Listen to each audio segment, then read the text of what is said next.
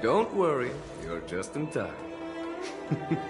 It's been a while, my friends from the Astral Express.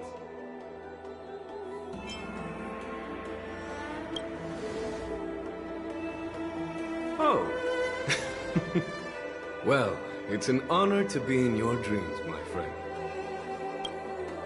Allow me to introduce you to General Huayan. He's the Arbiter General of the Xianzhou Zhuming, known as the Flaming Heart.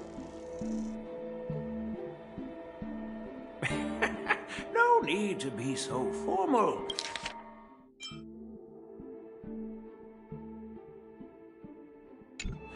I'm just a tourist here, no different from other tourists.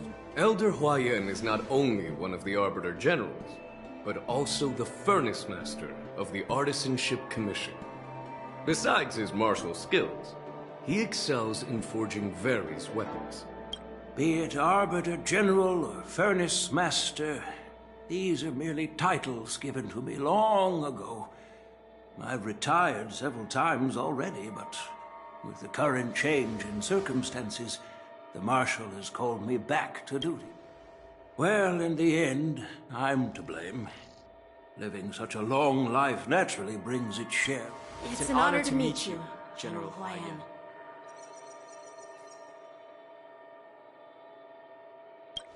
It's my honor to meet you, General Huayan.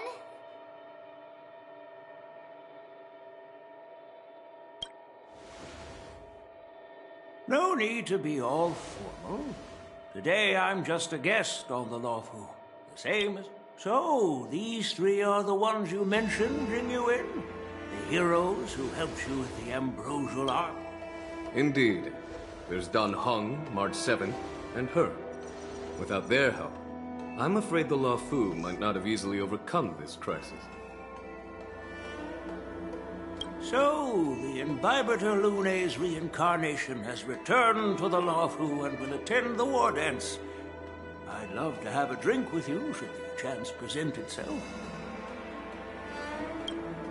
You're more than welcome, General Huayan. And this young friend is?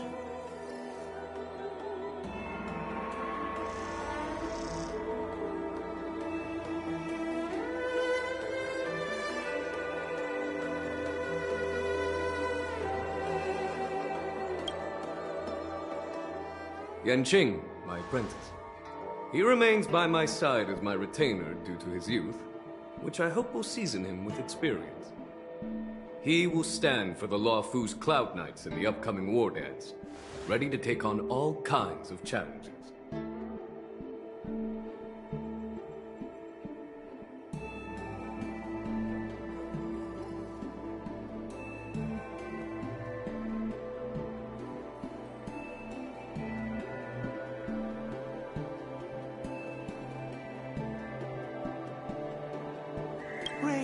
Great! It's a real treat to see so many talented young people around here today. Oh, I almost forgot. This is my apprentice, Yu Li.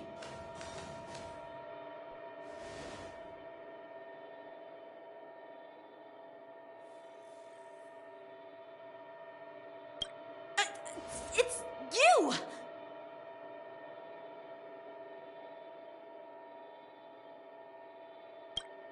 Oh, it's you. Hello. Oh, you two already know each other? Guess we don't need any introductions then.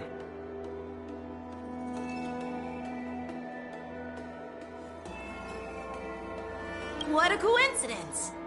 I was afraid I'd have trouble. Oh? Now you've piqued my curiosity. Tell me, how did you two become acquainted? She helped me capture the escaped Borison prisoners at the Starskip Haven. Allow me to express my gratitude for you. But when you left, you took my flying sword with you. Your flying sword? Oh, so that's why I found a dagger in my bag. Turns out it's yours. Yes, it is. Now that we've met again, I hope... Nope. That won't do. Won't do? You want your sword back, right? Well, you can't just take it back. On the Juming, when you lose your sword on the battlefield... As for this little sword, it was supposed to strike that escaped Borisin prisoner. But unfortunately, its owner's agitated state caused it to fly off like a kite with a broken string, and it missed its target.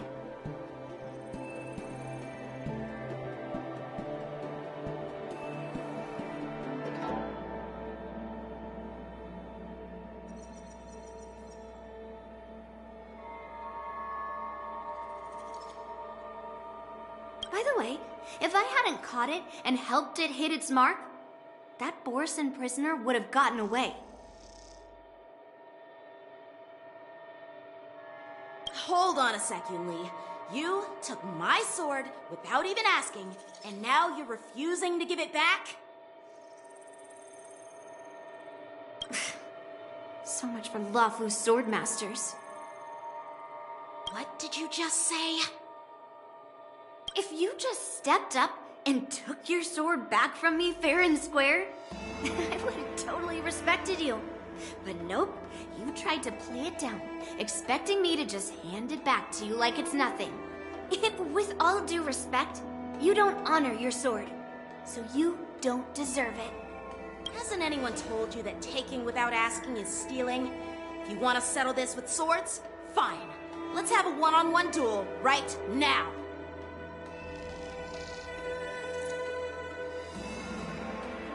Yanqing. Well, that's more like it. Just be careful, because I'm not as easy to handle as the Borisin. You two, be quiet and apologize to Yanqing. Hey! Whose side are you on, Grandpa? I don't take sides. It's a small misunderstanding, and an apology would be too much. I've heard about the Zhu Ming's incredible swordplay and craftsmanship, most notably the legendary Flame Wheel Octet. Seeing Miss Yunli, who is among those ranks today, I must say she definitely has that... Such grandiose names. Some folks love to spin these fancy titles, trying to set the Cloud Knights apart. Yunli... Well, everyone, Elder Huayan and I have some business to discuss. For now, Yanqing, why don't you entertain our guests? And I'll find another chance to talk with you all. I'd like to express my gratitude. That's so kind of you. I mean, you've all... Please forgive me for coming at an inconvenient time.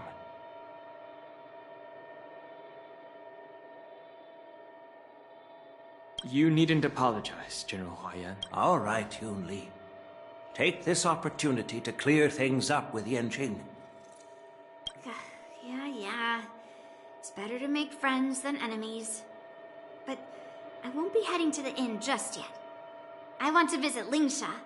She just arrived in the Luofu and could use some help settling in. Yanqing, once you've helped our guests get settled, go to the Artisanship Commission for me. I've heard about the attack and the detainment of the IPC ship. Qingzu sent word that the IPC members are protesting and wish to have their cargo back.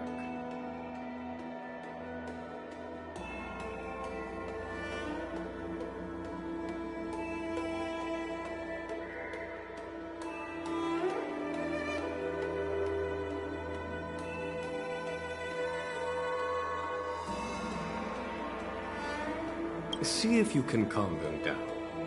Don't get aggressive. Just make it clear that the Xianzhou Luofu has no... I'm on it.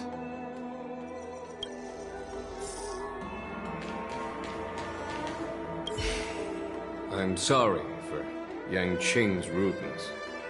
Not at all. Taunted by Yunli like that, even a training dummy would be angry. You've taught your apprentice well.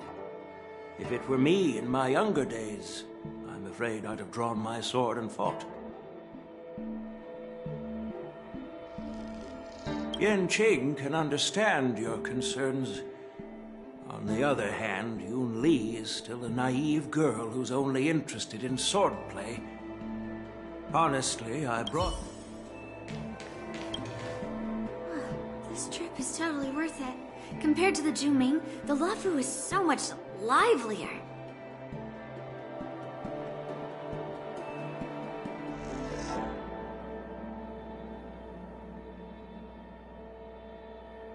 But it's a shame the Luofu swordmasters don't seem that great.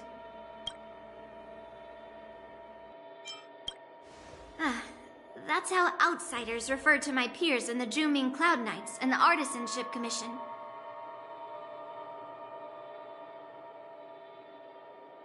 We all train under Grandpa's guidance, learning the art of craftsmanship and swordplay. That's how we got that title, I guess.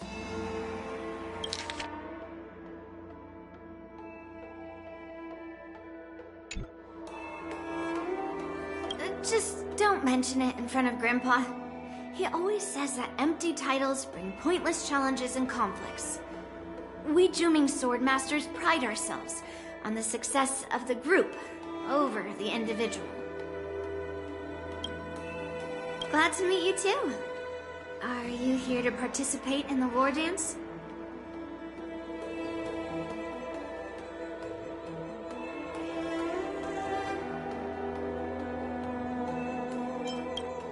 Of course. To honor martial arts, the Cloud Knight's ring is always open to outsiders. If you can defeat the ringmaster selected by the Xianzhou, you'll not only win rewards. Sounds tempting, doesn't it?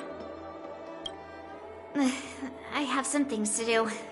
Besides, little Yanqing doesn't seem too happy about me tagging along.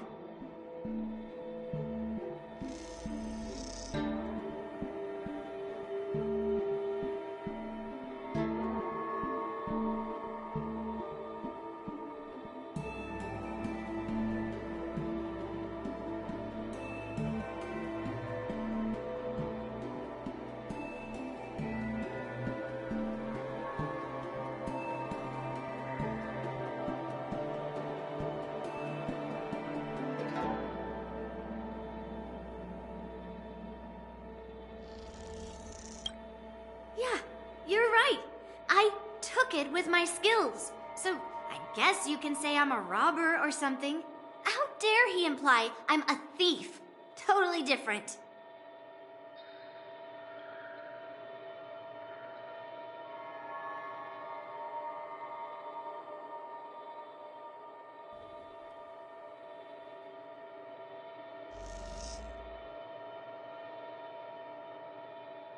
Besides, the sword seems scared of its own master.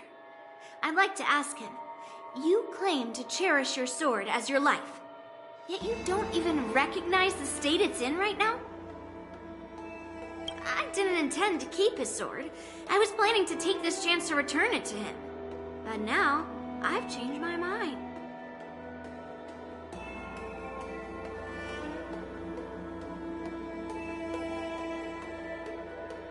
I'll give that poor flying sword some proper maintenance. I won't consider returning the sword unless he learns how to say please, hello, thank you, and sorry.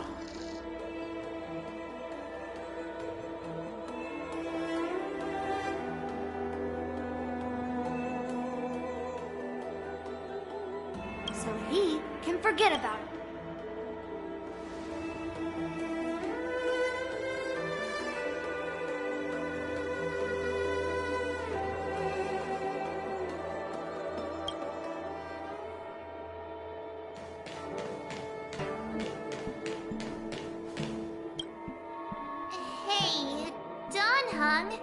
I thought all the Xianzhou generals were like Jing Yuan.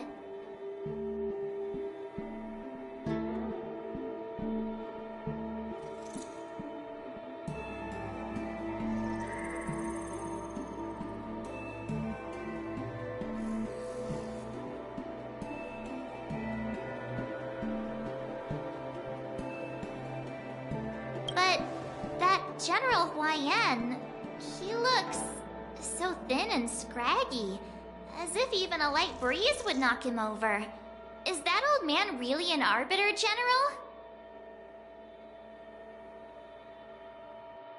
Well, each Xianzhou ship has its own division and specialty within the Alliance. Not all of the Arbiter Generals are good at leading the charge. You heard what Jing Yuan said, right? General Hua Yan was once the head of all the skilled craftsmen on the Zhu Ming.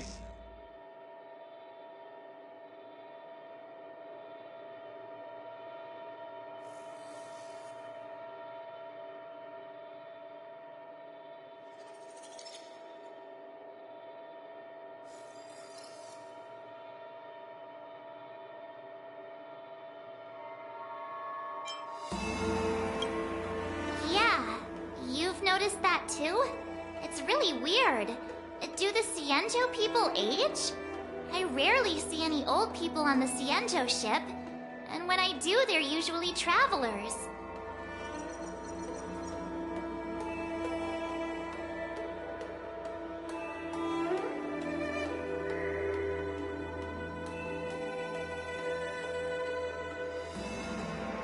But General Hua Yan looks like an ordinary old grandpa. Is he really a Xianzhou general? Good question. He's right there. Nah, I'd like to live a little longer. We should leave. General Jing Yuan asked Yan Qing to entertain us, so obviously, he has important matters to discuss. Let's not waste any time here.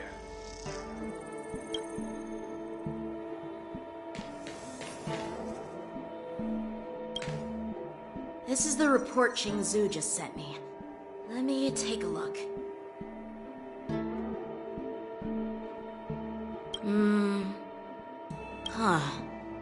Looks like the General has given me a tough challenge. He wants me to try and help put the IPC's... Well, it's not exactly a test. As Cloud Knight officers, we not only learn the art of war and martial arts, it's just, you know, talking things out isn't as straightforward as duking it out with weapons on the battlefield. This is especially true when you're up against the IPC, with their non-stop corporate babble. Well, let's not worry about that for now. Shall I...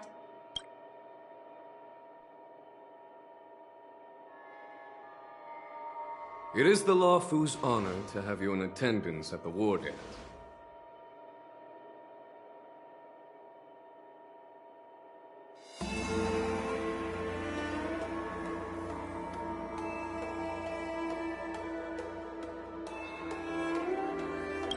Yet, the fact that a simple martial arts ceremony has attracted esteemed generals from the Zhu Ming and the Yao Qing implies intentions beyond mere spectating. Might there be any specific instructions from the Marshal?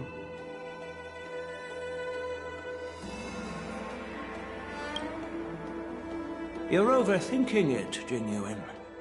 As I said, I'm here to broaden my granddaughter's horizons. I have no ulterior motives. However, I have no clue what the Yao Qing Arbiter General has in mind.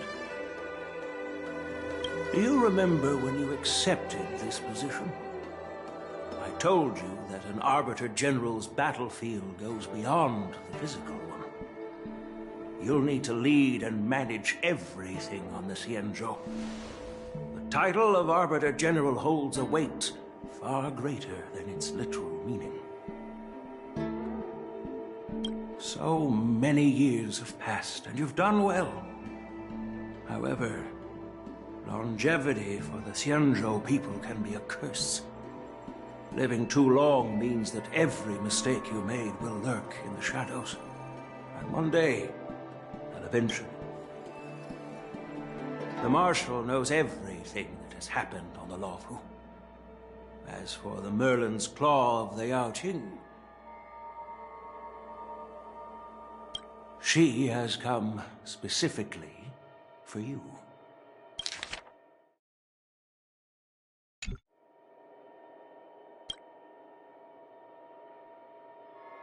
Speaking of which, Why hasn't she arrived yet?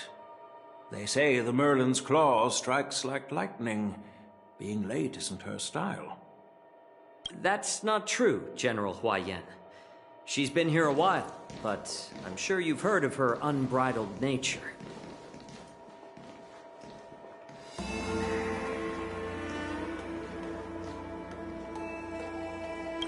As soon as she disembarked from the star skiff, she mentioned having something to attend to and simply disappeared.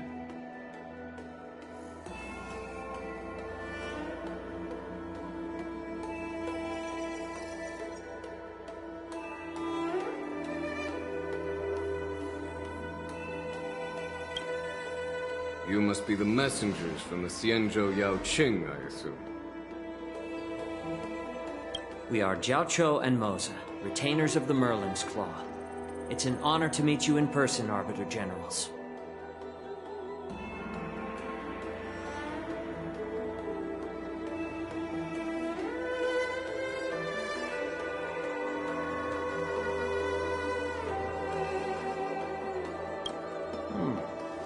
Now this is interesting.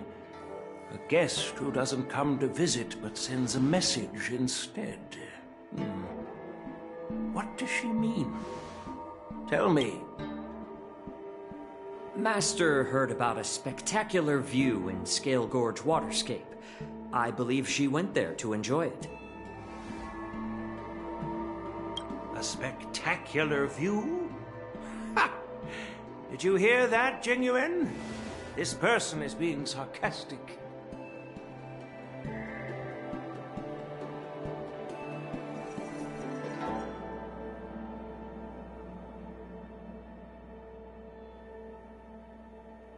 Please do not misunderstand me, General Huayan. I was simply stating the truth.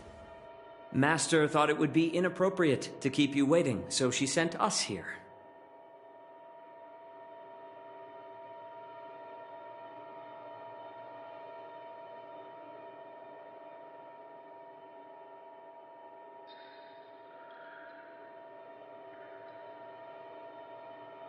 Once she's finished with admiring the scenery, she'll personally come and apologize to the both of you.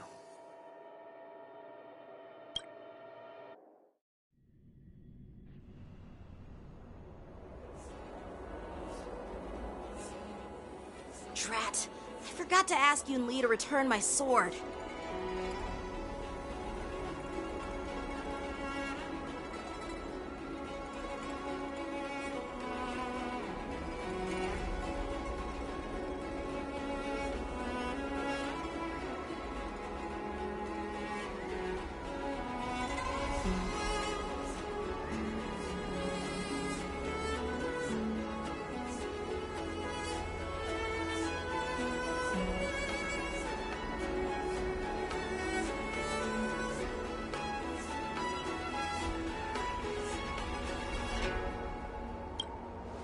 No need to bother. The Juming envoys won't be leaving the Luofu anytime soon. I'll ask for it later when we meet again.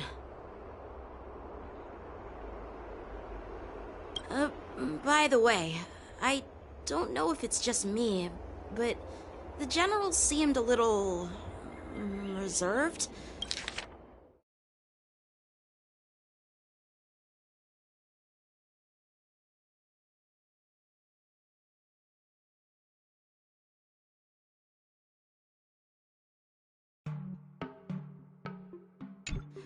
Could it be because of Elder Huayan's visit?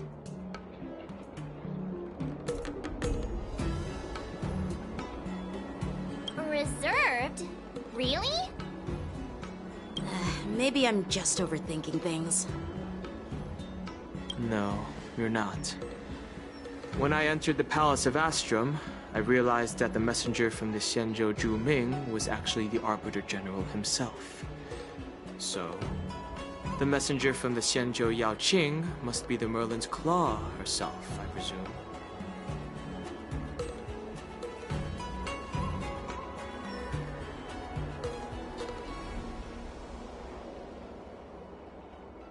That's right.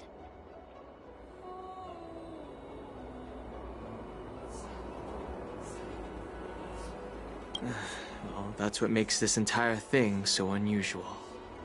What's so unusual about it?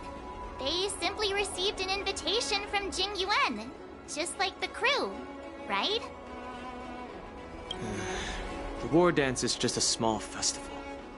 And now we have 2 Arbiter Generals from other Xianzhou ships here. I'm afraid they're here for something more.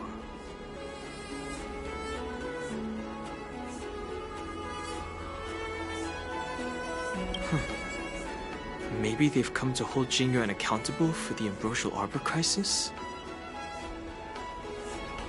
Hold him accountable? Come on, didn't the Law Fu fall victim to the disciples of Sanctus Medicus and the Antimatter Legion? Why would they blame the victim?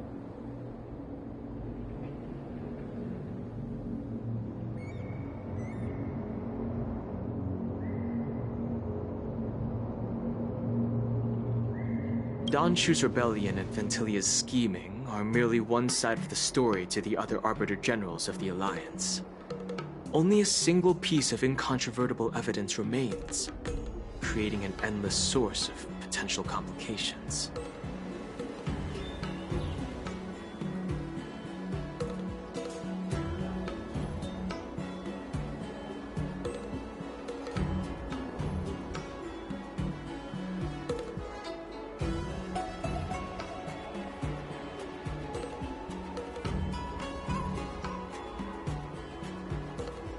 The Ambrosial Arbor.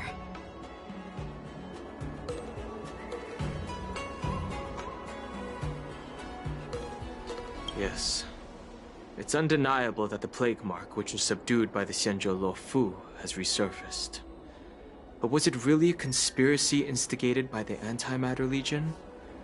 Or does it indicate a traitorous intent from within the Lo Fu, implicating Jingyuan himself?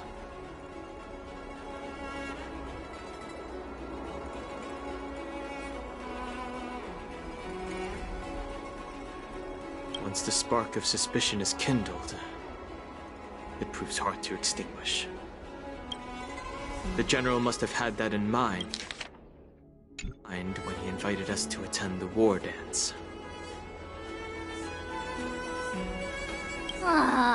What was I thinking? Seriously, here I was looking forward to a carefree and enjoyable trip, but it seems wherever we go, drama is just around the corner. Aw, I was so excited. I thought those Arbiter Generals were just here to see the ceremony.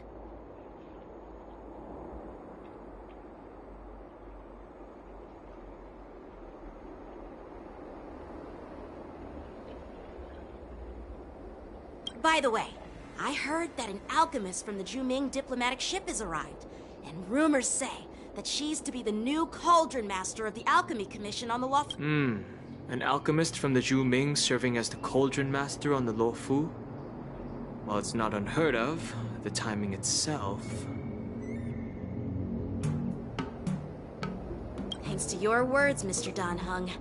Now I finally see the underlying tensions.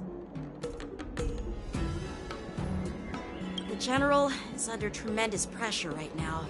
But I was completely oblivious to his troubles. How naive of me. Come on, don't think like that.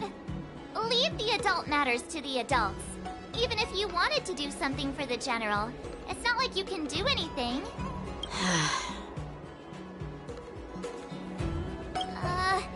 Did I say something wrong? Again?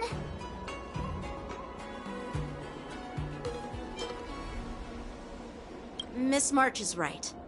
I don't have the skills to share the General's burdens at the moment.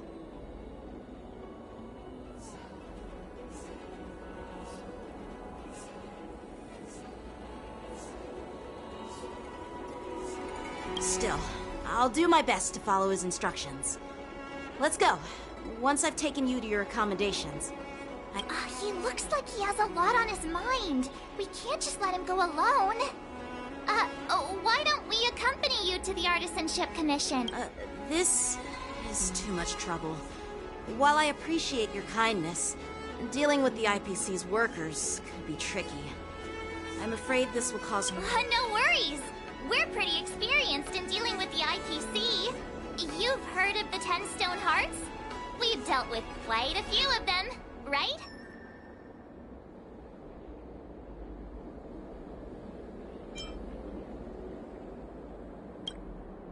Yeah, exactly. Wait, are you being sarcastic?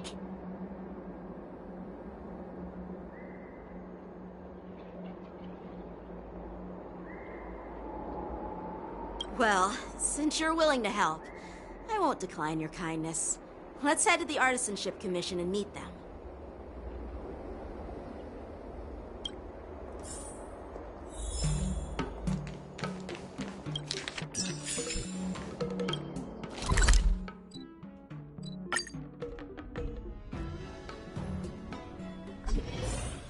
Can I really reason with you Xianzhou people? I think I get it now. In your words, this is called looting a burning house, right? But I am trying to reason with you here.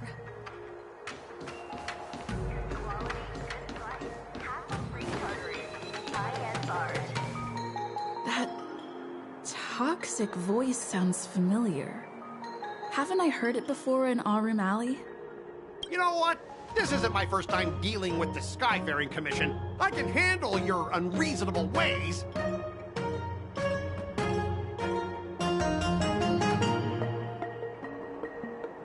But straight up snatching IPC cargo? Isn't that going a bit too far? Just as I've said it many times already. Once we've inspected the cargo and completed the security check, you can be on your way. Is there something wrong with your ears, or is it just your brain? I'm hearing you loud and clear. I'm thinking clear. And my answer is crisp. Keep detaining my cargo, and I'll file a complaint directly with your general.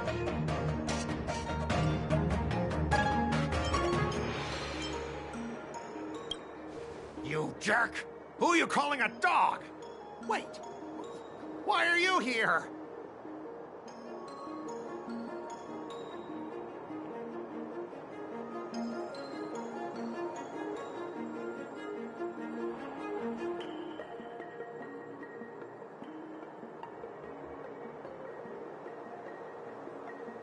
Staying on the Xianzhou, are you? What terrible luck! Wherever you go, disasters aren't far behind! Aren't you the guest from the Astral Express? What brings you and Yanqing to the Artisanship Commission?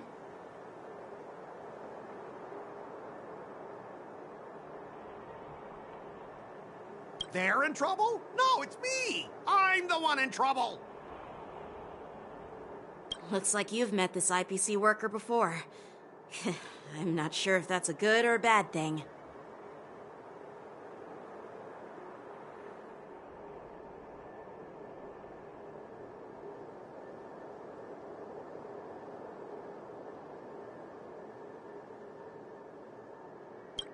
I was sent here to deal with the IPC protest, Miss Shikui. What's going on here? As you know, this IPC transport ship was attacked by the Borisin and rescued by the Juming's diplomatic ship. Then the Cloud Knights were instructed to bring it back to the dock for repairs and inspections.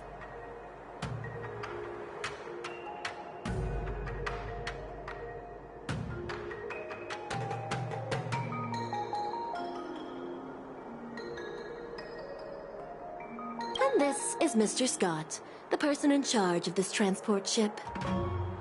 So, you're Scott. I've heard her mention you.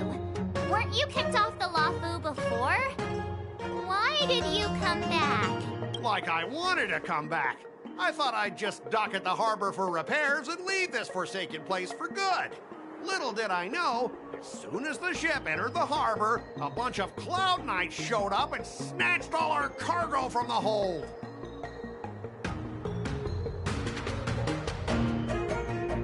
What do you mean by snatched? I've told you 1,000,000 times. It's a security check. Then why did you bring the cargo to the Artisanship Commission. You even brought in some shady craftsmen. It's obvious you're trying to steal the IPC's patented technology!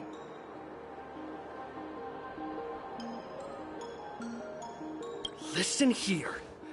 Firstly, the Skyfaring Commission detected dangerous items that could possibly be weapons in your cargo hold. That's why they called me here, to double-check. Secondly, where the heck did you get the idea that I'm a shady craftsman?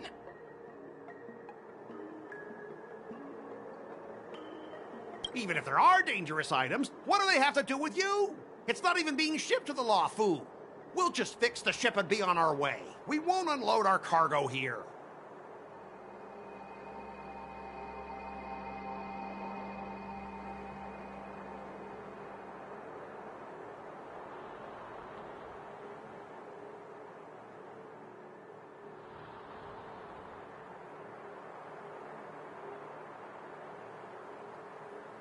But you'll have to stay in the port for several days before your ship is repaired and you can take off again.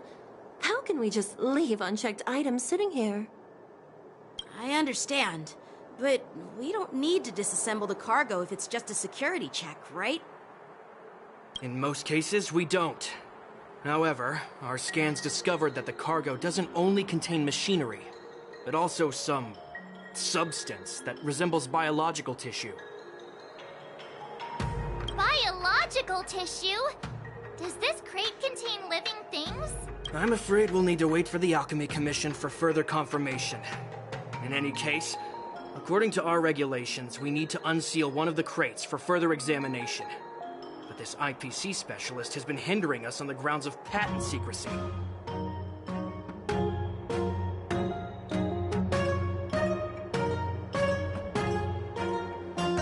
The Alliance's regulations on biological products are very strict. Without further inspection, there is no way for the Skyfaring Commission. Oh, really? Fine! If anyone lays a finger on that shipment, they'll have me to deal with. It doesn't matter if it's mechanical or biological. It's none of your business. I'm filing a complaint against the Skyfaring Commission's ridiculous regulations. This Mr. Scott seems stubborn and difficult to persuade. Honestly, I really don't want to have a vicious confrontation with the IPC.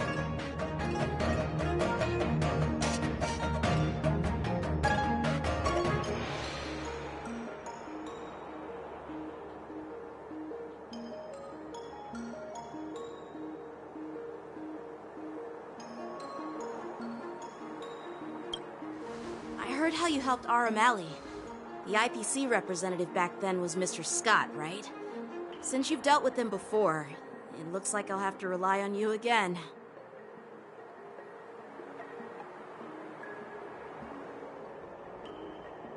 What are you guys whispering about over there? Just hurry up and give us back our cargo.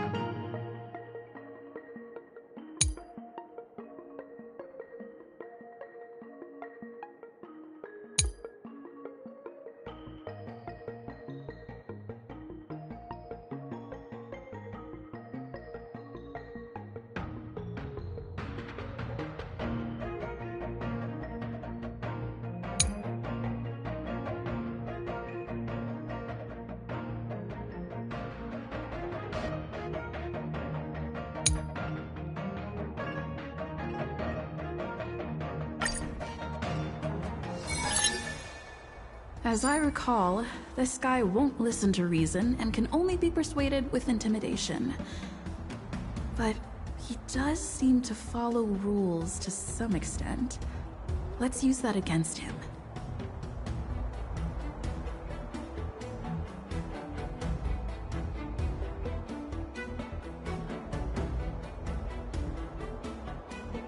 Speaking of regulations, we have our own laws and regulations too.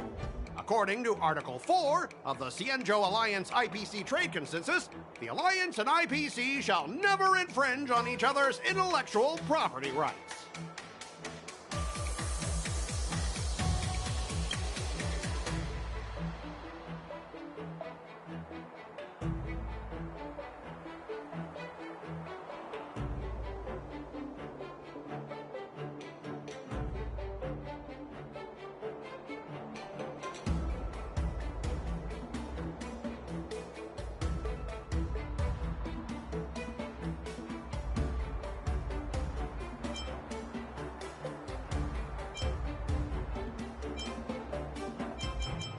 The Alliance can sign a non-disclosure agreement with you. That way, you won't have to worry about any infringements, right?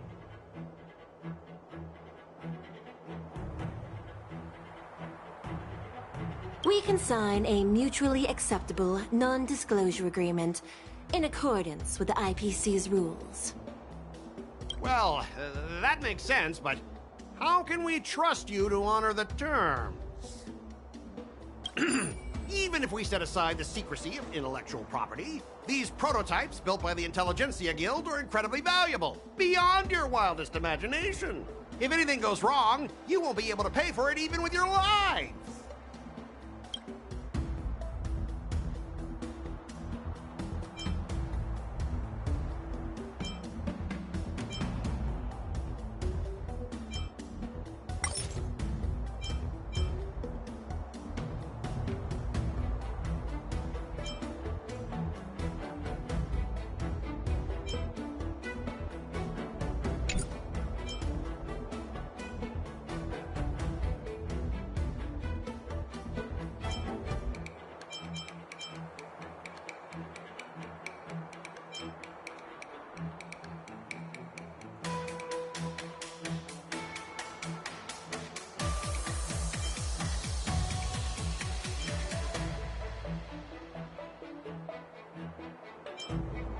Don't underestimate Cienjo technology. Even if they need to dismantle your cargo, the Artisanship Commission can easily put it back together.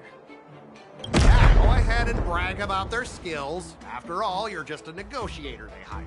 But I'm different. I'm an IPC member, and my fleet has accepted this transportation order.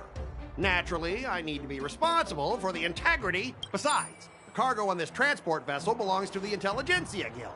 If you want to inspect the cargo, shouldn't you at least call in a member of the Intelligentsia Guild to be present?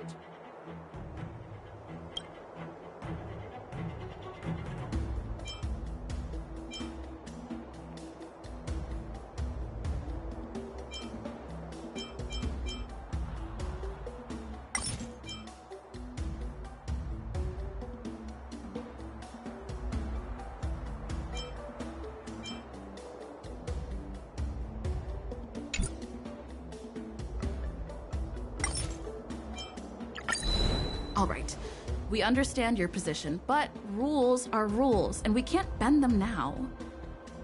However, we'll note down your concerns and pass them on to management. We both need to follow the regulations, because that's how the IPC and the Cienjo operate, right? As an IPC worker, I have to abide by its regulations. If I make an exception and allow you to...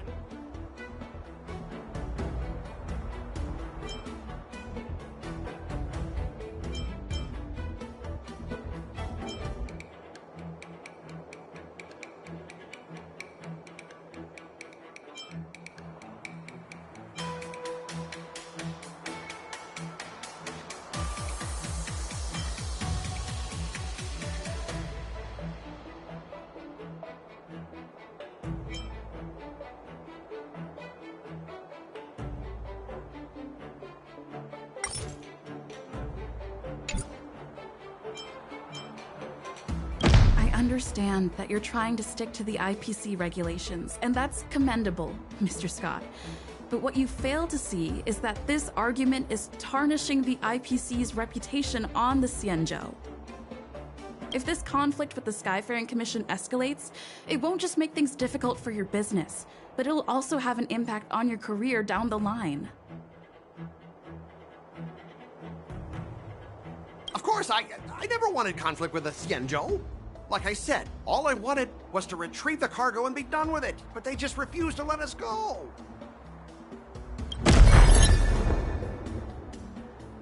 Well, you guys sure know how to argue your case. Fine, I'll allow you to do the security inspection. It's just that, I need some time to sort things out. This is a big deal. Let me talk to headquarters first. So, Mr. Scott, are you just stalling for time and planning to leave the Xianzhou as soon as your ship is repaired?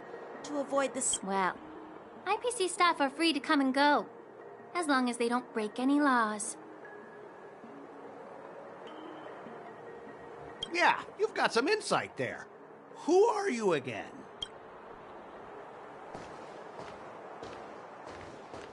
Allow me to introduce myself. I'm Lingsha, Cauldron Master and head of the Alchemy Commission on the Lawfu.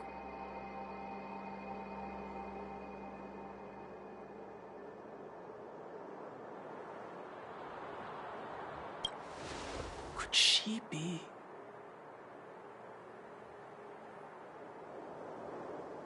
Yeah, she's the new Cauldron Master assigned here from the Xianzhou Zhuming.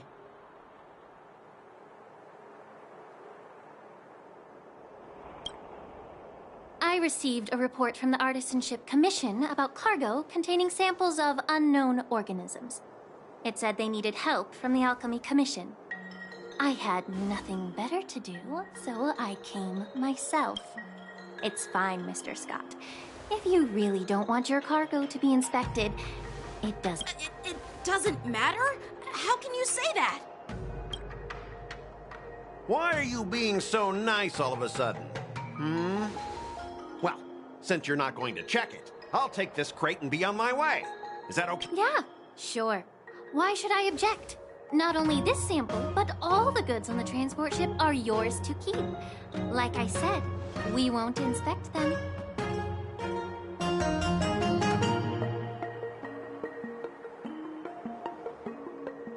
Wait a minute!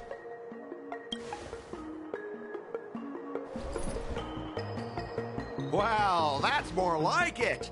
If only the young displayed a more reasonable attitude, we could have sidestepped that altercation just now. Our ship will leave in a few days once the engines are repaired. Your ship can leave whenever you want, but I'm afraid I can't say the same for your cargo.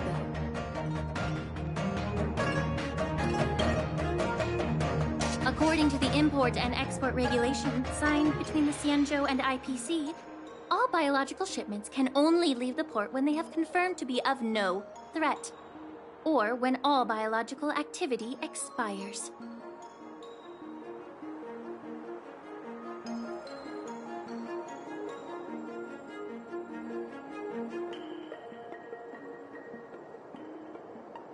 Since we can't determine if your shipment is safe for the environment, I guess we'll have to wait for its biological activity to expire. Let me check the previous cases. Normally, it'll only take around 47 star calendar years. Only 47 years? Why so surprised? You're still young and full of energy. I'm pretty sure you'll live a few more decades. Have some confidence in yourself. Ha! Typical of a long-life species. Your words are dripping with sarcasm.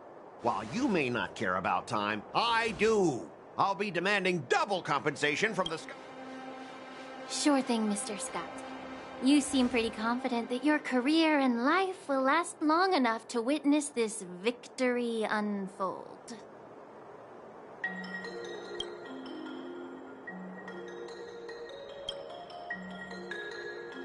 Step aside, guys.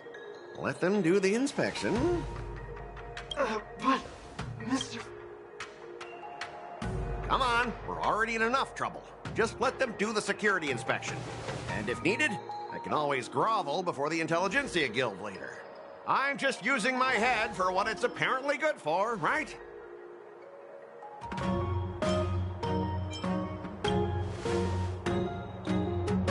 Well, honestly, at least you're not as annoying as that woman.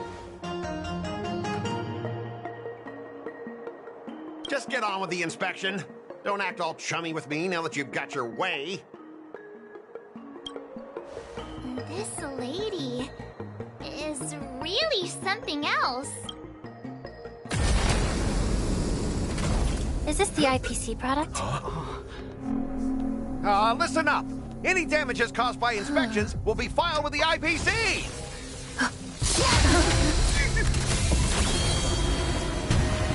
Turn it off!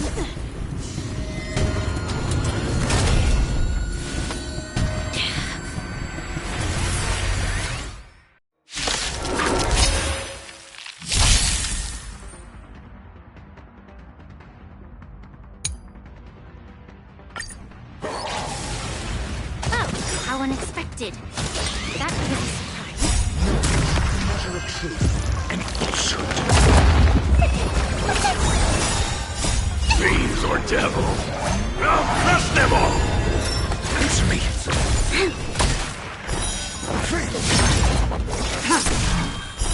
Zero points. Troublesome. Get that! Lend me your strength. To guard and defend! Crush them! Just...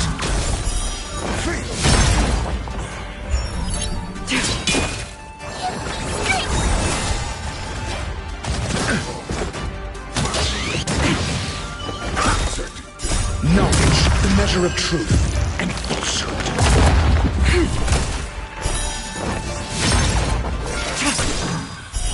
Later.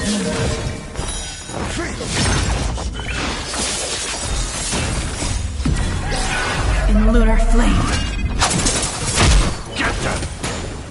Try harder. Lend me your strength.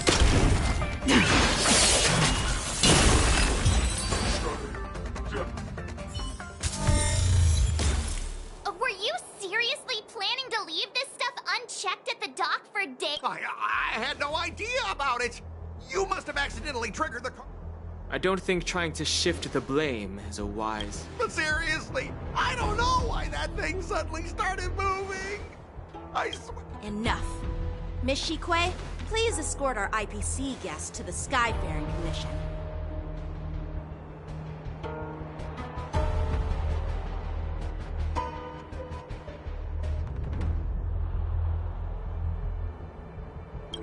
I'm on it. Please follow me, Mr. Scott.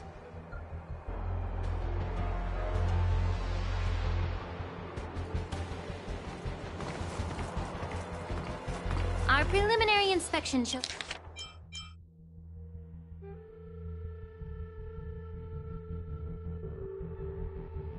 that there is indeed hidden biological tissue.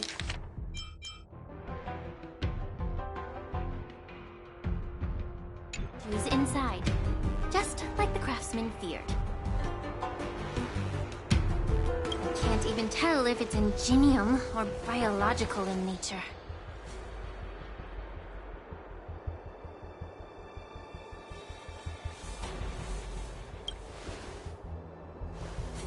The core of this device is what they call wetware in industry slang. To put it simply, this machine operates with a kind of biological nerve as its control center. I'll take some samples for the alchemist to analyze and figure out where the biological tissue comes from. Why would the Intelligentsia Guild use such unethical technology? Whatever the reason is, it's probably why the Borisin attacked the ship. No wonder the IPC were trying to obstruct our inspection. I'll contact the Ten Lords Commission and ask the judges to come and give their final verdict on this. According to our rules, all prisoners and weapons involving dangerous creatures must be taken to the shackling prison for further sentencing. After all, it's the safest place on the Luofu. As for you, Mr. Craftsman, please go with the Cloud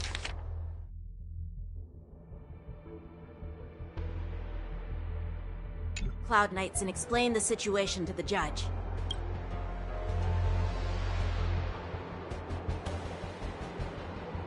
I had a feeling that the IPC members would cause trouble, but I didn't think they'd be this tricky. I should thank you for saving my life. Your sword skills were impressive. Taking down that big guy. I thought the General's retainers were all burly martial masters. I didn't expect Yanqing to be so...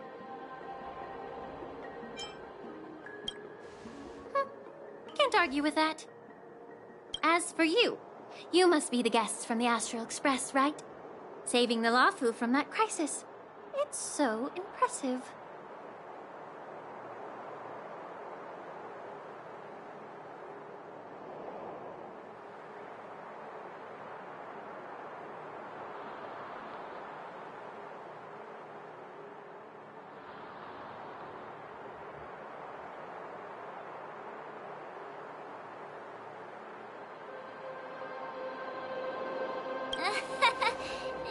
It's still early, so why don't we get some tea at the Alchemy Commission? We can discuss your suggestions for revital. I'd be happy to accept your invitation. And you three are coming too, right?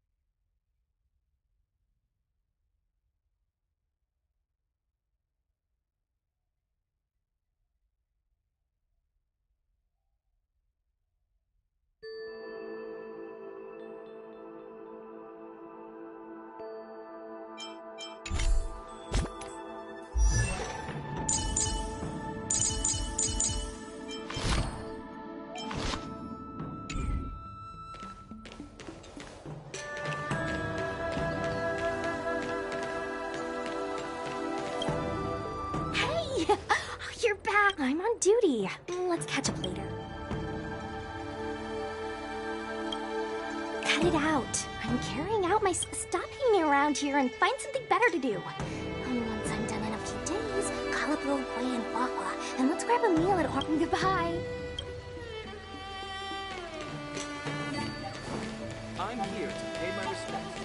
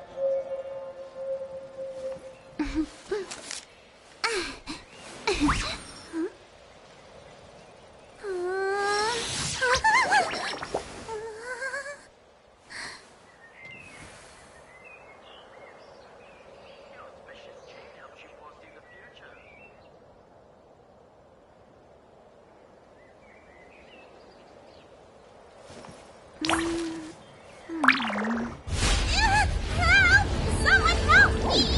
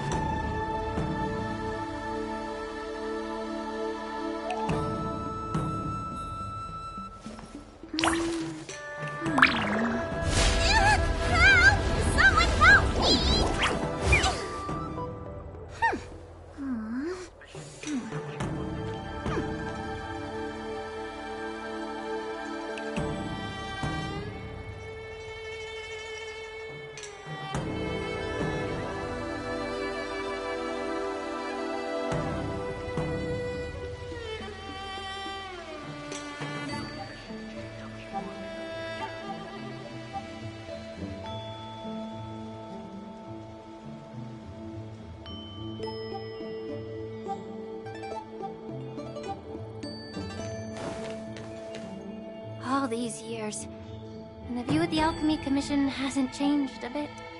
The tides come and go, but the ancient sea remains the same.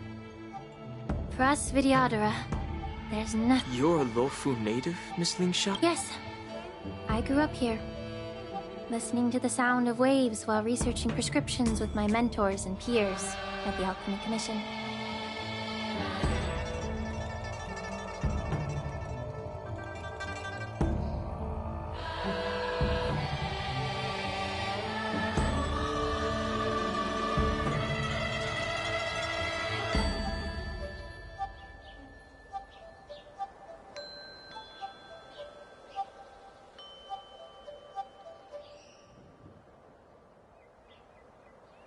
It's kinda sad, isn't it?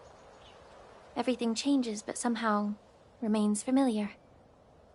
Just like you, Don Hung. I traveled far from home, and now The view here would be even better without the ambrosial arbor. Oh, really? I think that towering tree looks... Even if it's impressive, it's a plague mark. The Xianzhou have been fighting abominations for thousands of years. And now that the ambrosial arbor has been reborn...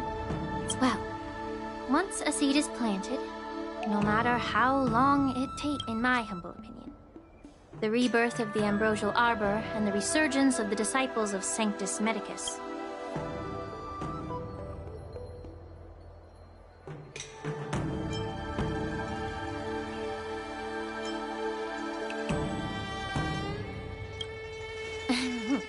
My bad. Well, since you went through the entire ambrosial arbor crisis firsthand, Don Hung... What would you like to discuss, Miss Lingsha?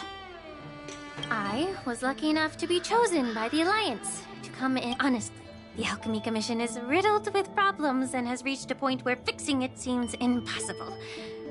I'm looking to remedy this problem, but was wondering if you could provide any... Well, even though I'm a Vidyadharan like you, I'm an outsider.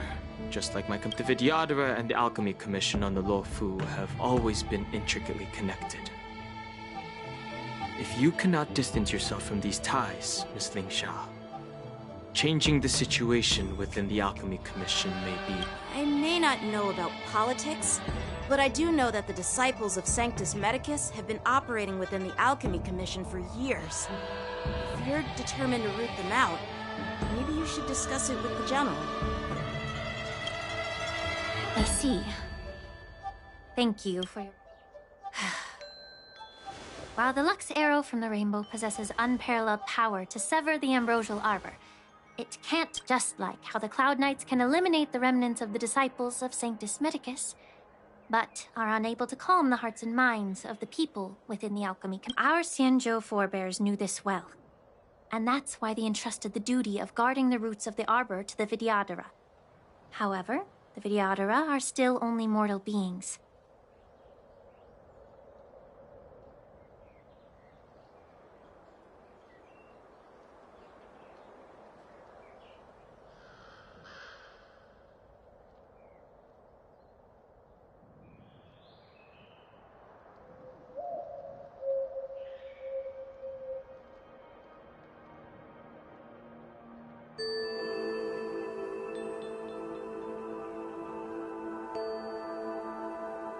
Years ago, my mentor served as Alchemy Commission's Cauldron Master. She recognized the emerging undercurrents and sought to cleanse the source of the disturbance. Unfortunately, even though she was skilled in the art of healing, she didn't understand the human heart or how to eliminate the sickness lurking within the depths of the Alchemy Commission.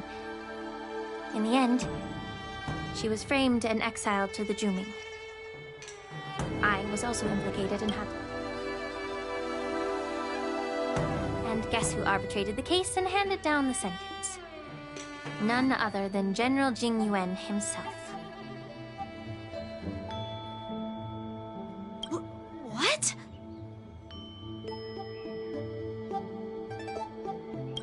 You heard it right. The ones responsible for the corruption in the Alchemy Commission are not just the remnants of the disciples of Sanctus Medicus, but even the Divine Foresight himself.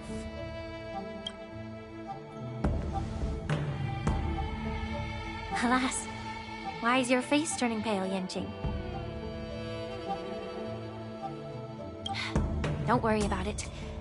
I understand that when someone holds a position of power, they may sometimes have to make tough decisions. I won't hold any personal grudges against him. Besides, at our age, holding personal grudges is a luxury we can't afford. Lingsha, you're back! I've been waiting ages for you.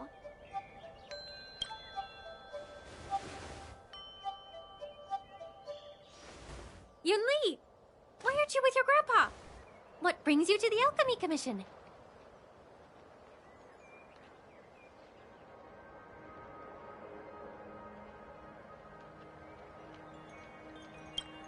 Well, let me take this opportunity to introduce you to Yanqing.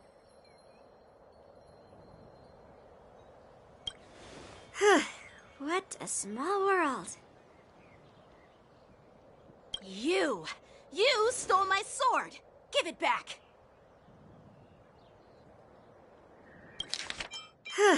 What a small world. You stole my sword! Give it back!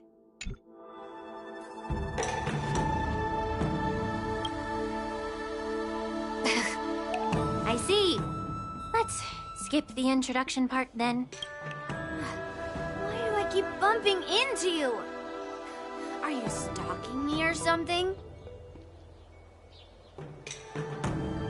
Of course not. Unlike you, Miss Yunli, I have important things to take care of. You, on the other hand, seem to have all the time in the world to wander around without returning my sword. Grandpa used to say that a sword reflects its master. I talked to your sword, and it told me that you've been distracted. You hesitate when you should strike, and you struggle to stay calm when your sword is unsheathed. Now that I see you again, I realize your sword was right. It wasn't me who took your sword. It was you who lost focus. Do you really expect me to believe that nonsense? I've been taking it easy on you because you're a guest from the Juming, but you're not taking the hint. Don't people from the Juming know you're supposed to return what you've borrowed?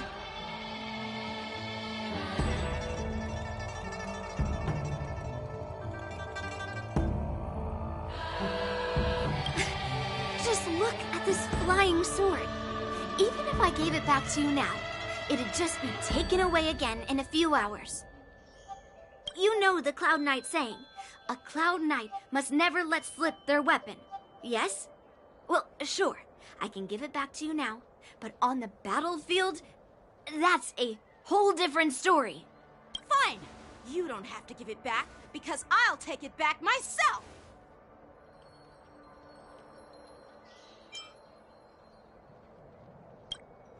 Between these two, who do you think is tougher?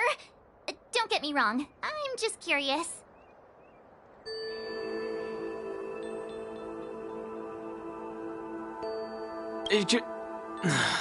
Get ready to separate them. It is my first day at the Alchemy Commission. A brawl is definitely not how I imagine celebrating it. Well, since you don't approve, I won't draw my sword here. I didn't mean it in that way. Since you've already drawn your swords, you'd be disappointed if you didn't get to test one another, right?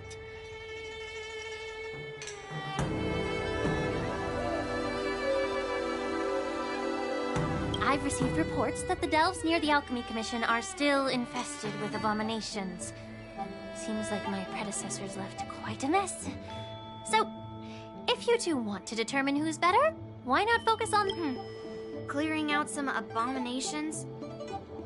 It's the Cloud Knight's duty to eliminate those abominations. You don't have to ask me twice, Miss Lingsha. I'll help you get rid of them. Oh, you think you're the only one who knows how to behave? If Lingsha needs anything, I'll gladly draw my sword and help her out. It's so heartwarming to see both of you being so sweet and caring. So then, shall we?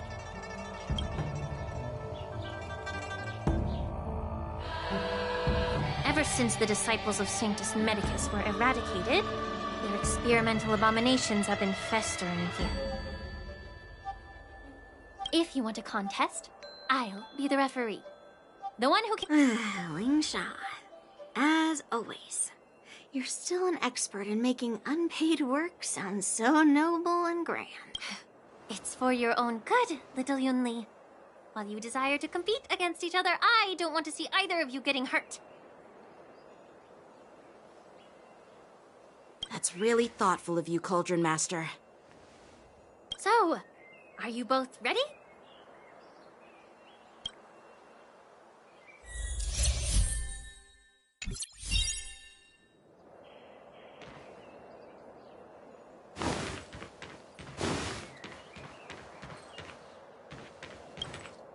Ugh. Looks like my predecessor. Let me say it again. The one who... Be careful when you draw your swords, and make sure... Can we start now?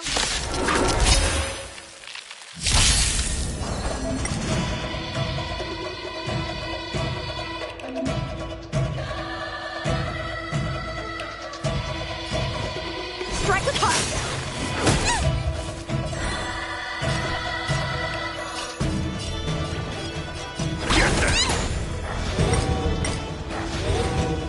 Your answers? Answer me. There's always a weakness. Lend me your strength. How many can you block?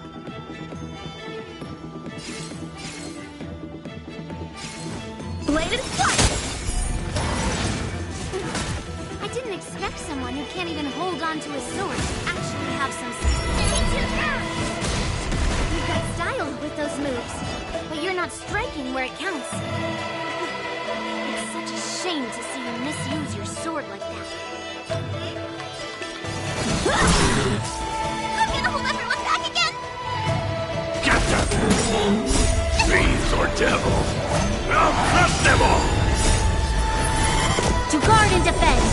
Crush them! Just...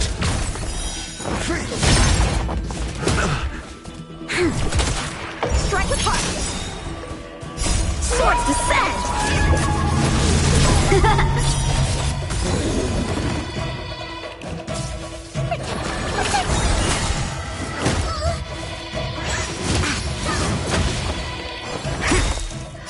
Knowledge, the measure of truth and falsehood.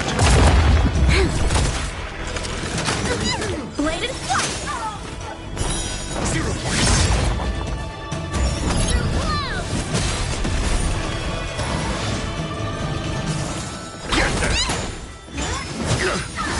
You fool! Strike with heart! To guard and defend! Crush them! Answer me. Bladed flight! Swords descend!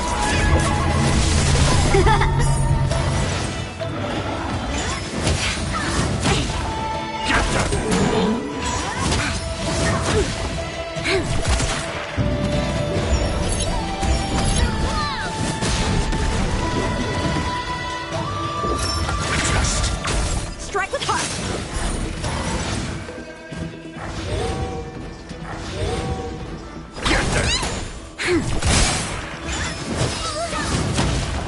Bladed flight!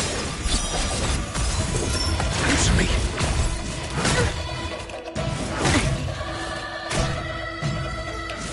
Mediocre. Captain! Fiends or devil! I'll crush them all! To guard and defend! Crush them! Knowledge, the measure of truth and falsehood.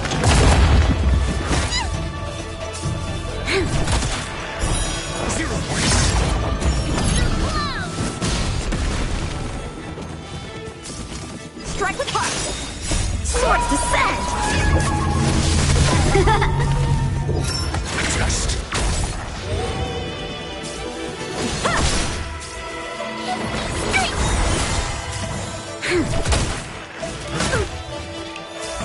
Bladed flight!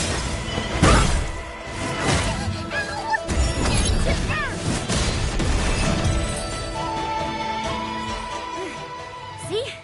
I won!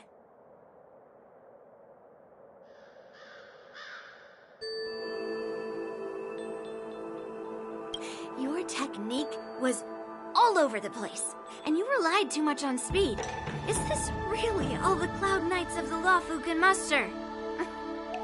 So disappointing. All you did was chop down a few monsters. Don't get carried away with yourself. Oh. Well, then I'll give you a chance. Defeat me, or hand over all your... If you're trying to pick a fight, just ask, because I'm ready for you.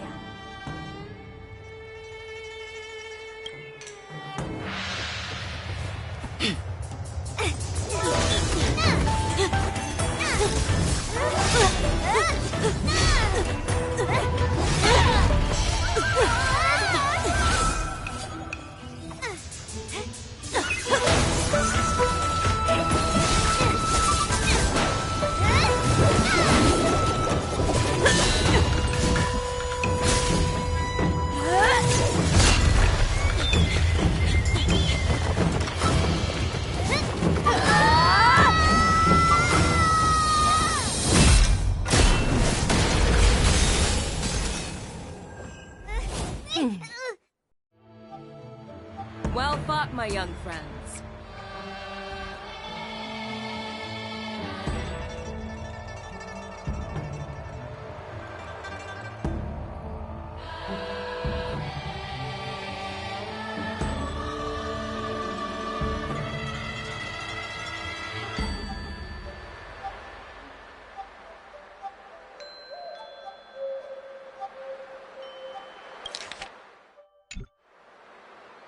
However, both of you have shortcomings.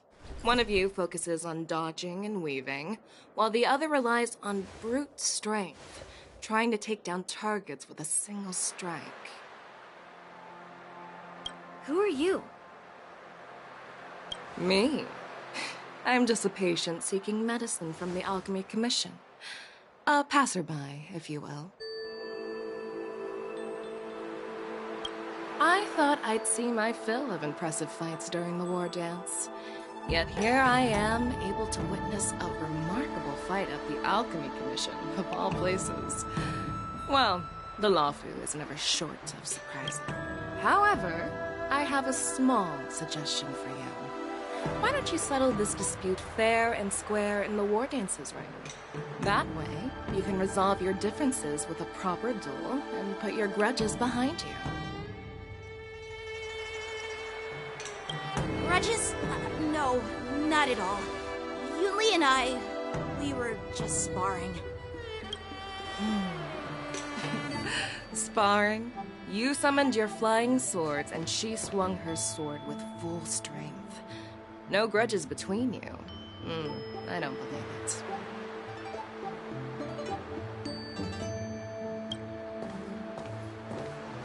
Aha! What brings you here, Lady Fei Xiao?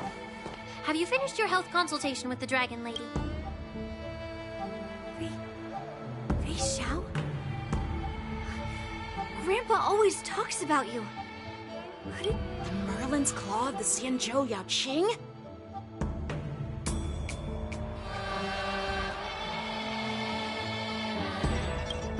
Looks like I'm quite famous on the Xianzhou Lawfu, too.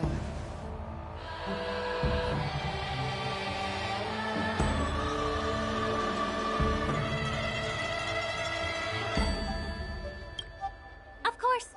Everyone has heard of the Vanquishing General. Known to all and unbeknown to none. Vanquishing General? Isn't that title a bit too narcissistic? Ooh, I heard there's a dozing general on the Luofu, so I came up with a humble nickname for myself. The Lacking General. Lacking in worries, regrets, and rivals. Sounds much better, right? Yeah, that's a befitting title that sounds both. Now that the sparring session is over, Yanqing and Yunli, shouldn't you politely thank General Fei Xiao for her guidance and bury the hatchet? Here's your sword. Keep it safe. Or it might get taken away again. By the way, we haven't settled the score yet. I'll defeat you fair and square next time we fight. This is how she apologizes? Now that I finally got my sword back, I should report to the seat of divine foresight. I'll take my leave, General Fei Xiao.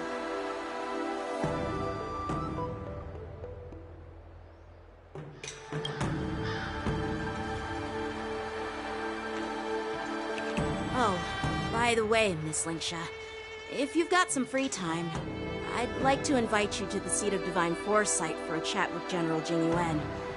I think there's more to those personal grudges you mentioned earlier. Thanks for stepping in, General Fei Xiao. Otherwise, I'd have had to knock them out with my incense. Not at all. Just doing what you asked. How about we call it even as payment for the healer lady's consultation? Sorry, but even a general needs to pay their bills. We don't do credit here. And let's not forget, you'd have been waiting decades for a chance to see the Dragon Lady if it weren't for me. Well, you can always send the bill to the seat of divine foresight and say it's for mentoring those kids. After all, it was quite the effort splitting them up. I nearly had to get tough. Now, if you'll excuse me, I need to find a spot and get some fresh air.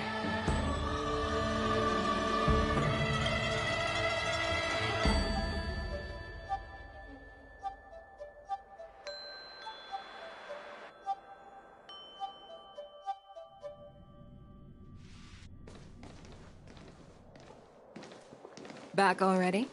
You've met with Jing Yuan and wandered around for a few hours. It appears that the Divine Foresight is using this war dance as a show of strength to convince everyone that the Luofu is prospering after the Ambrosial Arbor crisis.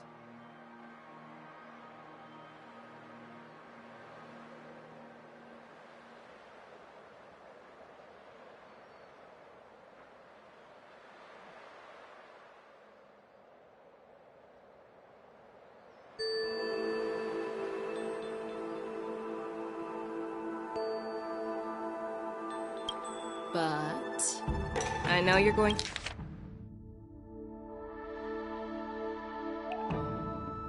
to say but, right? But the influx of people attending the war dance is like a breeding ground for disorder and rumors. One wrong move, and the Luofu could be in... The Cloud Knights on the streets remain vigilant. So at the very least, General Jing Yuan is aware of this. As for other... I'd prefer to be excused from future meetings with generals. I'm just a military healer. And now all of a sudden I'm thrust onto the center stage having cordial chats with two generals? My work doesn't lend itself to being in the limelight either. Just stop whining. At least you're in one... Before getting in touch with General Jing Yuan, I wanted to put aside my assumptions and see his momentum. That includes the overall bearing of the Cloud Knights on the street, what people are saying, and how those close to him behave. The might of an army dwells not within its pawns, but within the force of its collective momentum. Recognizing this fact reveals the true measure of power. Thanks for enlightening me, General. A perfectly clear statement turned confusing thanks to your translation. It made me lose where I was now. Anyway, this is how I operate in battle. Are you treating General Jing Yuan as your enemy? The longest-serving general of the Xianzhou Luofu. Do you think he'd have only a few and... By the way, General, you met the healer lady, yes? Well, the healer lady couldn't do anything about my condition. She just told me to enjoy some tasty... So not even the famed healer lady could help? Don't worry. I'll fulfill my promise and find a way. Well, life and death, Jiao Chou. It's all predetermined. Upon starting my military career, I made a pledge that the rest of my life would be dedicated to being the Xianzhou spearhead, hunting down the abominations of as long as I can fulfill that deep-seated desire. I don't... You asked if I view General Jin Yuan as my enemy. No. My real enemy.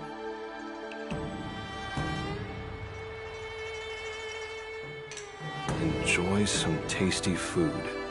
So, what's for dinner tonight? Jeez.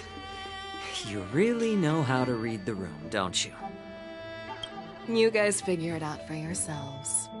I'm due to catch up with an old war friend I've not seen for...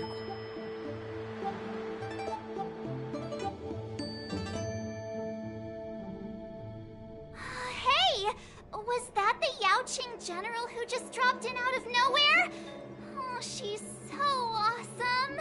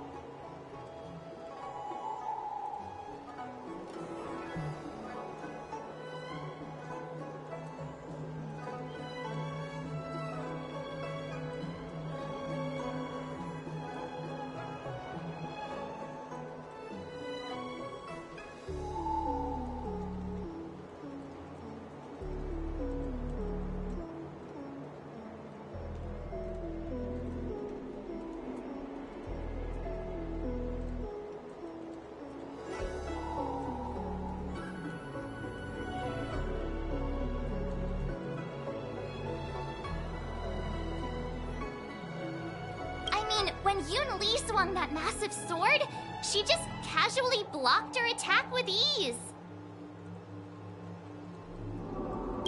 Mine too. Yeah. But to go up against Yoon Lee is quite impressive, you know? That orb, you think so too, right?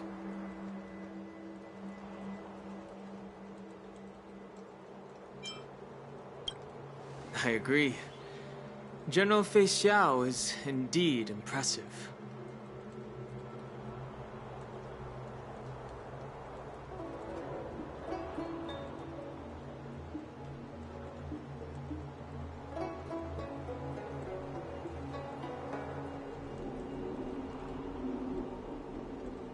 I was actually hoping you'd give Yenching some praise. Thanks for the kind words, Miss March. The war dance is coming up, and I've been chosen to represent the Cloud Knights in the ceremony. I've had my fair share of defeats lately, and even though I know there are always more skilled sword masters out there, seeing General Fei Xiao's skills today has made me feel a bit uneasy again. Don't underestimate yourself.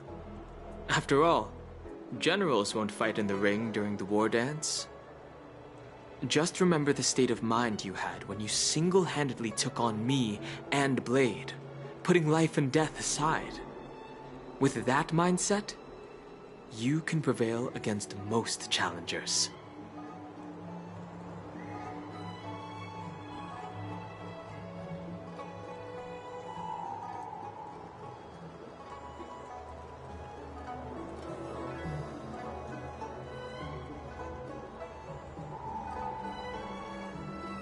I see. Thanks for the advice, Master Dan Heng. By the way, now that today's events are over, General Jing Yuan wants to invite all of you to the seat of... I bet it's about how to deal with the generals from the Yao Qing and the Jumi. I really don't want to get caught up in grown-up games so soon. I just hope Generals Fei Xiao and Hua Yan can see the truth.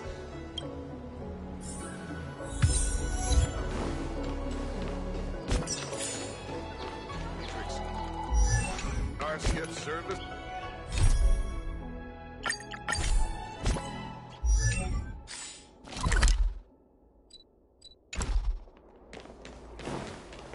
I don't believe in ghosts.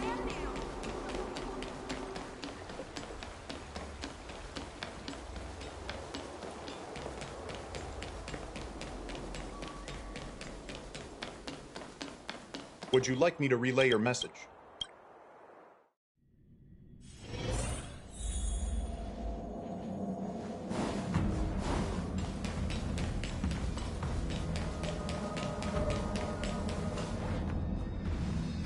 Earlier at the Palace of Astral, I introduced these guests from the Astral Express to you, Elder Huayan. But with all the people around, we only exchanged pleasantries. Now, I'd like to officially introduce them to you.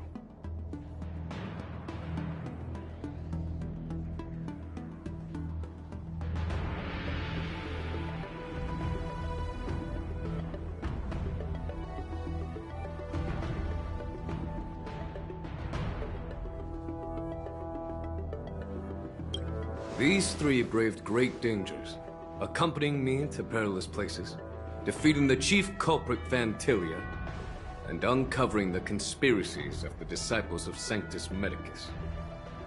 If you wish to know more, please, feel free to ask us.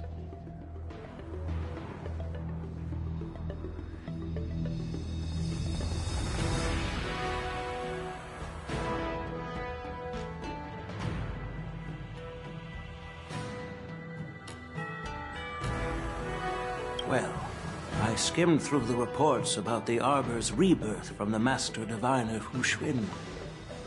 She'd been summoned to the Yu Chui for questioning. There are a lot of doubts within the Alliance, but despite all that, I believe in you.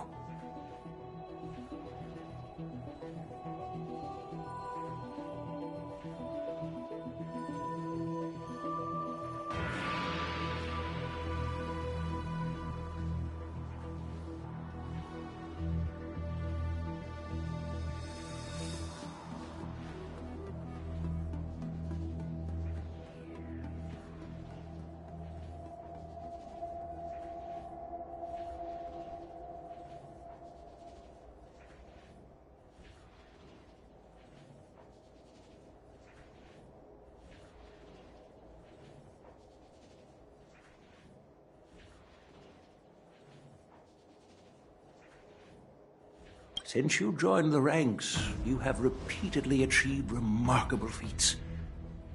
After the High Cloud Quintet each went their separate ways, despite the many criticisms within the Alliance, the Marshal still stood firm against the dissenting voices and entrusted the Lawfu to you.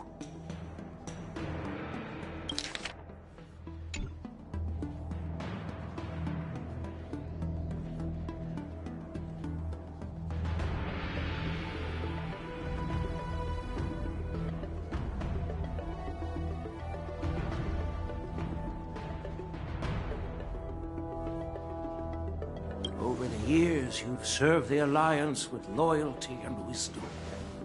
You've taken down abominations in Thalassa, rescued the Xianzhou Yuchue from a siege, and destroyed the demonic planet summoned by the denizens of abundance.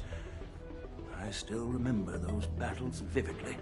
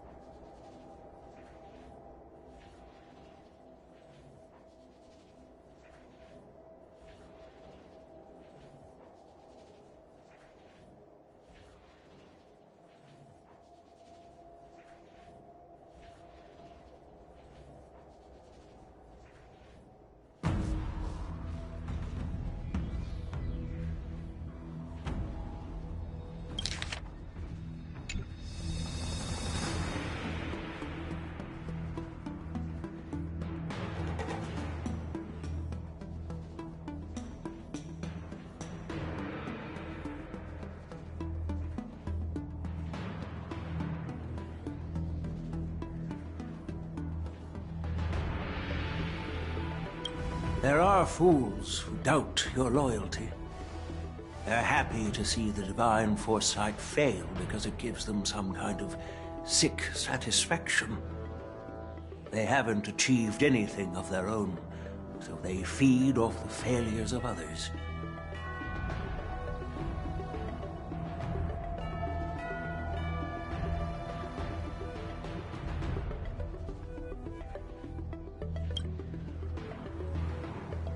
I've seen enough failures in my time.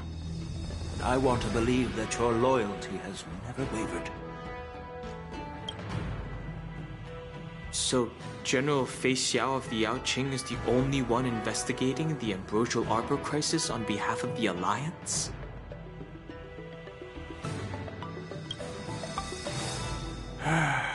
No. I am too.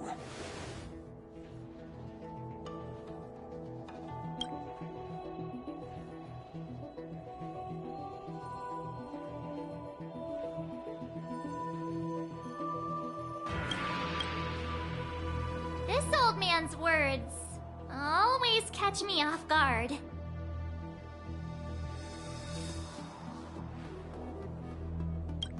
The Marshal ordered me to come to the Xianzhou Lawfu, but the document only says, attend the war dance and listen to Fei Xiao's questioning.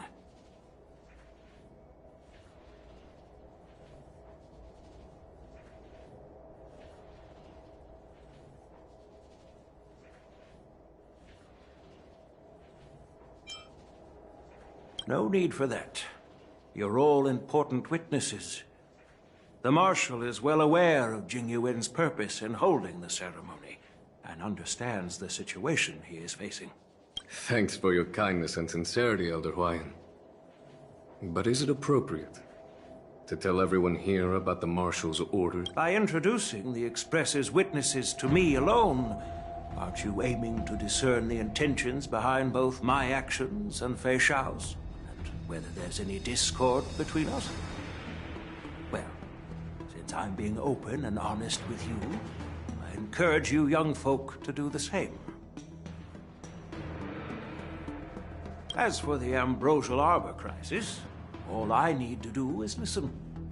General Fei Xiao will be the one asking the questions. To be honest, I'm more concerned about the timely start of the war dance.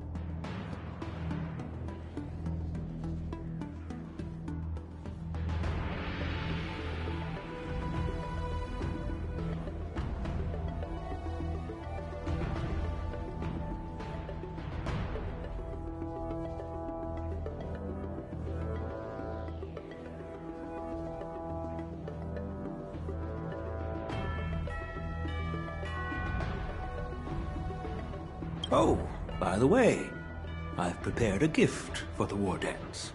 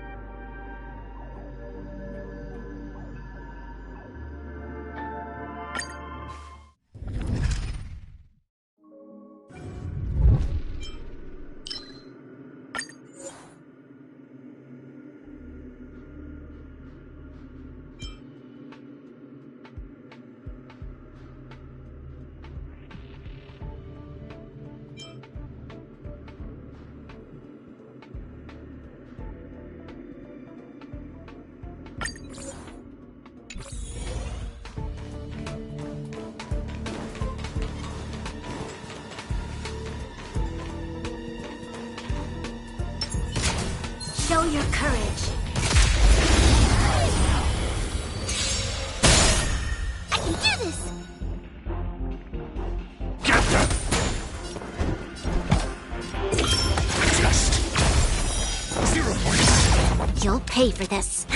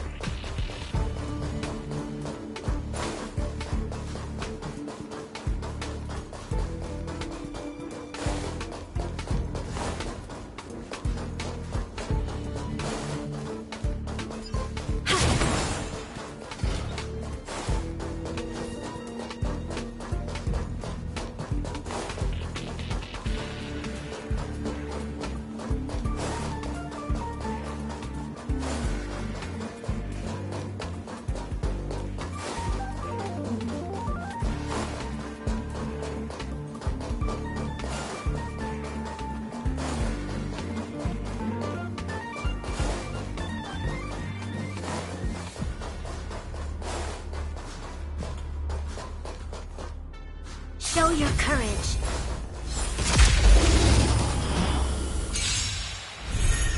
I'm gonna hold everyone back again! Get them! I'm asking questions. Answer me. Fail.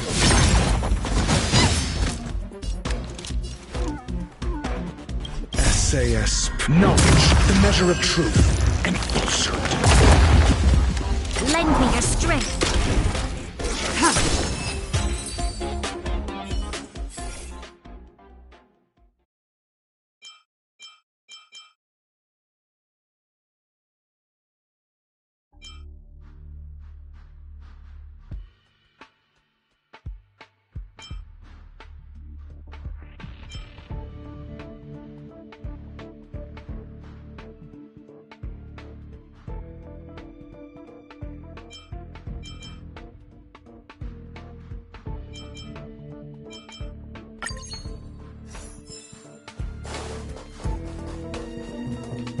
Show your courage.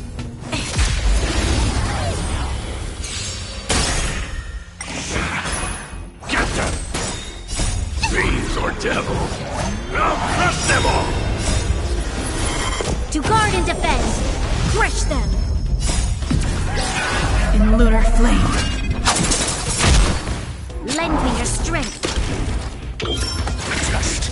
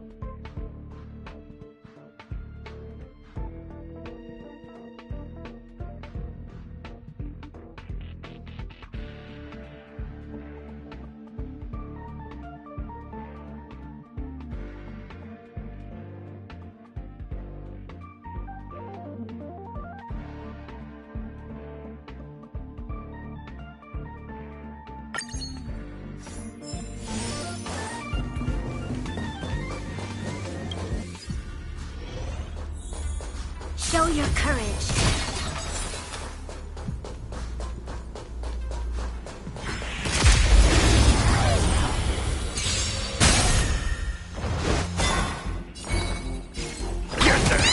got the defense. Answer me. Lend me your strength. Just fail.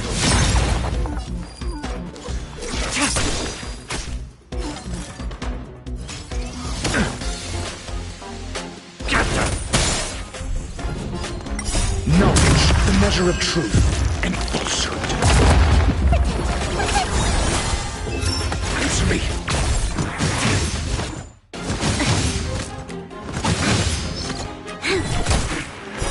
0 points. Blade of Moon. Get them. Just. To guard and defend!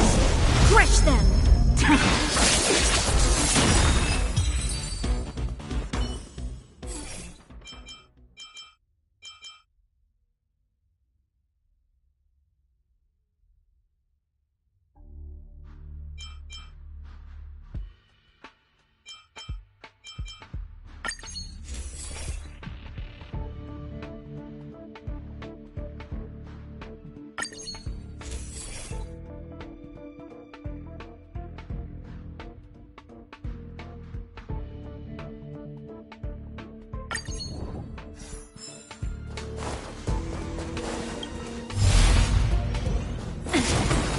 Show your courage.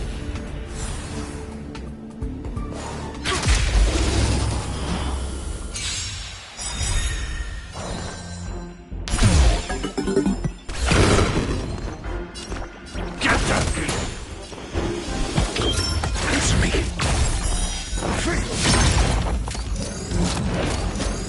This battle is unavoidable.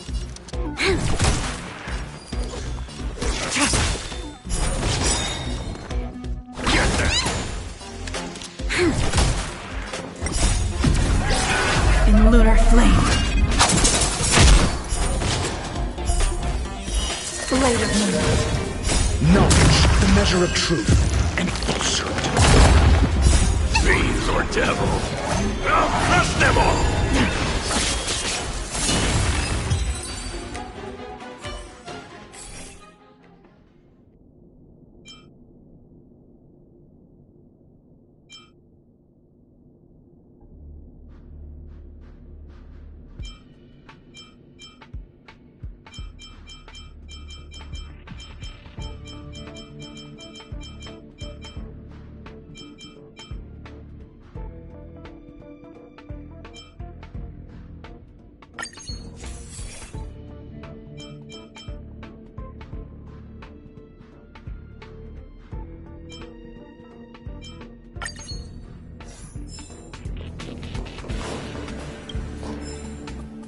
Situation has changed.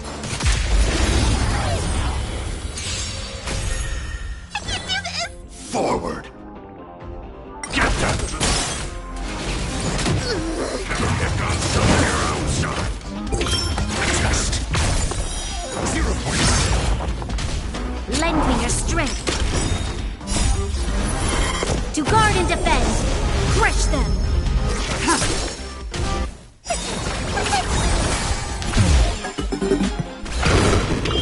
Answer me.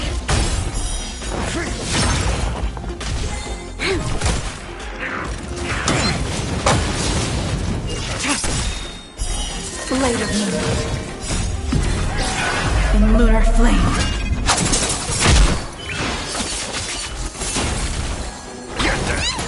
Lend me your strength. Just. 0 points. Knowledge, the measure of truth and falsehood.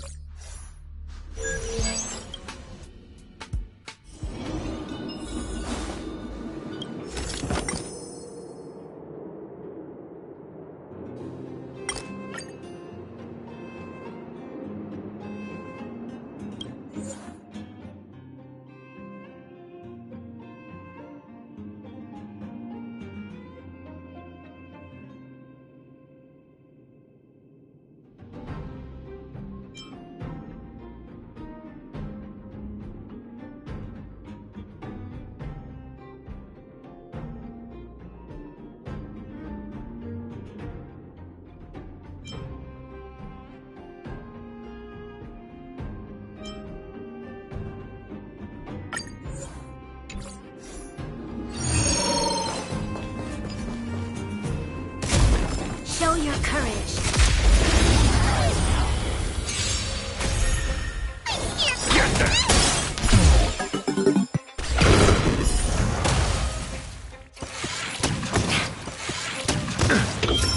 Just 0 points.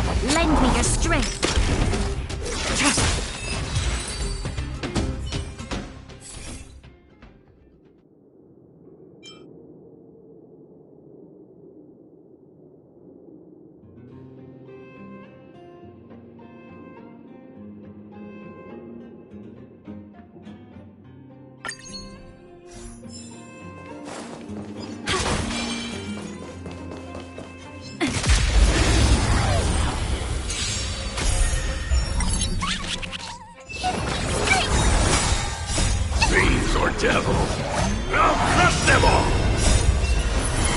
To guard and defend! Crush them! Answer me. Tedious.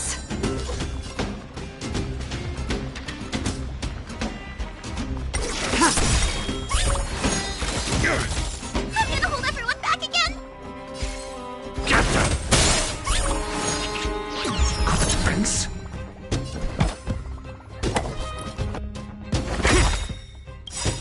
SAS knowledge. The measure of truth and falsehood. All will be revealed. In lunar flame. Blade of moonlight.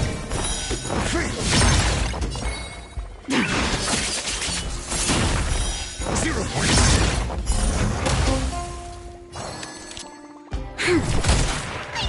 Stay put! Get that! I'm asking question. Test.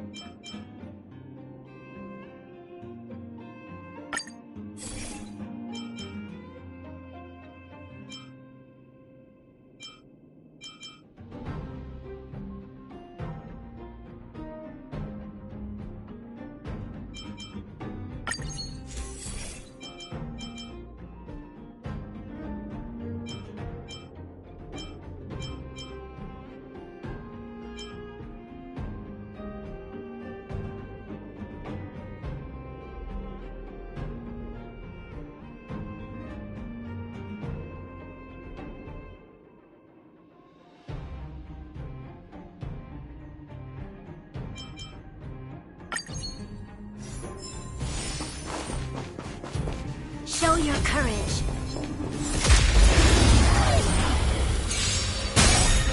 I'm gonna hold everyone back again!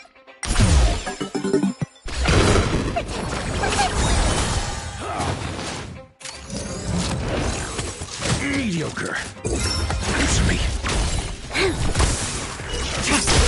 Get them!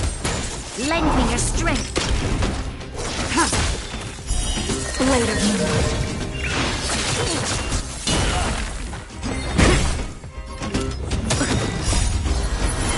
To guard and defend! Crush them!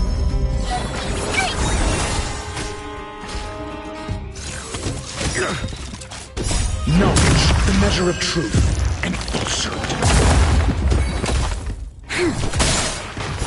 0 points.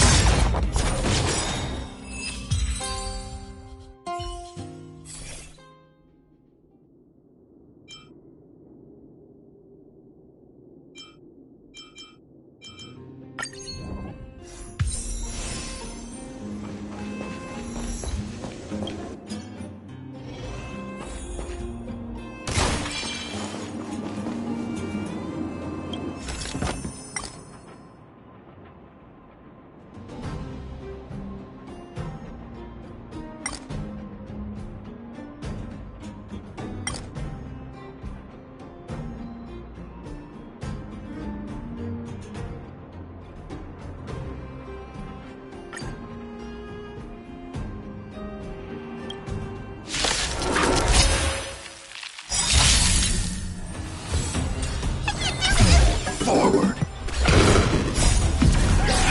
In lunar flame. Fiends or devil! I'll crush them all!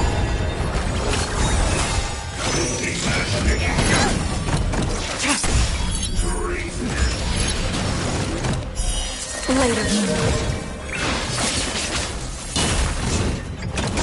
Troublesome.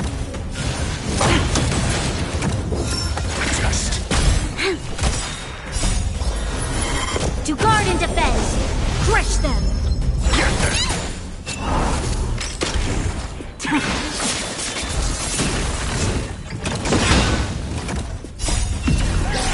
In lunar flame.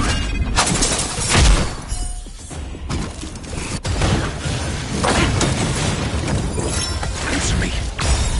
No. the measure of truth and falsehood.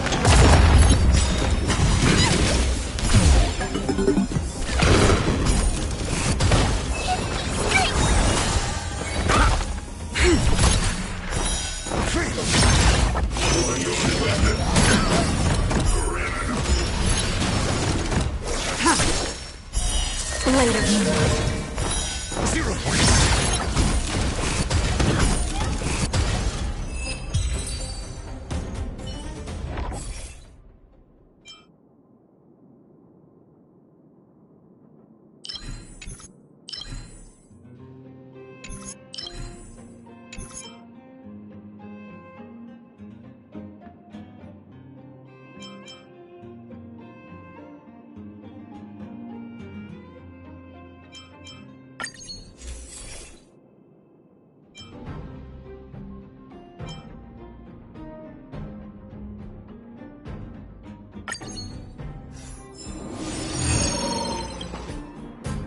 Enemy situation has changed. Show your courage.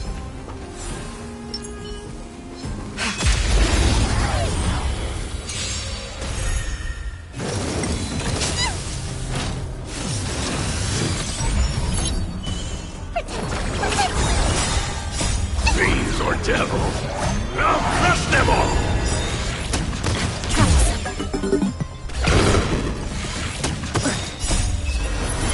To guard and defend. Crush them. Just.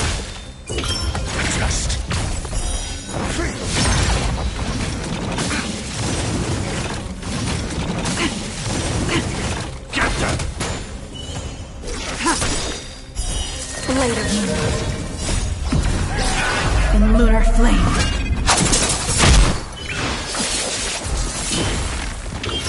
Answer me. 0 points. Knowledge, the measure of truth and falsehood. Lend me your strength. Just.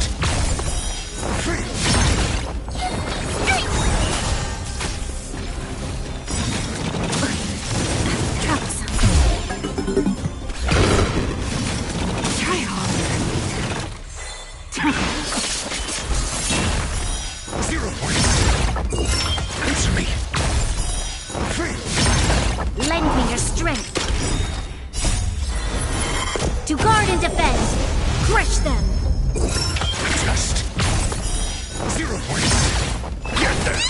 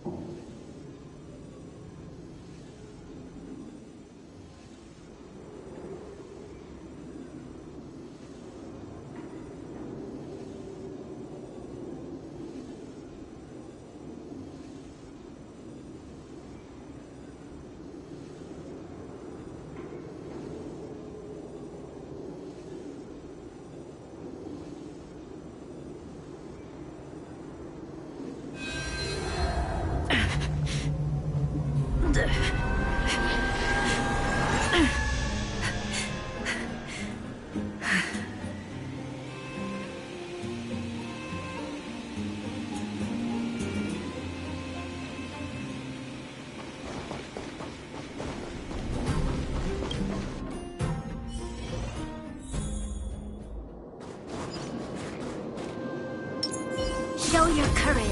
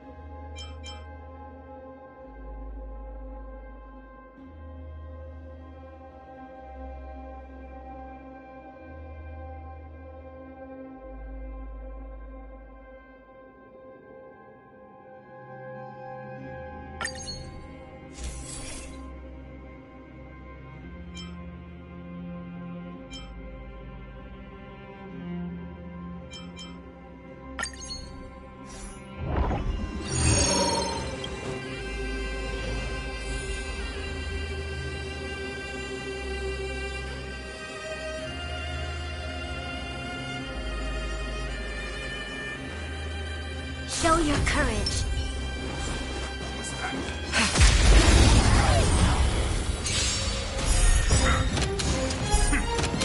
I'm gonna hold everyone back again!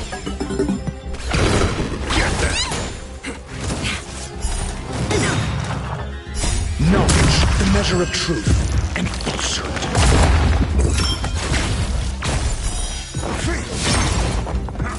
Try harder.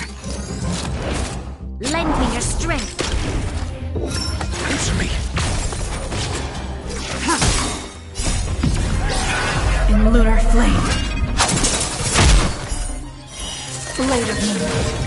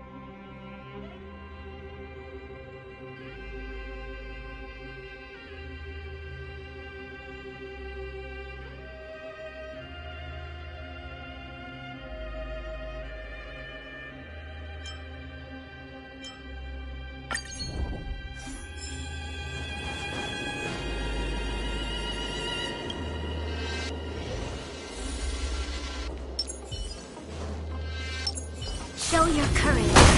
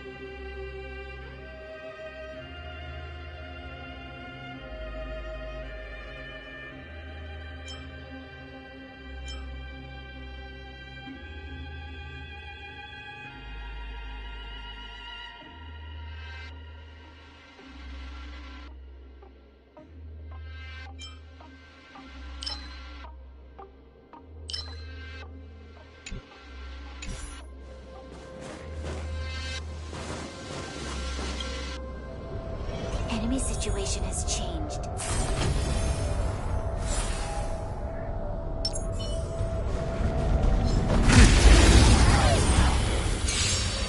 On my command!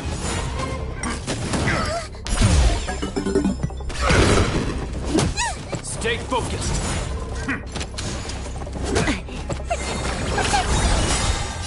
Fiends or devil, I'll crush them all! To guard and defend, crush them! Knowledge, the measure of truth, and falsehood. 0 point. Lend me your strength. This ends here! Here comes someone your other size! Get them! Mediocre. Answer me. Fail. On my command! Blade of me. 0 point.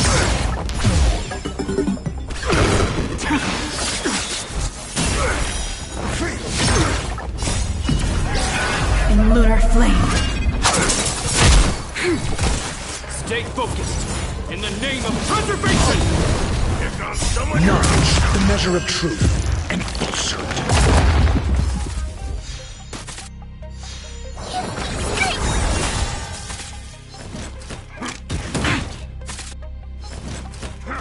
Try harder. To guard and defend, crush them.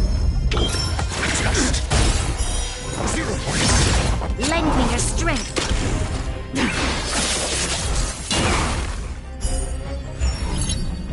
On my command!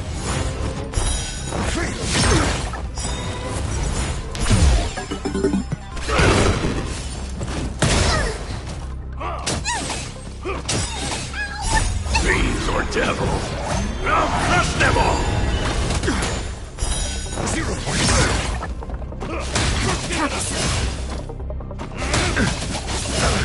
We're not done yet! This ends here! Here comes someone your Answer me. own Knowledge, the measure of truth, and falsehood. Lend me your strength. To guard and defend, crush them.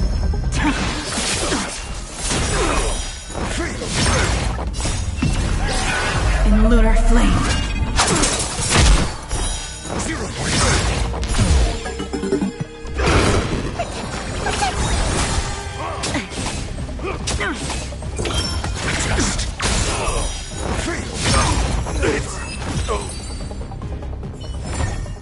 Just as my calculations predicted.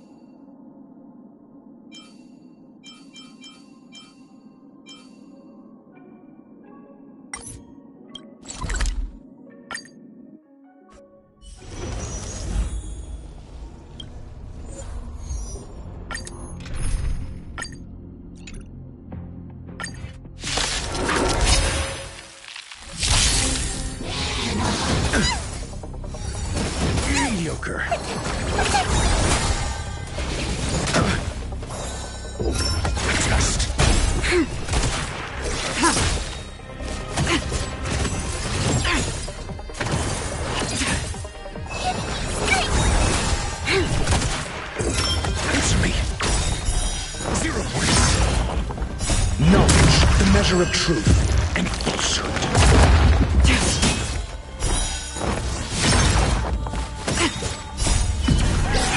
In lunar flame.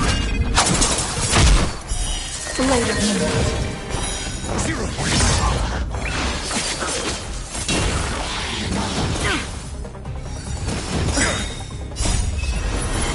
To guard and defend.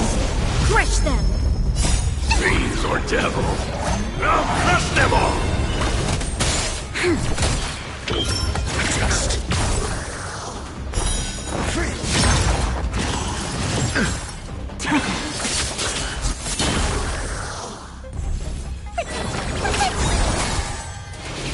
You can't kill me.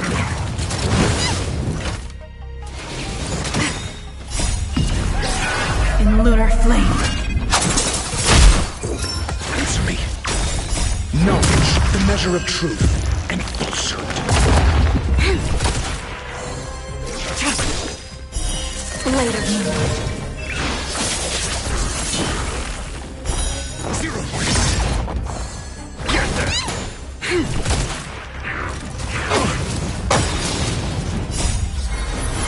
To guard and defend. Crush them.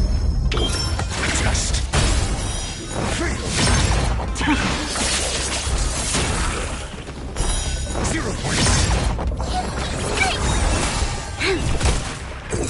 Answer me. Free. In lunar flame.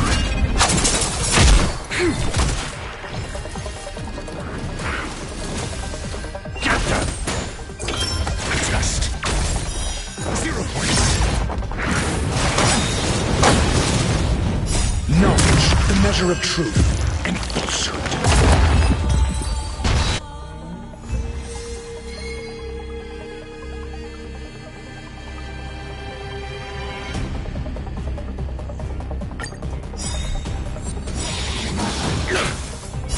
Fiends or devil. I'll crush them all!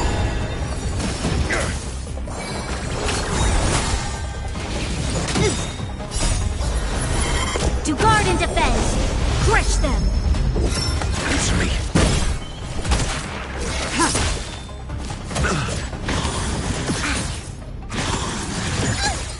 Get there! Just. Free. Knowledge, the measure of truth and falsehood. Blade of moon. 0 point.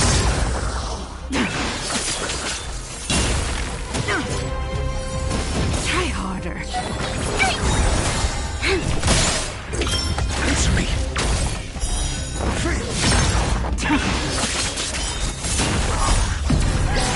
In lunar flame.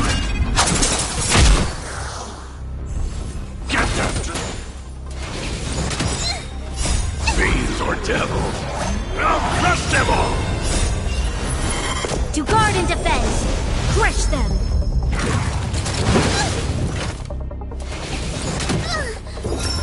Just.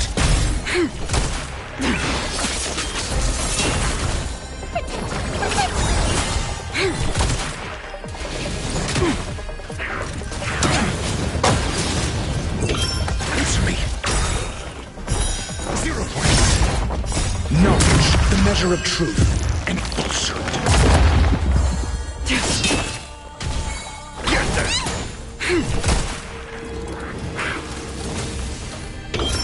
Just. Free.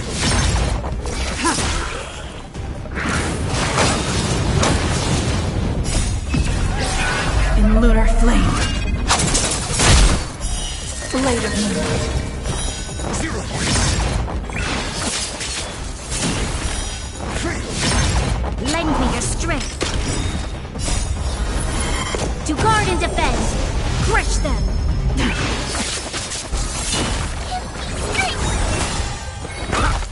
Get them! Fiends or devil. I'll crush them all! Lend me your strength. Answer me. 0 point.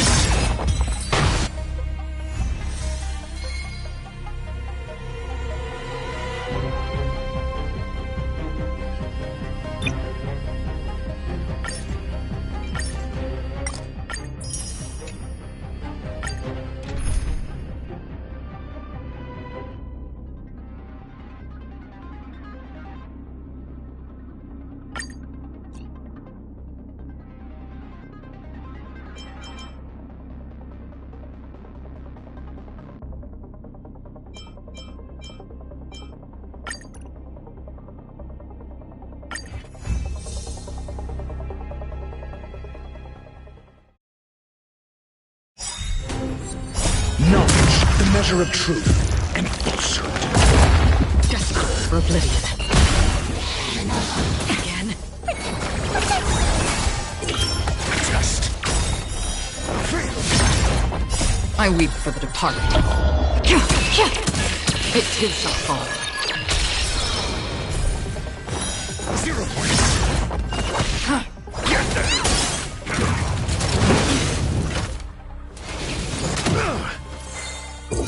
Answer me.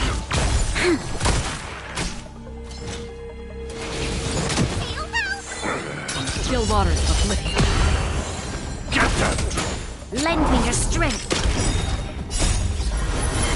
To guard and defend. Crush them. Destined for oblivion.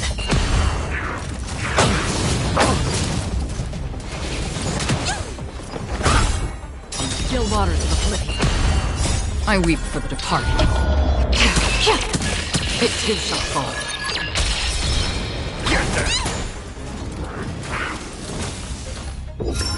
Just knowledge, the measure of truth and falsehood. Destined for oblivion. 0 points. Get them! Fiends or devil! I'll crush them all! Answer me.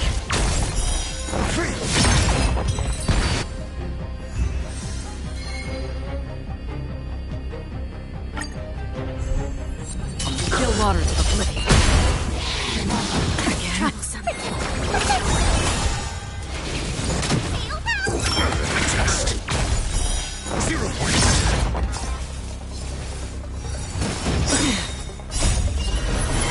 To guard and defend. Crush them. Knowledge, the measure of truth and falsehood. I weep for the departed. It too shall fall. Destined for oblivion.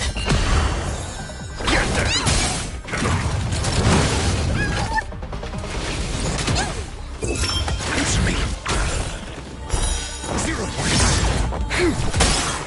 Still waters of oblivion. Get them! Someone your own side! Just Destined for oblivion. I weep for the departed. It too shall fall. Get them! Fiends or devil! I'll crush them all! knowledge, the measure of truth and falsehood.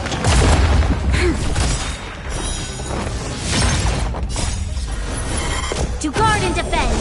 Crush them. Answer me. Still waters of oblivion. 0 points.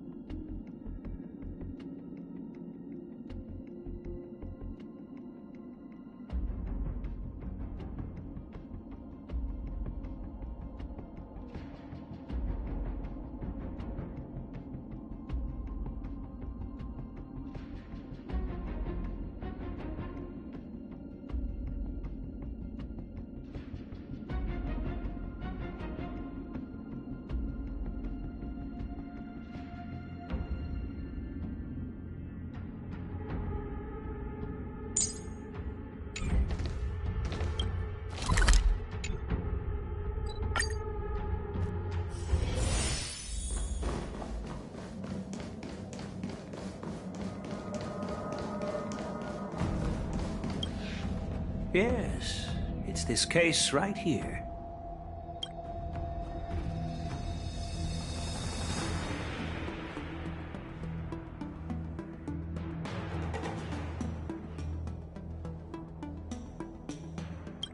There will be numerous contests and celebrations during the war dance, and the main event will be the Ringmaster's Challenge.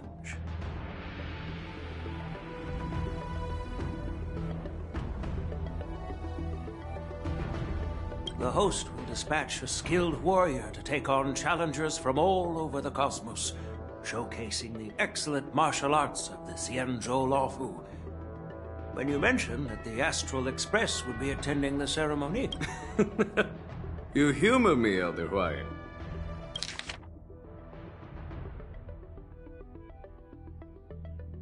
The healer lady is just a young lady who knows nothing about martial arts. How can I... I'm no match to you when it comes to joking. What's this box for? What? This sword case is intended for the War Dance's award.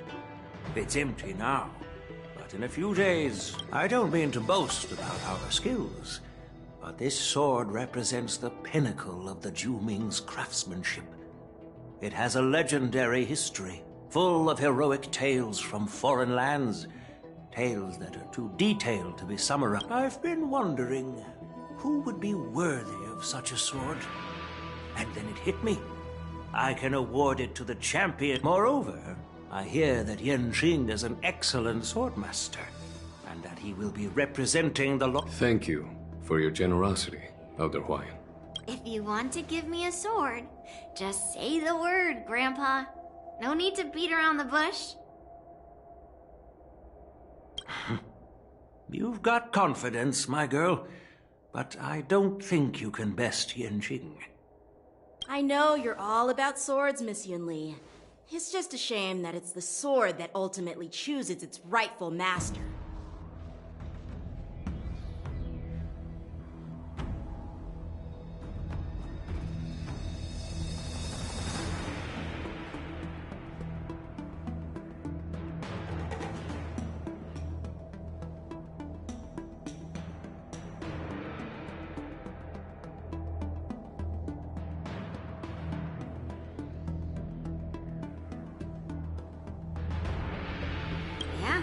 And even if someone gets their hands on such a precious sword, it'll probably end up in some... The outcome of our duel at the Alchemy Commission is still up in the air. Since you're interested, why don't you represent the Xianzhou Juming and challenge me in the ring?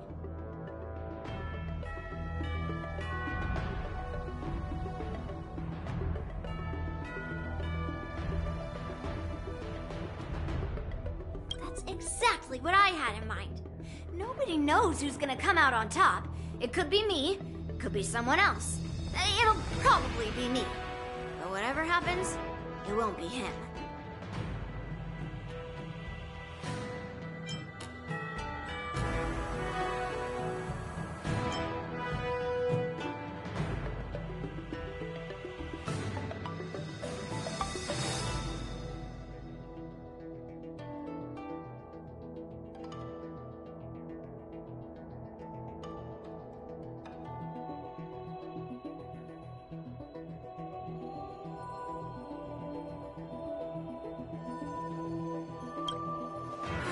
To be rude or anything.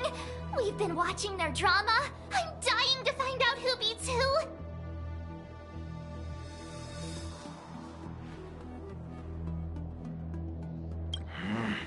Quiet down. We have other guests here. I've prepared this sword to add some excitement to the ceremony, not to have you two squabble. It's not a good look for the Alliance.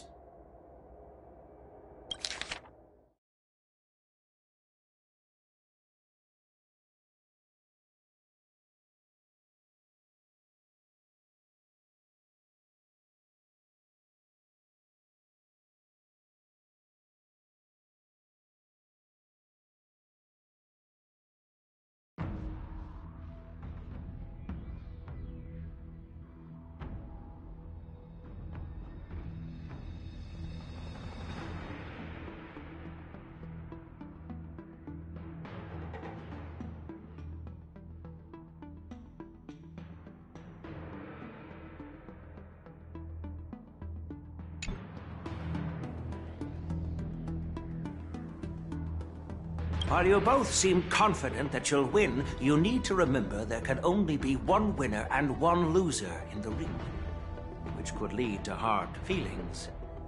Actually, I have enough. We don't know who the winner will be, and it might not be either of you. But if you're eyeing that prize, you'll need to work together.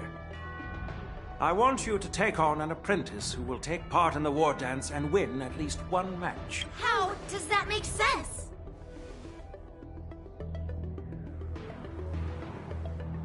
In my humble opinion, while a Cloud Knight is commendable by securing victories, it's even more so to pass on your skills and spread the way of swordplay.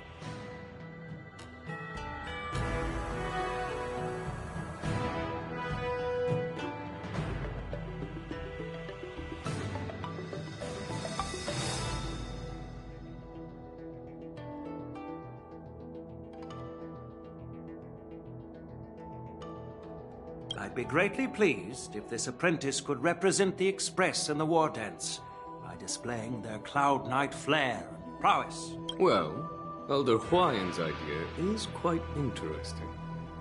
Imparting swordplay skills requires teamwork, and both the winner and the loser will learn a valuable lesson regardless of the outcome.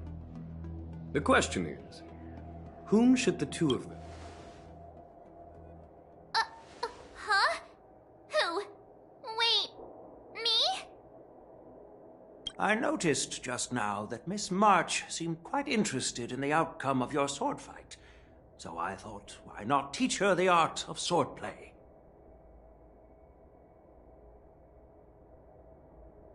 Oh, wait. Are you serious, General? Why am I being dragged into this all of a sudden? I've never practiced swordplay before. I'm a total newbie. You really think I can learn it? Well, you'll probably realize I have no hope and give up on me. Isn't this a perfect chance for you? I remember you mentioning that you wanted to learn some sword moves.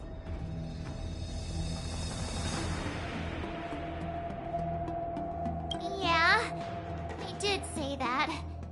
But this is all happening so quickly, don't you think? Miss March is like a piece of jade in the rough, just waiting to be shaped. The war dance is the perfect opportunity to see what... I appreciate your kind words, General Huayan. But won't teaching me swordplay be a waste of Yanqing and Yunli's time? They should be preparing for the ceremony.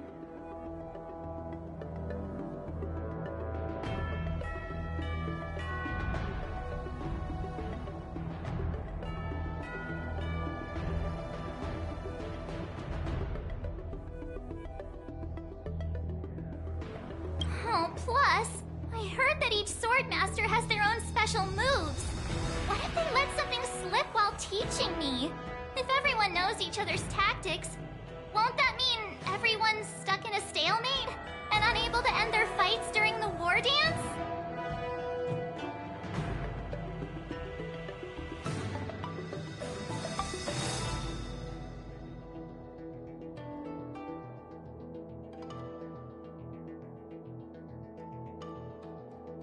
That's considerate of you, March 7th. But don't worry. It'll take you at least a decade of hard training before you can even start learning special moves. No need to freak out. A few Juming swordplay tricks will mean you'll be more than equipped.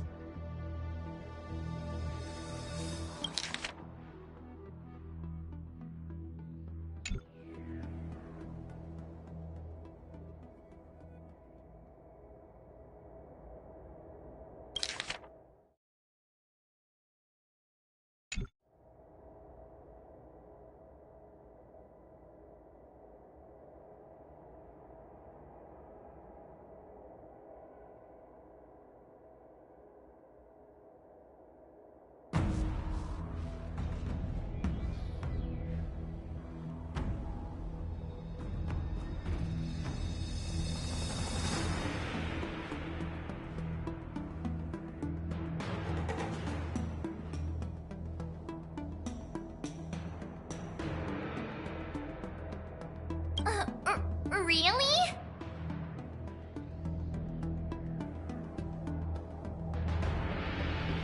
Looks like March's curiosity has been piqued. The whole point is to know each other's moves. Defeating your opponent in just one move? How boring would that be? Plus, what really decides a swordsman's fate isn't some special move. It's the solid fundamentals. So Miss Yunli has already agreed. What do you say, Yang Qing? General, I haven't graduated yet. How can I be qualified to teach swordplay to others? So you're admitting your defeat, huh? If you're not even competent to teach, why don't you let me be the ringmaster instead?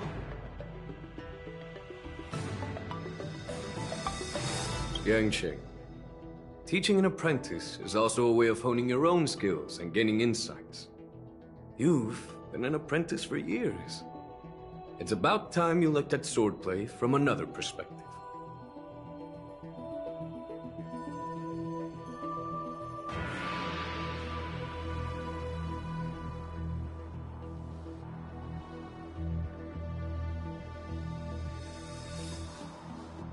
I see, General.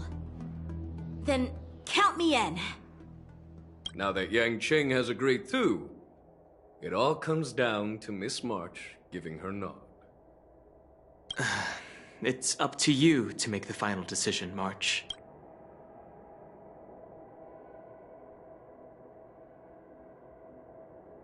At least that way, I won't have to worry about you accidentally shooting me in the butt all the time. Hey, I've never missed my target.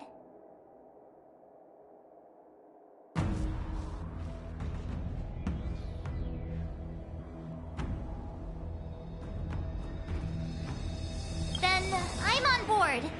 Thank you for your kindness, General Huaiyan.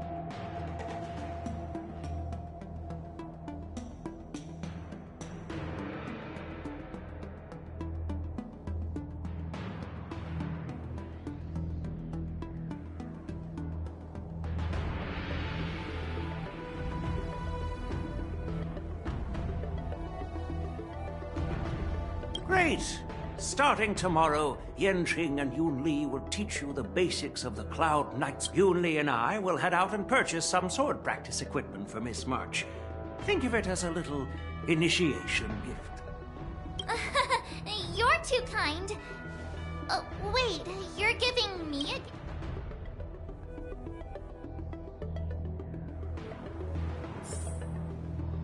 General Huaiyan's gone. Wait, why does something feel off about what we talked about?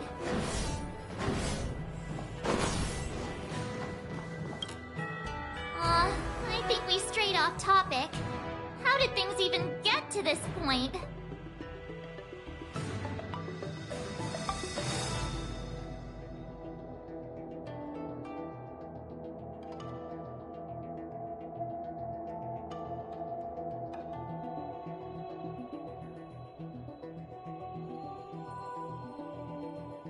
Yeah, I brought you here because the General said he had some important matters to discuss.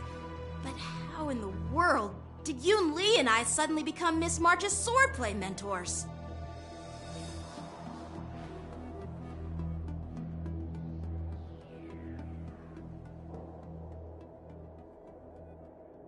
Because General Huaiyan wants us to stick around on the Luofu for some time.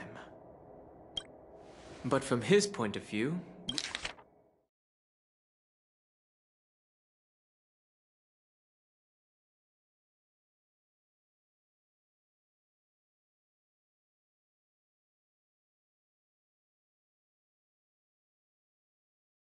we're no different from all the other tourists who may leave at any time.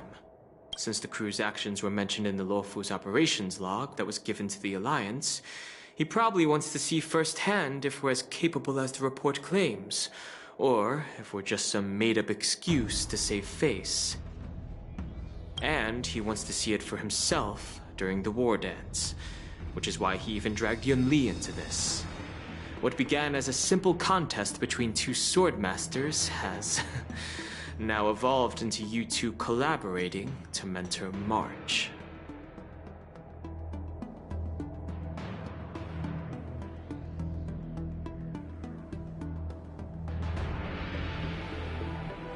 Elder Huayan is still that tricky general who likes to give everyone a headache.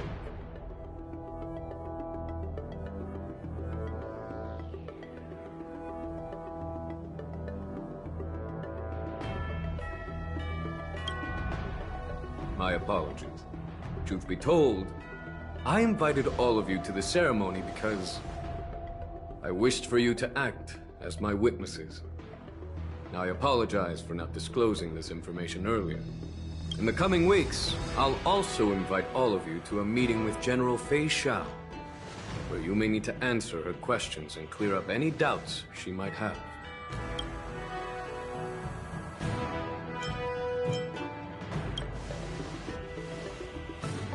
Don't worry, General. No matter what happens, I'm prepared to stay here as the Express's witness. Thank you, everyone. General, I know there isn't much I can do to share your burden, but...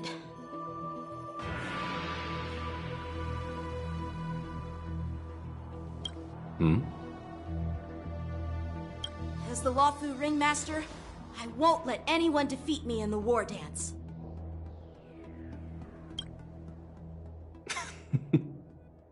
I know.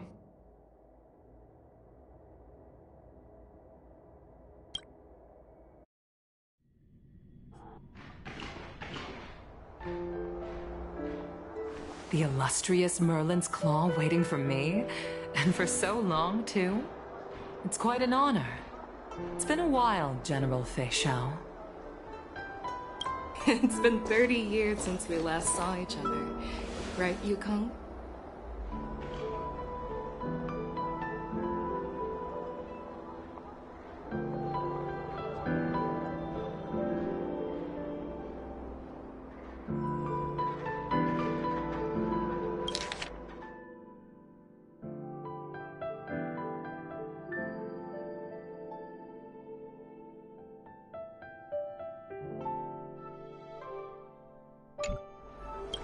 Yes.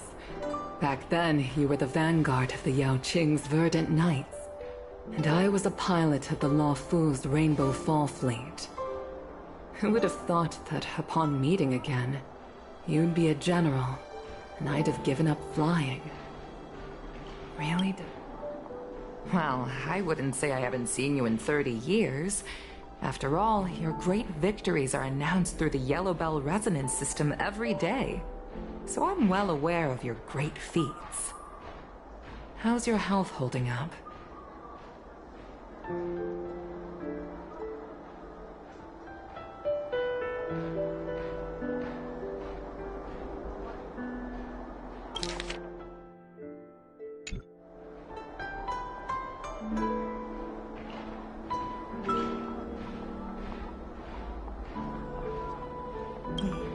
Still stable, I suppose. Do you still remember the medic who saved me in battle? That healer with the odd name and peculiar temperament. What was his name again? Was it Pichu? Or Jiaoqiu. He's been my retainer and personal healer, delegated by the Alchemy Commission from the Xianzhou Yao Qing. Over the years, he's dedicated himself to managing my condition. It's thanks to him that I'm still in good health today. Given my background, I'm happy to have made it this far. I'm relieved to know that you're safe and sound. Well then, since you and Elder Huayan are here, I imagine you must have received orders from the Marshal?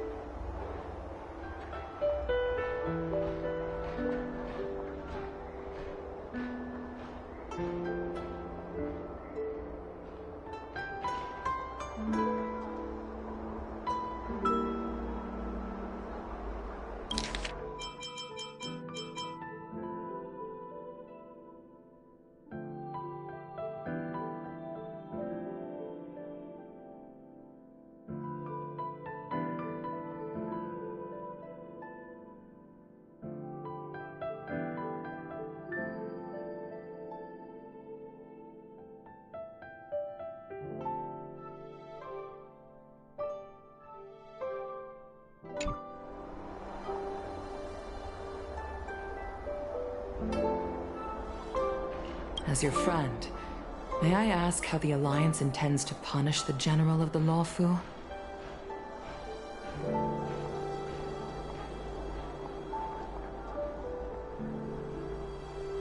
The Arbor's rebirth has frightened the elders who lurk behind the scenes.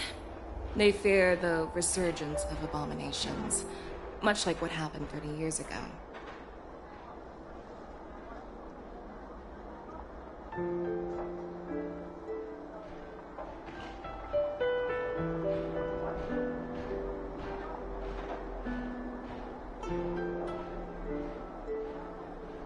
Although the report from the Lawfu explained all the details, we don't know if the Ruin Legion really invaded, or how exactly the Stellaron Hunters and the Astral Express became involved. This puzzle has many missing pieces. As you know, the fugitive Jing Liu, who mysteriously disappeared many years ago, has resurfaced. This time, she has brought along an Outworlder and a coffin, claiming to offer the Marshal a method to fight against the Eons.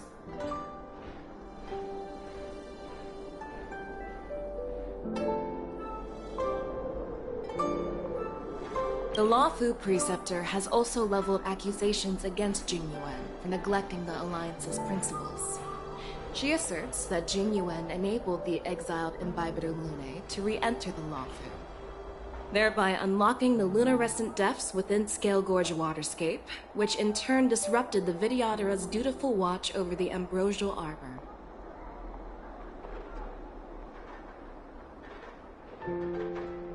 It is for these reasons that I have come here to the Lawfu today. Well, duty calls. Perhaps I shouldn't have mentioned all of this to an uninvolved person, but since we once fought together, I didn't want to keep you in the dark. Perhaps pretending you didn't hear any of this would be for the best. I understand. I'm sorry. I was out of line. I know I shouldn't be defending General Jing Yuan right now, but... well, you know how I am.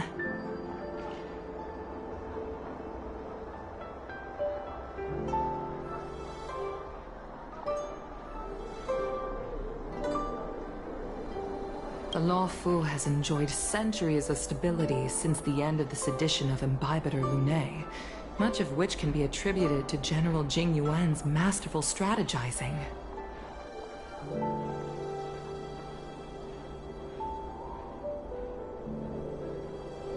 Unfortunately, for long-life species, enduring through the ages always culminates in a failure that undoes all previous achievements. A moment that our adversaries relish.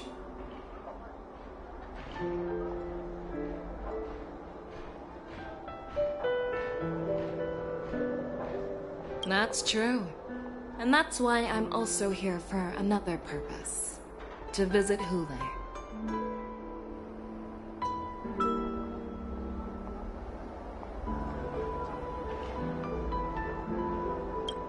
Hule? You mean that Hule? The Borisin warhead? The same Hule who has been imprisoned in the Shackling prison for over 7 centuries?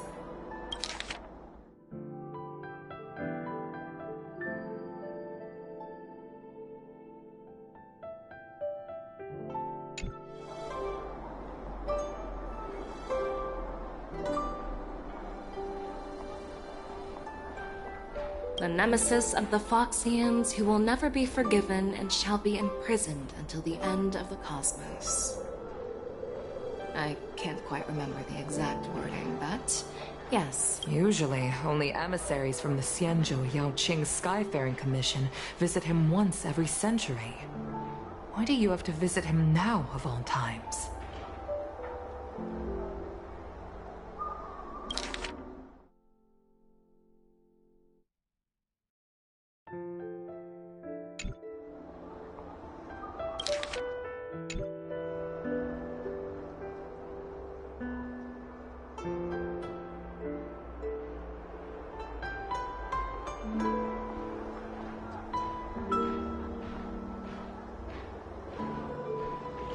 The Foxians and the Alliance made a pact to combat the abominations, aiming to achieve justice and free their kin.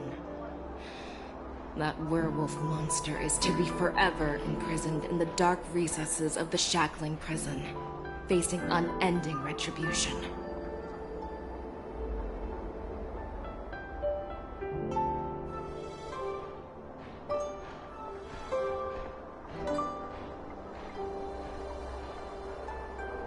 Given the situation on the Luofu, those on the Yaoqing are concerned about Hulei's imprisonment. I'm afraid that the routine visit every century is no longer sufficient to ease their concerns. That's why I was sent here, to reassure them.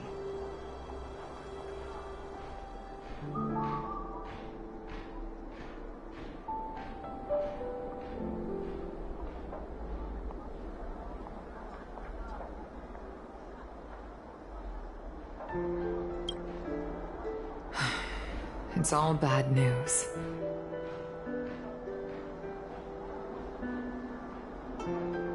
Well, not everything. There might be a silver lining. Oh, by the way, I found some clues about the thing you asked for. Tell me more. The Verdant Knights followed the route you mentioned and discovered the wreckage of the Whistling Flame ship. Unfortunately, there were no survivors and no cargo.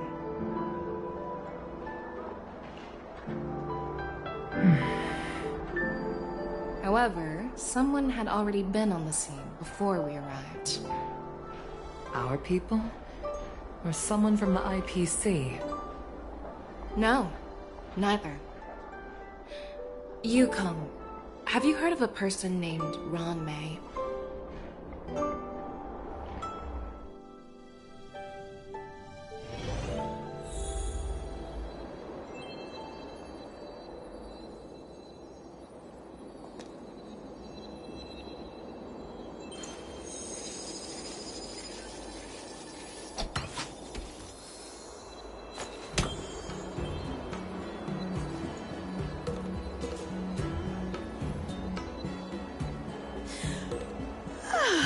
I'm still feeling sleepy. Did I oversleep? Where did March and Don Hung go?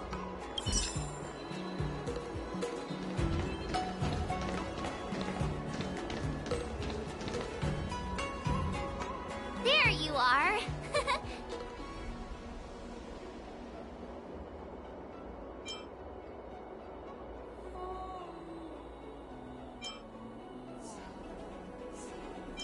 Well, it was a promise to General Huayan, after all.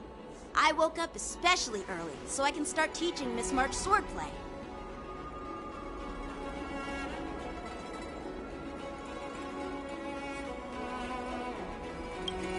Hey, why are you blushing, Master Yanqing?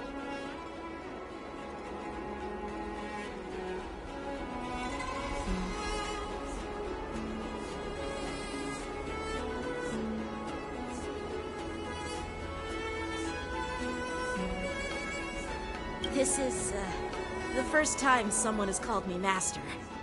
I need to, get used to it.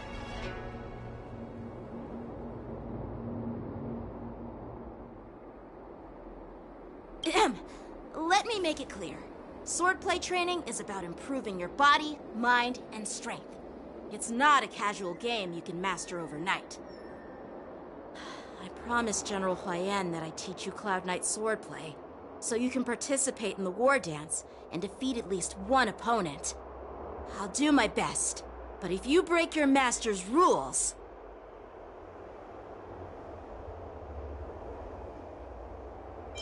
Fine. A promise is a promise.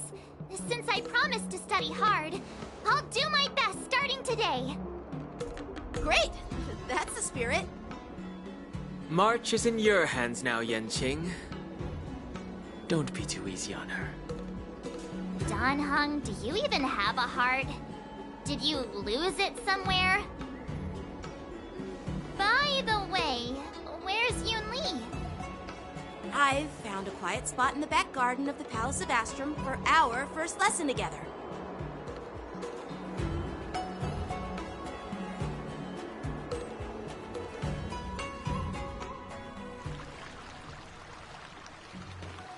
Seriously? It's the first day, and you two are already late? Why is everyone on the Luofu so laid back? Master Yunli, you're already here. Sorry for keeping you waiting.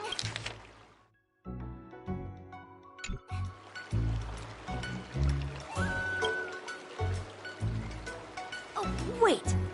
Were you trying to teach her in secret? That's sneaky.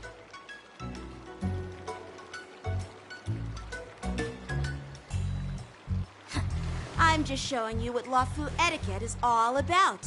She might be my apprentice, but it's customary for the master to personally escort their apprentice to the place of learning.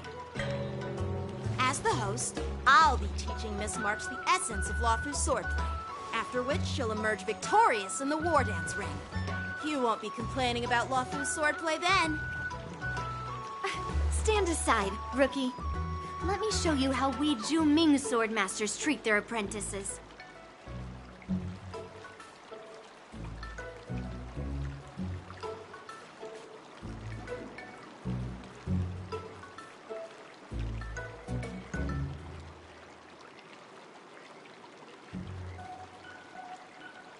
Quickly.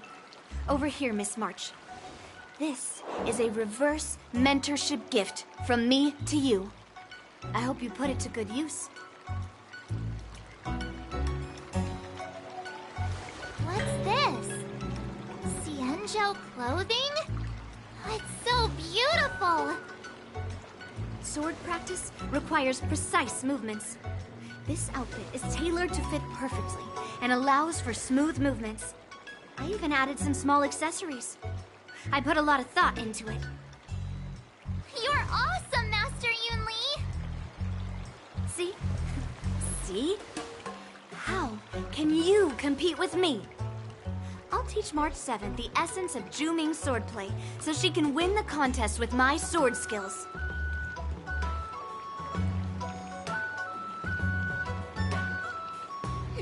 Actually, I've prepared something too. Huh? You have a gift for me too, Master Yanqing? Since you want to learn swordplay, Miss March, you'll need suitable weapons. So, I went out of my way to prepare a pair of swords overnight. Unfortunately, I didn't have time to ask the craftsman to customize the swords for you. But I did my best to choose ones that look nice and are suitable for a beginner. I hope you like them, Miss March.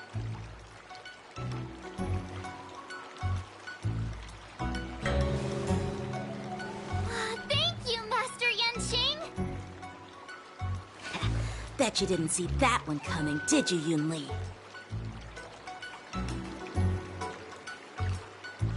The real competition is just getting started. I'm so lucky to have two great masters. But why does it feel like things are getting a bit weird?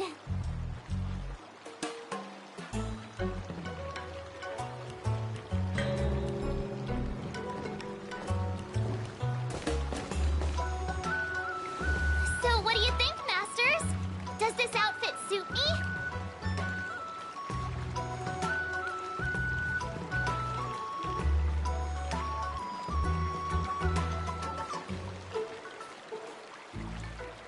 Perfect. I chose it carefully. It's perfect for beautiful young swordswomen like you and me. All right, let's get started with the training. The person next to me is a Cloud Knight instructor I've brought in. For your first lesson, try exchanging a couple of moves with him.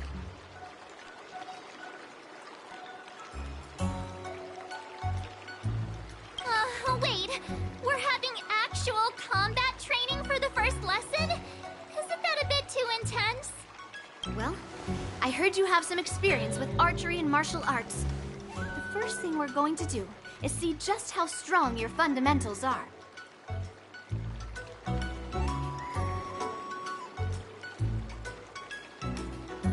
Come on, step forward and strike with the sword in the most natural way you can think of. It's important for us to grasp your natural movements so we can decide where to start and what you need to learn. If you're ready, let's begin. Okay.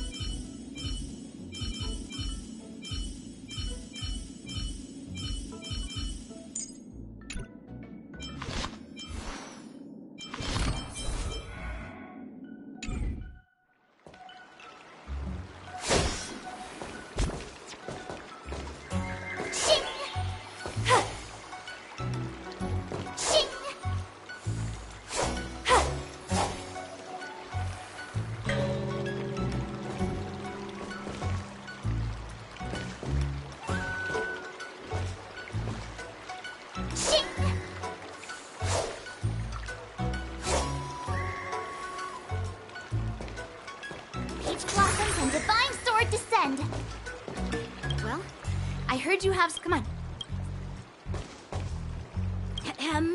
All right, let's... Are you ready? Yeah, I'm ready. But please go easy on me.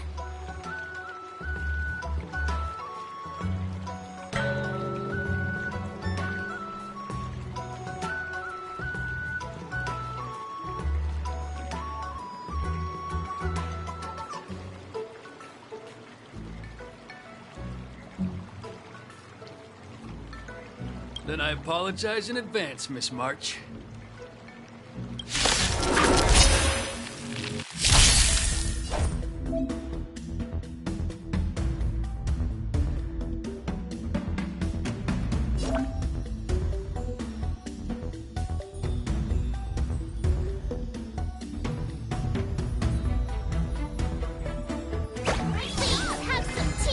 Close attention, Miss March.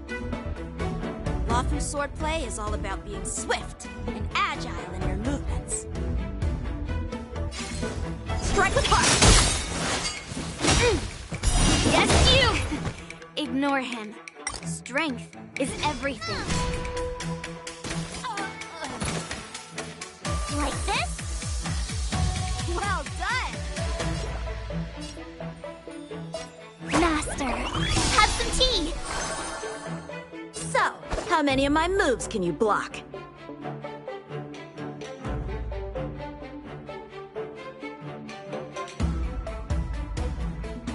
Practice is over. Swords descend!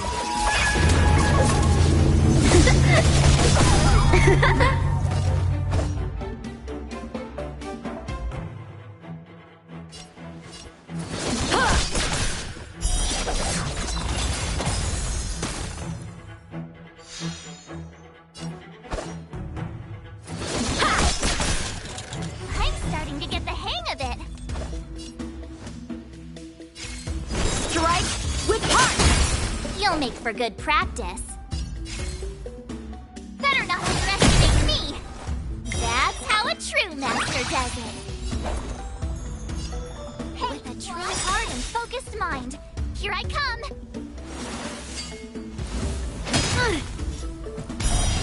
Right on time.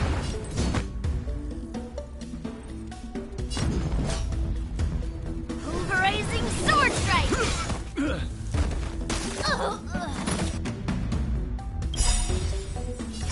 I'll melt it all down.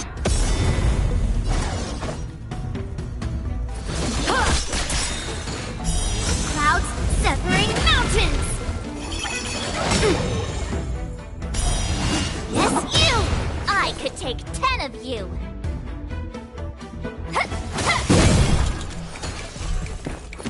Time for some swordplay. Practice is over. Swords descend!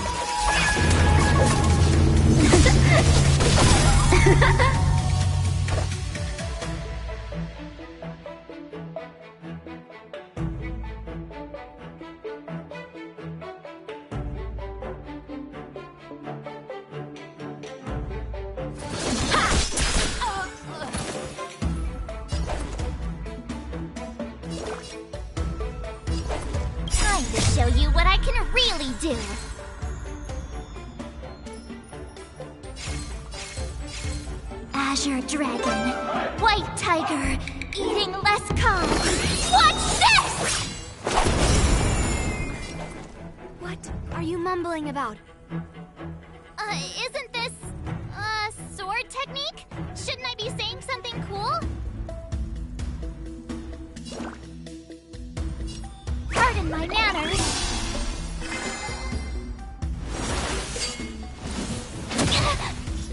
Strike while the iron is hot.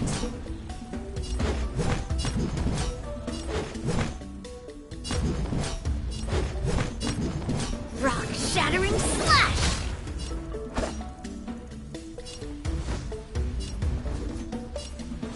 Blade in flight! Skills polished, ready to shine. Master, have some tea.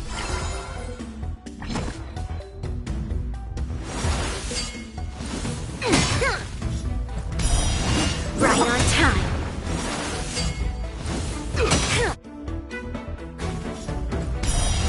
Yes, you!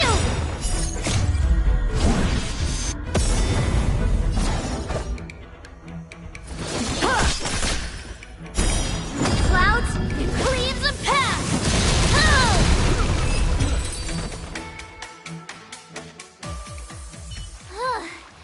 I didn't expect the first lesson to be so intense.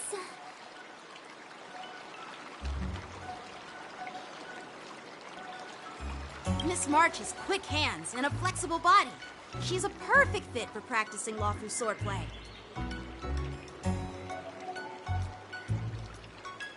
However, she lacks strength, and her strikes were a bit unfocused. But don't worry, that's totally normal for beginners.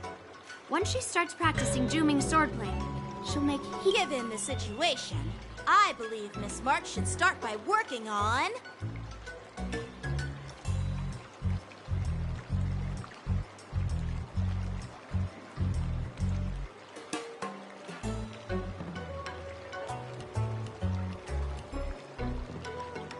her strength.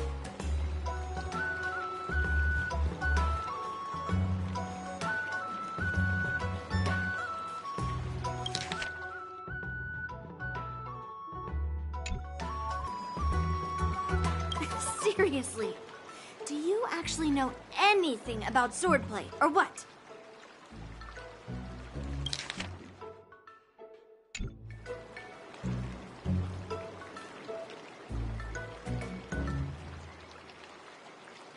I could ask you the same thing. Dual swords require agility. So what's more important than footwork?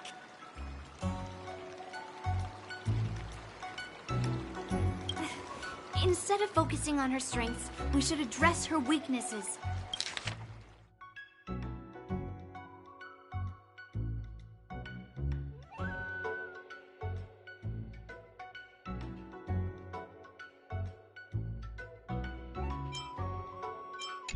The drawback of wielding two swords is not generating enough force. What good is being quick on your feet if you don't have strength?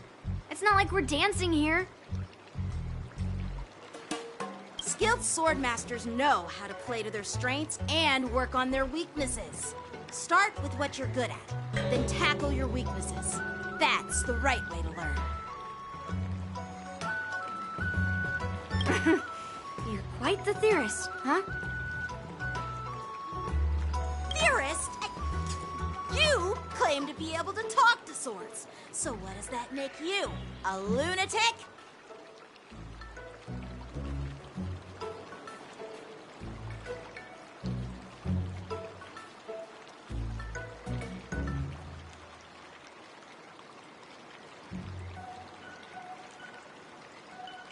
Hey, it's only my first lesson, and you're already arguing. Come on, calm down, masters. I'll have to improve both my footwork and strength anyway, so it doesn't matter which one comes first. But it does matter. Just listen to me, March 7th.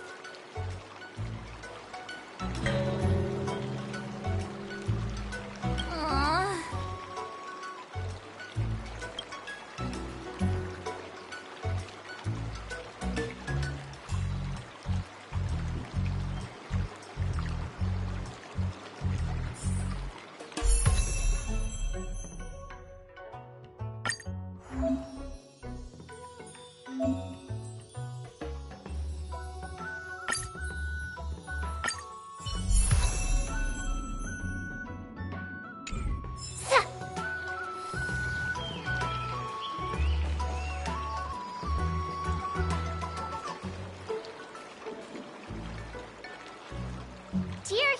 Liko, Mr. Yang, and Pom Pom.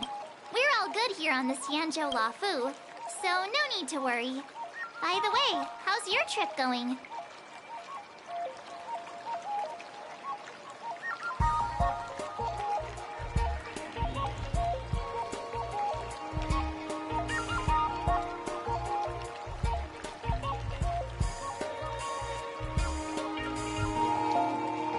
As for me, I've somehow become the apprentice to 2 Cloud Knight sword masters, and I've been honing my sword skills with their guidance.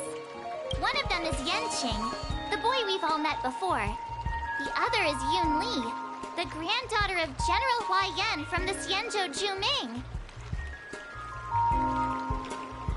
Both masters are super strict, giving me a real taste of how hard sword I tried to drag her into this, but she refused. Then I tried to rope Dan Heng in, but Master Yanqing wouldn't have it.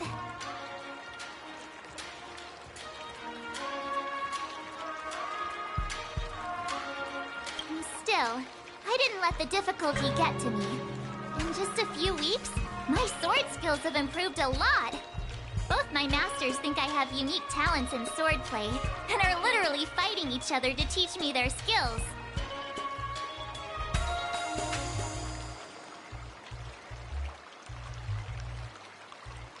Thanks to their guidance, I've actually made some progress. When I get back to the Express, I'll definitely show off my skills and impress you all. Looking forward to your reply. Yours, March 7th.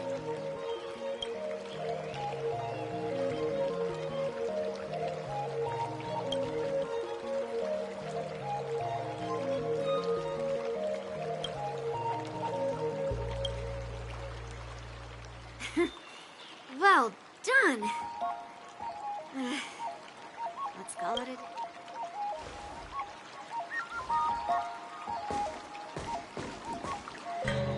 Miss March's sword skills are really coming along. She'll hold her own just fine in the war dance.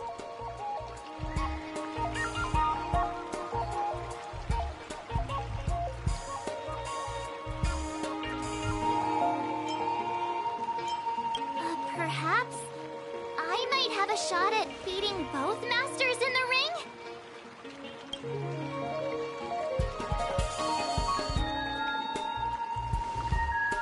Oh, get real.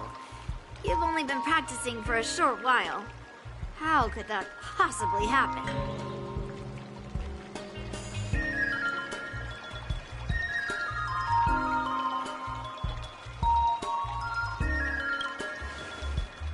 With your talent, Miss March, if you dedicate a few more decades to training, you might eventually be able to defeat Yun Li.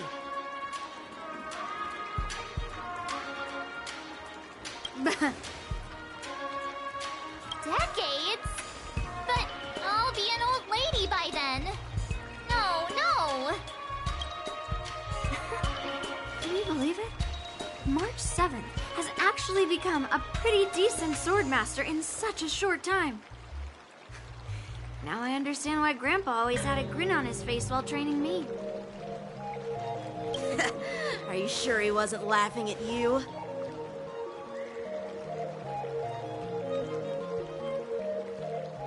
Oh, shut up! It's all thanks to your amazing guidance, masters. Miss March, you're really getting the hang of wielding dual swords. If you're keen on advancing, trying out different Xianzhou blades could improve your touch. Oh, let me see. Which sword is the most powerful? Single sword? Great sword? There's no such thing as the most powerful sword. It's all about the skill of the swordmaster. Yanqing wields several flying swords, while I only wield one. But remember how I kicked his butt at the Alchemy Commission?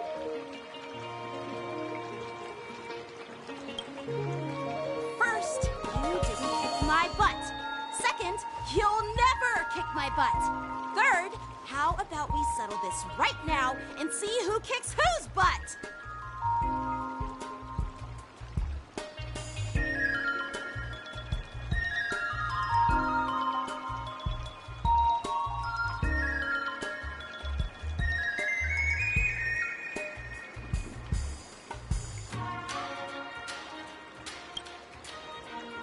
Yeah, I'm up for that. And if I kick your butt, you'll drop out of the war dance. Deal?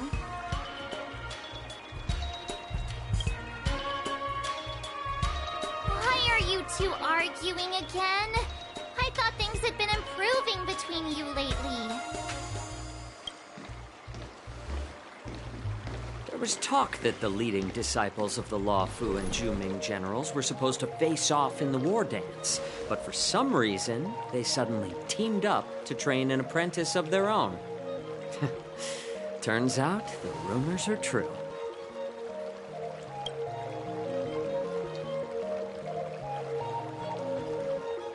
Tomorrow is the big day of the war dance. Shouldn't you two be focusing on honing your skills instead of teaching swordplay here?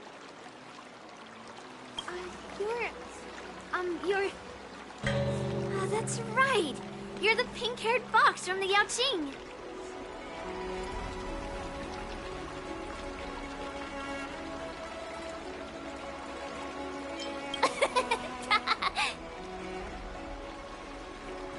What are you laughing at? You've got pink hair too. I'm Jiaoche, the healer working for the general of the Zhenzhou Yaoqing. Ah, got it. So, you're the participant attending the war dance on behalf of the Yaoqing, and you were trying to sneak a peek at our training? Sorry for the misunderstanding. I don't know anything about martial arts. I'm just here on the general's orders to take care of some official business. I didn't mean to interrupt your training. I'll be on my way. If you know nothing about martial arts, why were you smirking earlier? Well, my curiosity got the better of me, I suppose. When I heard Miss March's pondering about what to learn, from my professional experience, cleavers, slicers, chopping knives, and carving knives are all just tools. Kind of like frying, sautéing, boiling, and deep frying in cooking. They're just... It's like your sword teaching methods. If you align your ingredient, in other words, your apprentice's natural tendencies, with the right cooking method, by which I mean the teaching method that best suits her, she'll make double the progress in half the time. For example, golden eggplant tastes best when fried, cloud peppers when stir-fried, and yellow boulder beef when simmered. It's all about discovering the nature of the ingredients. Yeah.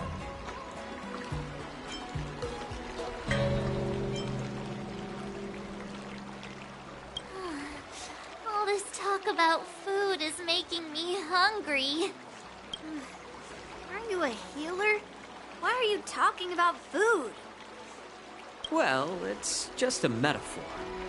The medicinal school I follow on the Zhenzhou Yaoqing is called the Ranja School, that specializes in food therapy. So it's only natural that I know a thing or two about cooking.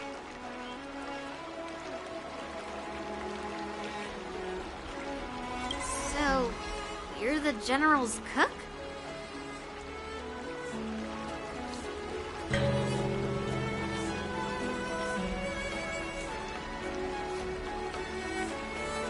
I'm a healer.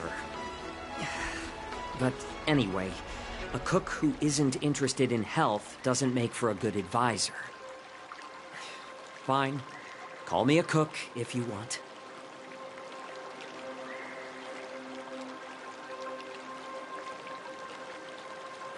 Seeing the way you're looking at me, it's obvious you think I'm just some feeble academic who likes to blabber on about martial arts. But in reality, I know a thing or two about killing. After all, the art of healing inherently encompasses both life and death. Seriously? Trying to save face in front of kids? Ugh. Do you recognize this bottle of medicine in my hand? No? This is called tumble dust, an extract from an exotic flower named Yabra.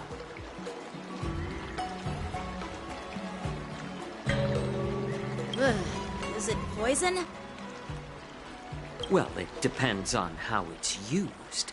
With just one drop, it's able to numb a patient's body during surgery, making them painless throughout the entire process.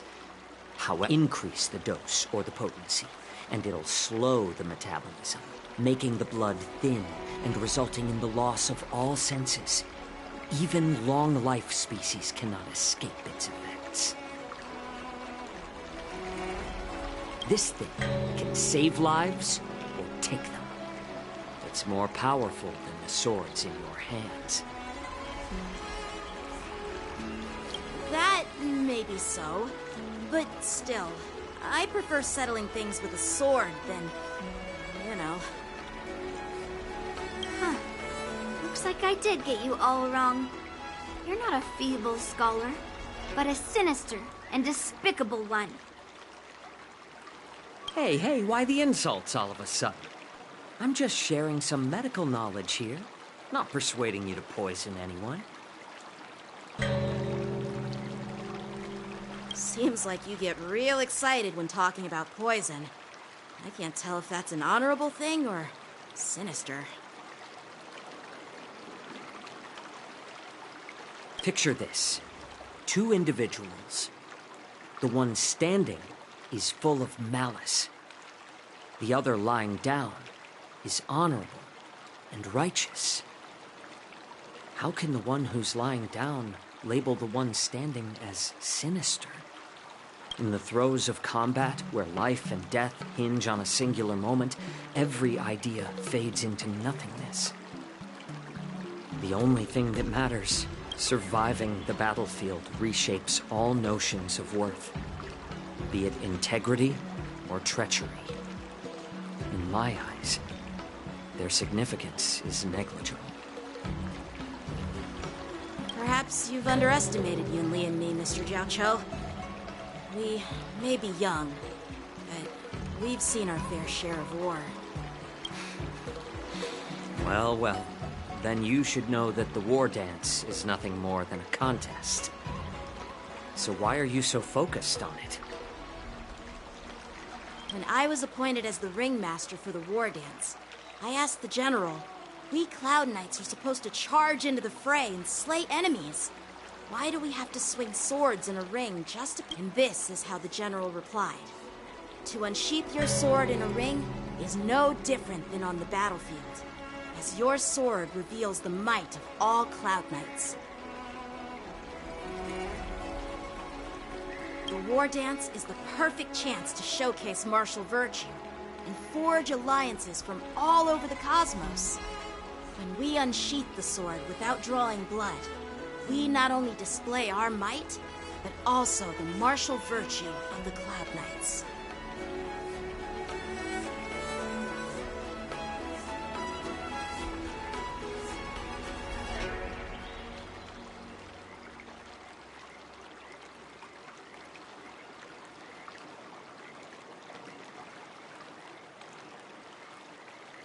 That's quite an insightful statement, Qing.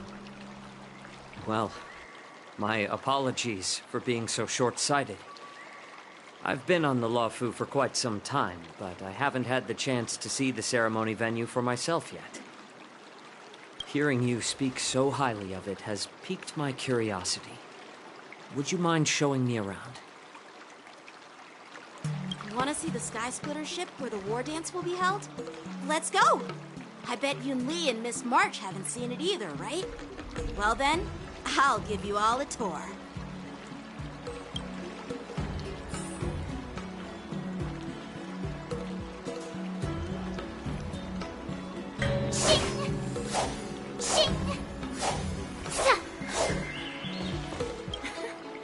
Can you believe it?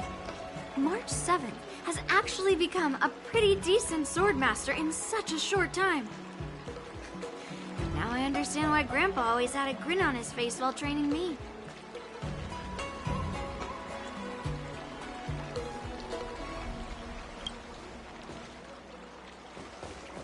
Surviving the battlefield reshapes all notions.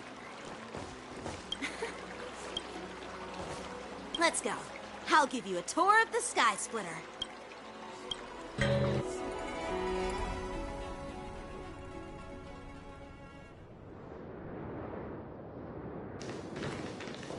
Looks like a lot of other visitors have also come to catch a glimpse of this.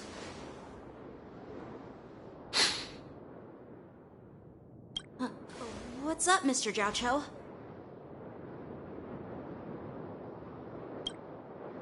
No, it's nothing.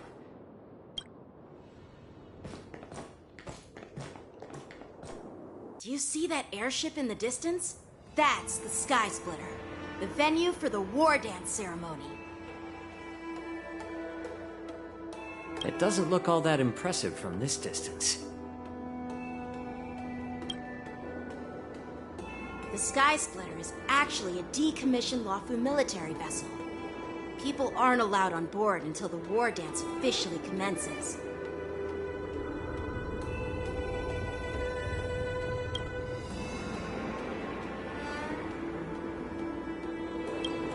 Tomorrow, when the bell rings and the ceremonial cannons roar, I'll be there representing the Cloud Knights of Xianzhou Luofu, standing in the ring, ready to take on challengers from all over the cosmos. Since I was a kid, I've been training in swordplay and the art of war under the general.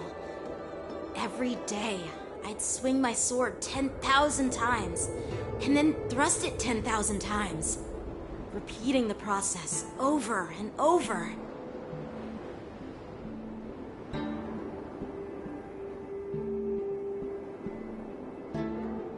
I understand that I'm not like other kids.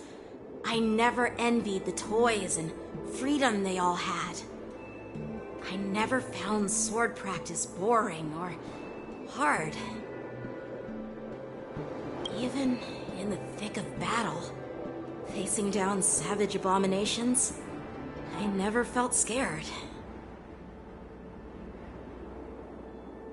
Each day, I could feel myself getting stronger and stronger, and I racked up countless victories. It's the best feeling in the world. But then, I faced a really tough opponent, and just one slash shattered my confidence into 1,000 pieces. That's when I felt true fear for the first time. Maybe that's what Mr. Jiao Cho meant by life and death hinge on a singular moment. Every idea fades into nothingness.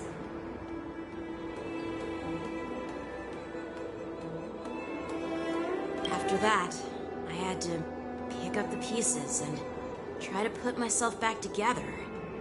But no matter how hard I tried, I couldn't seem to find my old happy self again.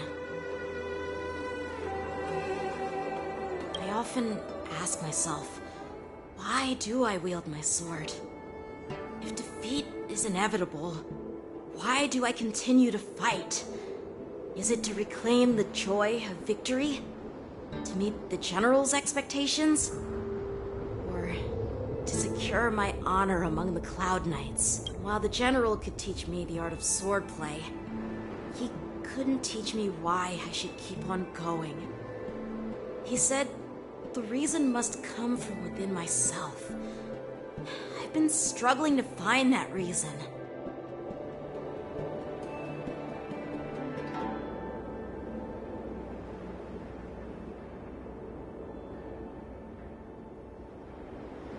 But after talking with you, Mr. Jiao Cho, I think I already have that reason in mind.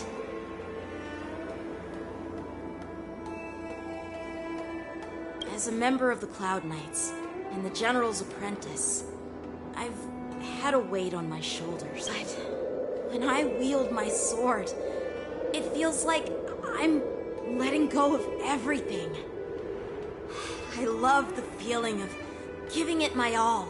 That's why I wield my sword. Oh, Yanqing. So young, yet so grown up. By the way, how old are you exactly?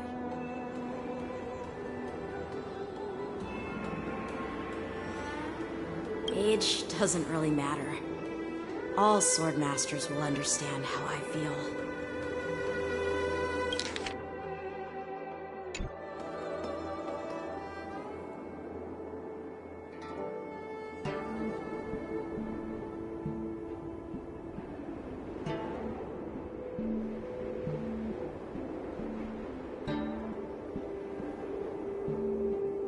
I get it.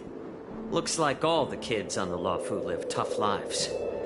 So, how about you, Miss Yunli?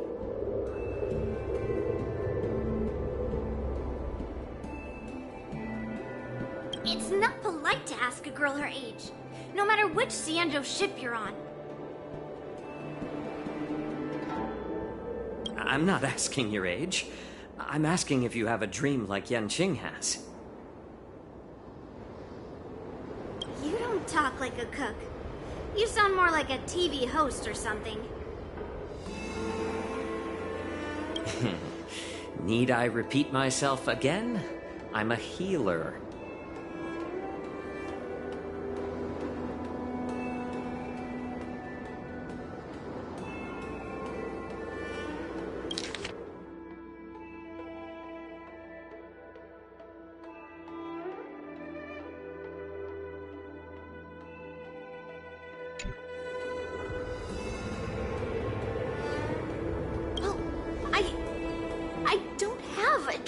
Yanqing does.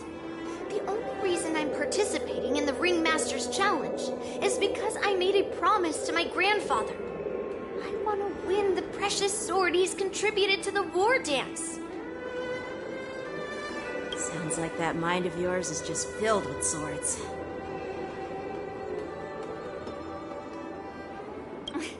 I bet you've got nothing better on your mind.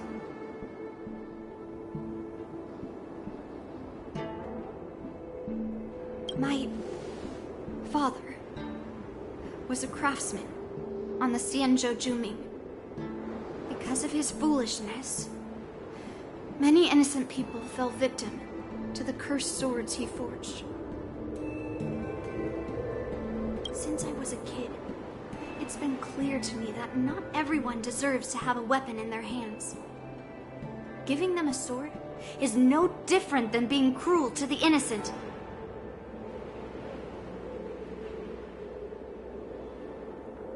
So, whenever I come across someone unworthy of a sword, I can't help but want to take it away from them. Given that Yanqing is the war dance ringmaster, I'm stepping up to challenge him. To ensure the precious sword doesn't fall into the hands of an unworthy master.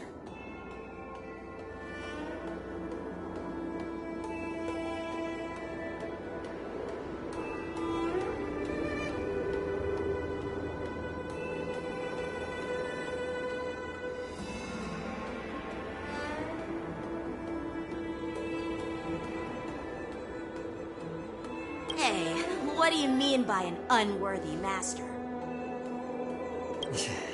I see. It's not easy for kids on the Juming either.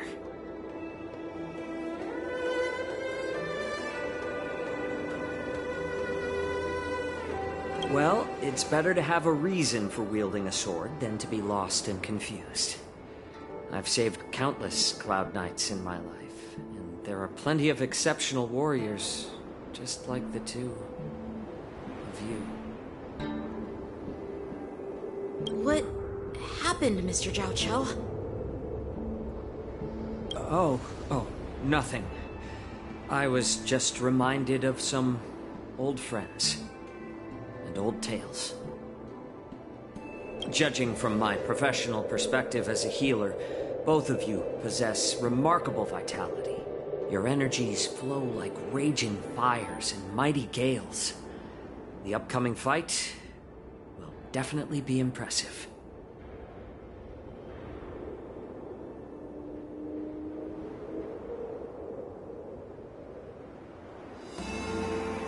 Well, we've seen the Sky Splitter and toured the Stargazer Navalia. I guess it's time to say goodbye. What? You're leaving already? But you haven't asked me about my dreams. I've been working hard too, you know.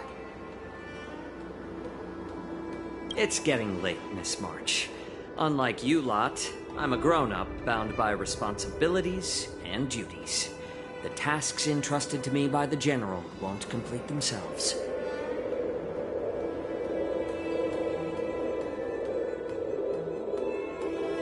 By the way, Yanqing, Is it normal to have so many people wandering around in an automated area like the Stargazer Navalia?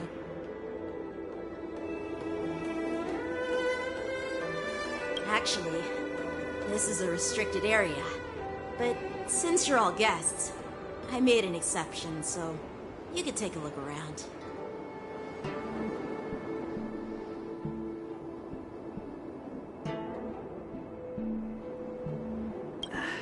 I understand. Well, I'll take my leave. I wish you both...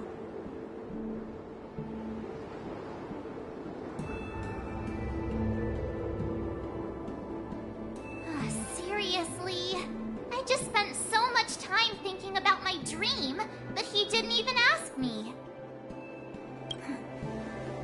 Now that we're done with our tour of the Sky Splitter, shall we continue with our training? Why don't we take a day off?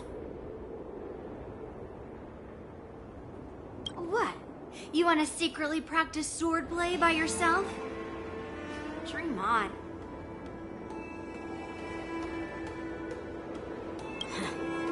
You know cramming before a fight never works out. For some reason, seeing the Sky Splitter has boosted my confidence. So, I've decided to conserve my strength for tomorrow.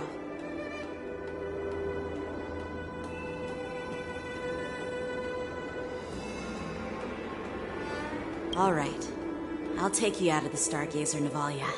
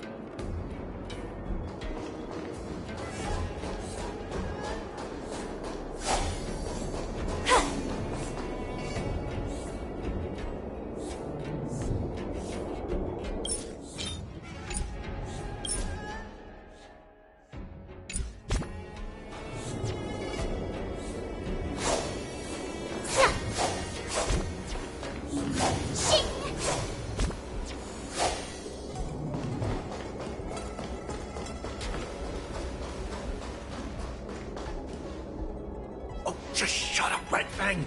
This is not a beast ship. I need some time to take care of things.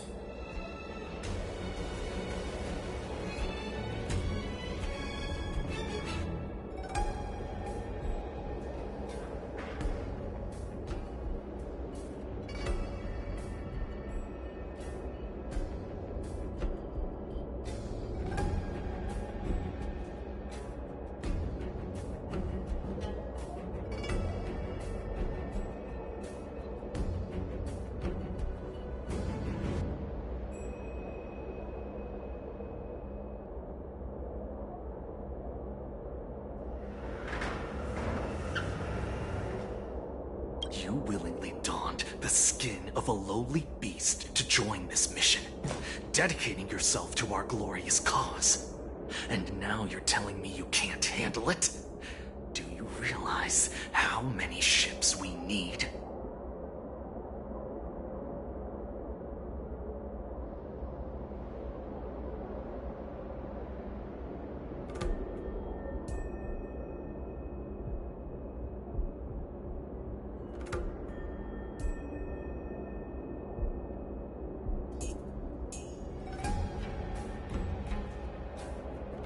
I'm doing my best, all right? It takes time to figure all this out. When the guns go off tomorrow, all eyes will be on it. That'll be our only chance.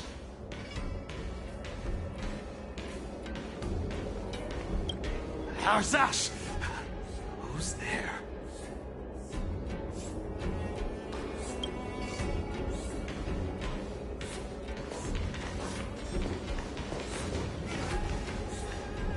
Who are you guys?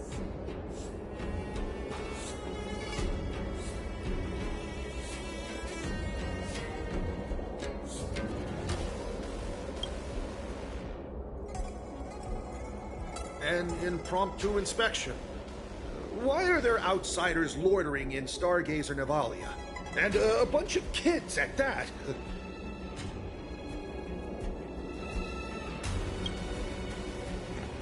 Hey, kids. Didn't your parents ever tell you to stay away from the Stargazer Navalia?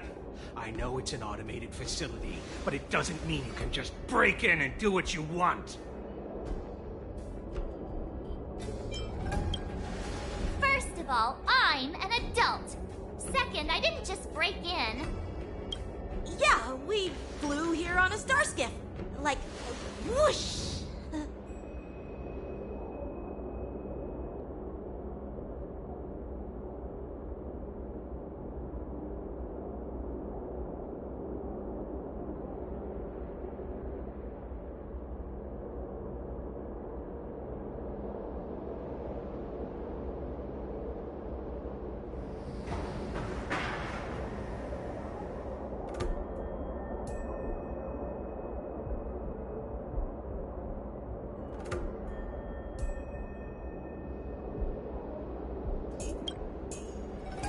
Well, I'm not trying to tell you off, but this place is off limits to the public, you know?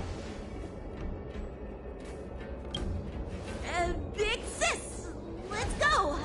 I want to play in Ever Hunt Planes.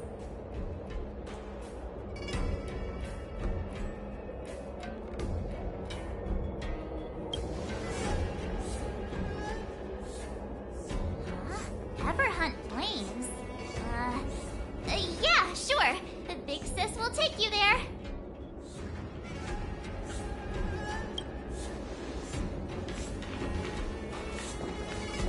Shuha! You should have let me. Shh, the overhaul is done, and everything looks good. We should leave.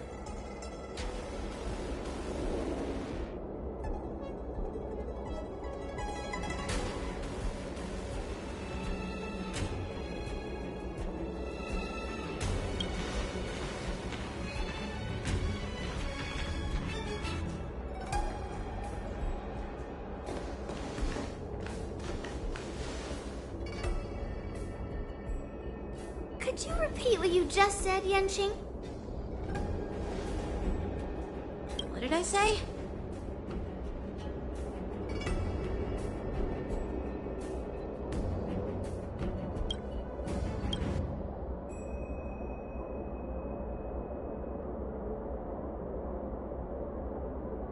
Big sis, let's go. I want to play in Ever on Planes. Could you repeat what you just said? What did I say? Big... Come on. Can't you read the room? Something is definitely off about the 3 people we just met.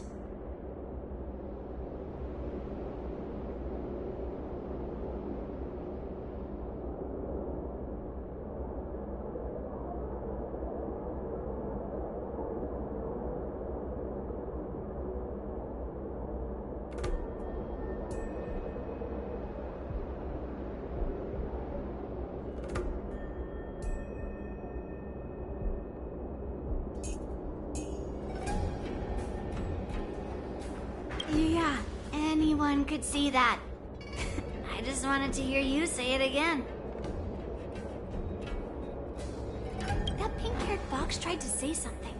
I'm pretty sure he sensed something fishy. Since he's not familiar with this place, he just dropped us a hint. But you didn't seem to be paying attention at all.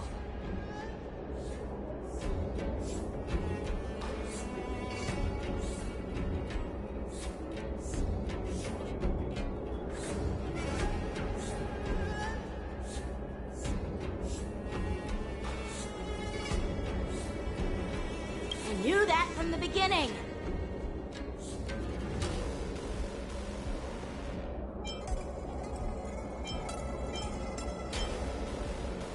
That Cloud Knight didn't recognize Master Yanqing at all.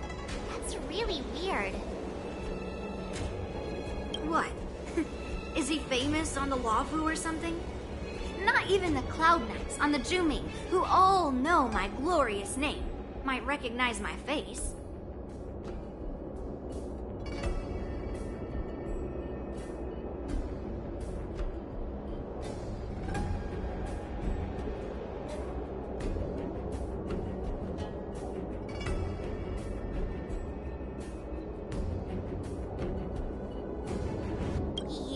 have a point. A Cloud Knight, a member from the Skyfaring Commission, and a craftsman. They're from various departments, and the reason for the overhaul seems legit. But one of them blurted out some weird language just now. Did you hear that?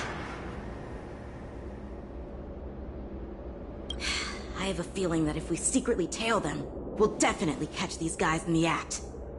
Follow my lead, and be careful not to blow our cover.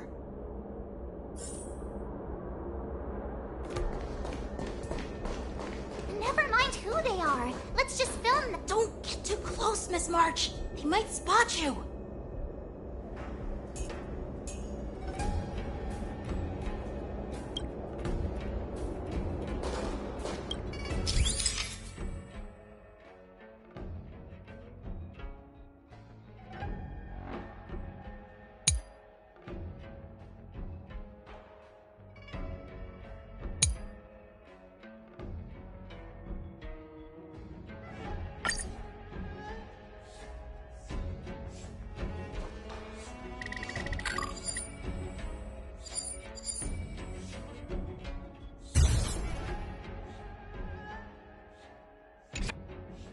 We should have just killed those lowly beasts.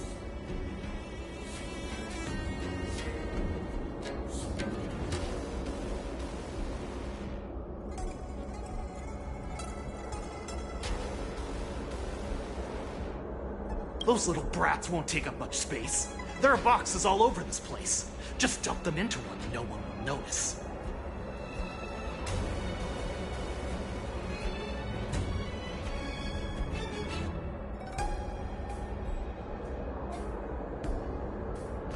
Cut the theatrics, Gulak. Even the slightest slip-up could interfere with Lord Moktok's plans. So where are we heading next? To check the freight skiffs. We've got a lot of preparations to do. Also, don't forget to take those crates with you. Weapons, supplies. We've got to be well prepared. Otherwise, we're screwed. So, are they smugglers? What exactly are they up to? I have no clue, but they seem to be moving those crates. I've got an idea. We can hide inside the crates and follow them.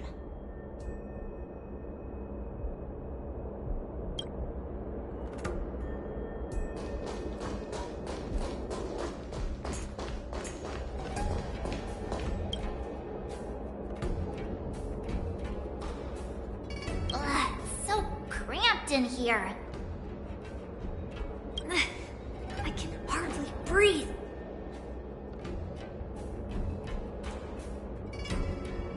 Just hang in there.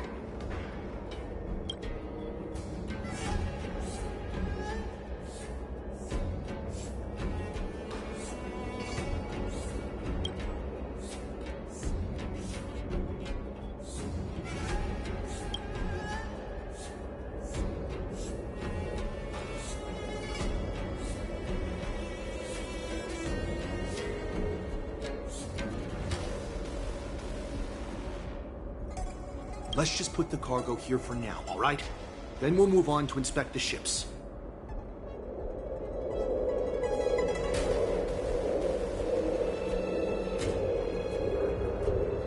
Lord Moktok said that as soon as we're done, we're to board the freight skiff and leave this place. Don't worry, I've changed the shipping schedule. You two, come with me. Is it just me? I keep smelling that stench of lowly beasts everywhere we go.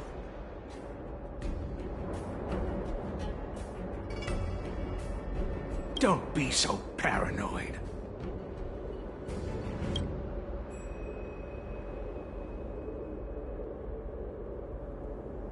Looks like they're planning to escape on the skiffs in Stargazer Navalia.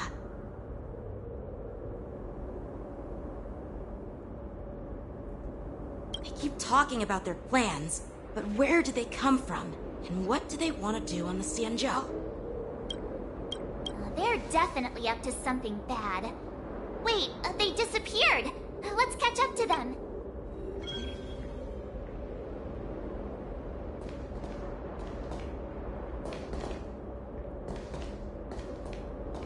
Tread softly. Breathe quietly. And make sure to keep an eye on them. Hide out of sight as soon as there's any sign of activity.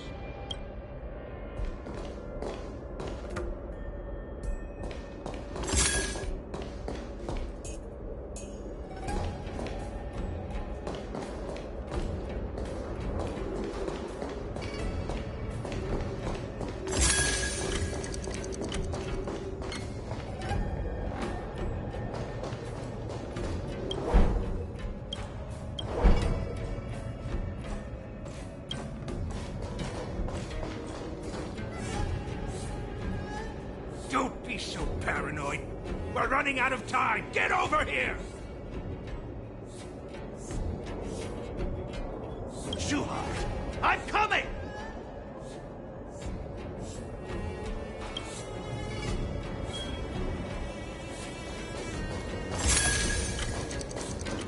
Leaving. We should catch up to them. Quickly!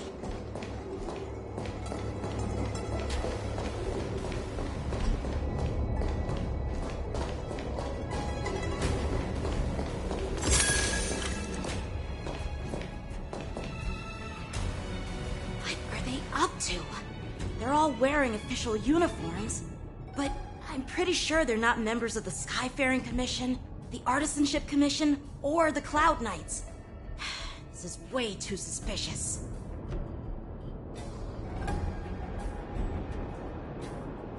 Never mind who they are. Let's just film them. That way, if they do anything bad, we'll...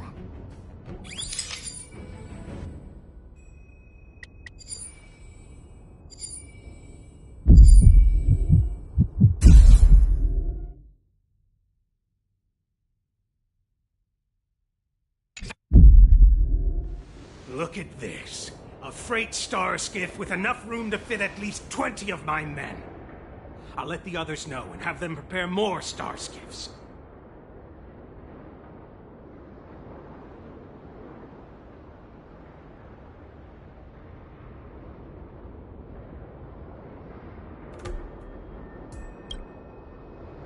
Once we're past the checkpoint, there will be beast ships waiting for us. Lord Moktok is ready. The revival of our ancient bloodline all hinges on this operation.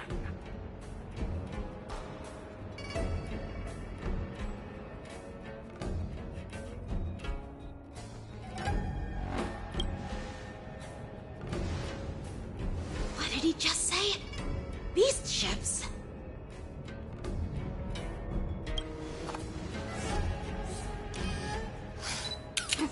Who's there?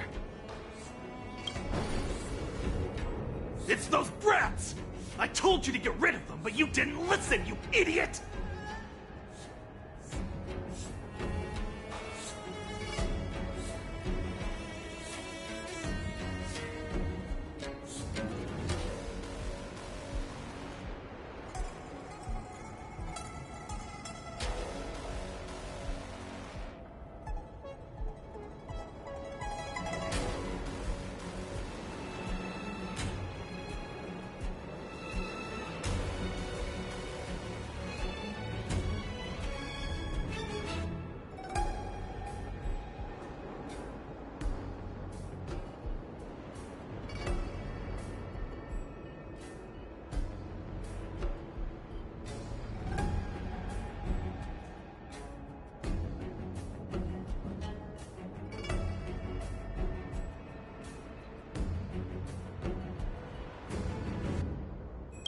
Wipe them all out!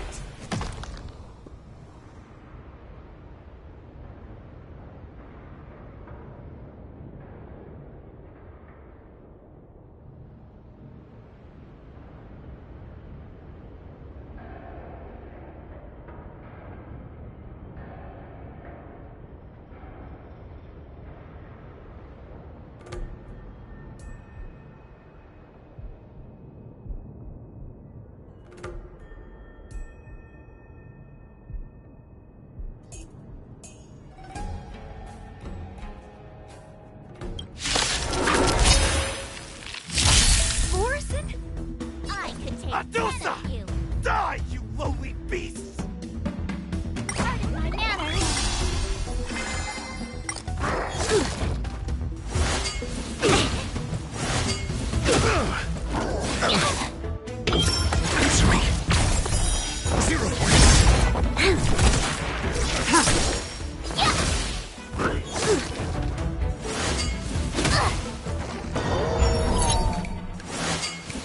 can't kill me. Test. Knowledge, the measure of truth and falsehood.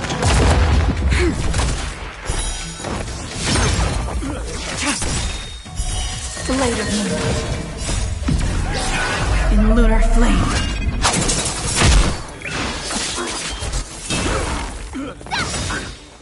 Azure Dragon, White Tiger, Leskar, Wasp, Jet! Awesome!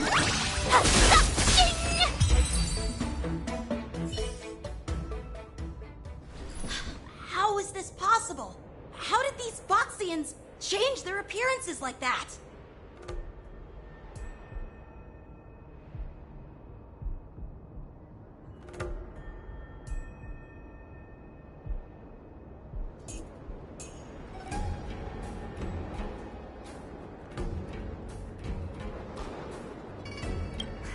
They're not Foxians at all. They revealed their true form. They're Borisin, just like the bandits I defeated on the IPC ship. Wait, that means...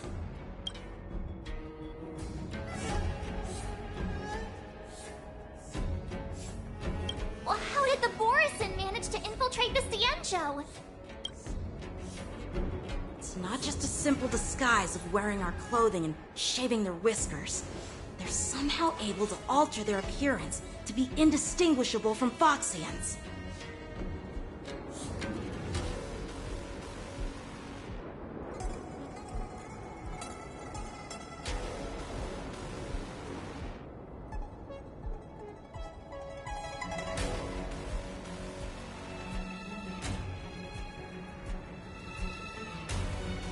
They even have official IDs for the Skyfaring Commission, the Artisanship Commission, and even the Cloud Knights?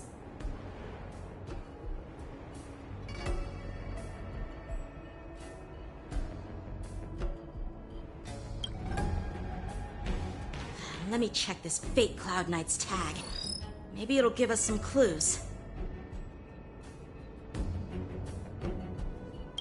Lujun, an officer of the Patrol Defense Squad? Wait!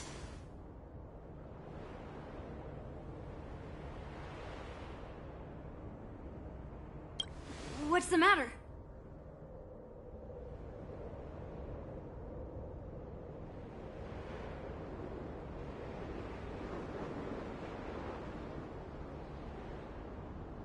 I encountered a patrol officer named Lujun before.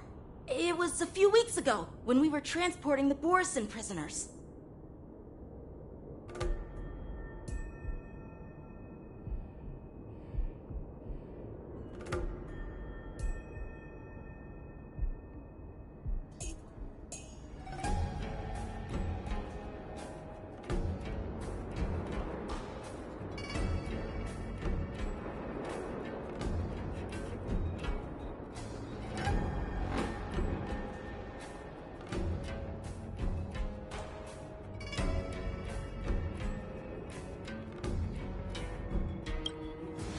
They can forge official identities and move around the Cienjo without raising suspicion. Oh no, this is bad. Even worse. If you find one cockroach on the Express, it usually means...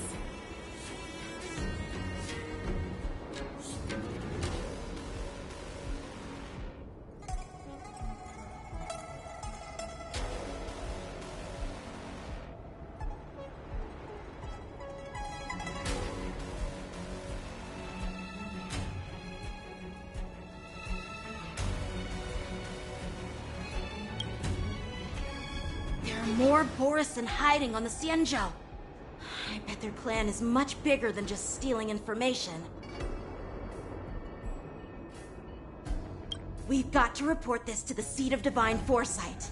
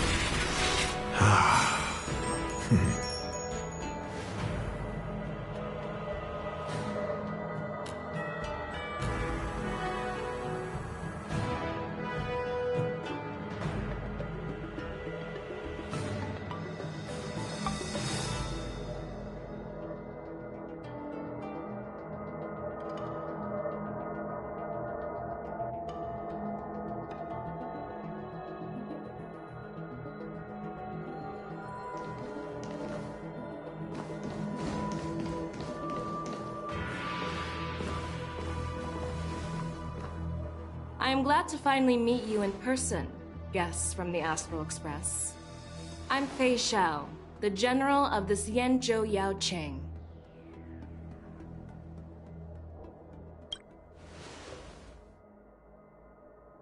Let me introduce our guest to you.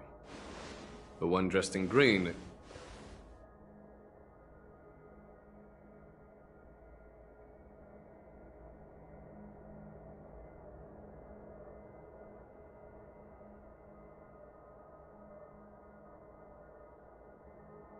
He's the reincarnation of Imbibitor Lunae, and the person behind him is the newest member of the crew. I've heard a lot about you.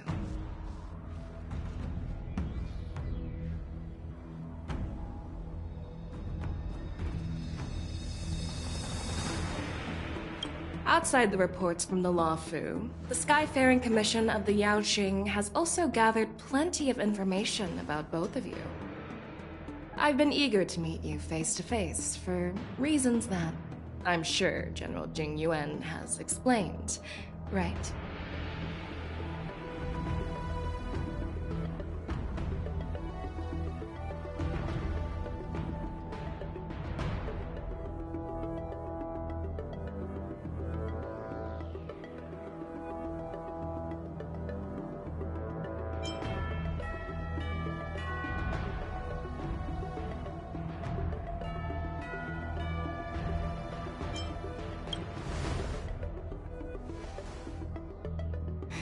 That's right. But don't worry, this isn't a trial. I just want to have a chat with you and get a better understanding of the facts. According to General Jing Yuan's report, the Ruin Legion is to blame for the Ambrosial Arbor crisis, and all Arbiter Generals should pay attention to the Ruin Author's movements.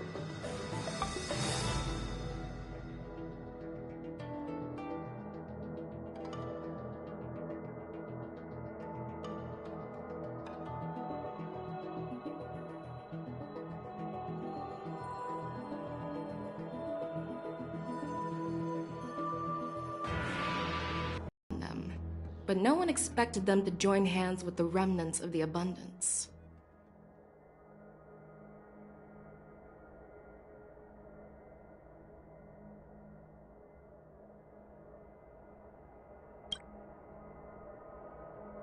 The damage caused by the Ambrosial Arbor crisis was far less severe than expected, which is good news for us. However, it was quite different from the Ruin Legion's usual style of destroying life wherever they go.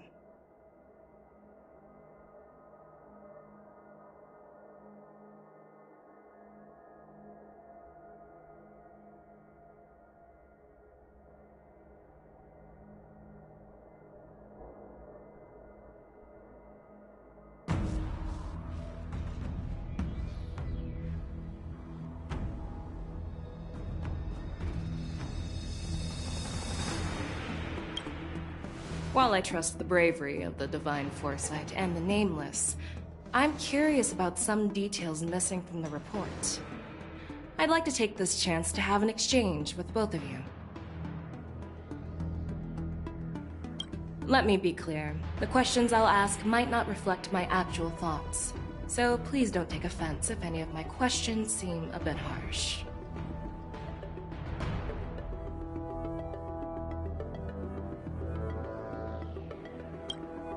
Please go ahead, General. But keep in mind, we can only answer based on what we know. And perhaps you already have the answers to your questions in your... You have a clever tongue. I like it. The Merlin's Claw is quite articulate. Right now, her intentions are unknown, and Jing Yuan wants us to be honest. Maybe I'll just stick to the facts we know. Let's cut to the chase. Before the crisis struck, the Astral Express was guided here by a Stellaron hunter, a wanted felon, in an attempt to resolve the Stellaron crisis.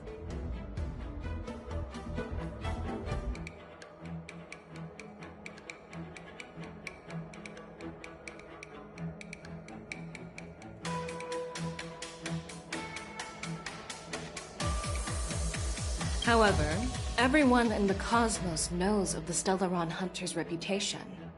So, why did you place so much trust in them? Could it be that some of you have a connection with them?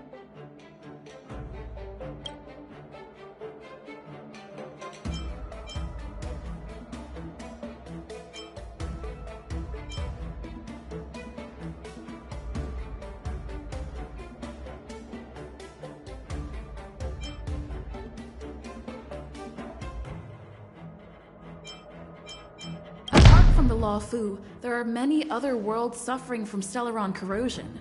For example, Eurilo 6, the world that the Express stopped at before reaching the Luofu, was one of them.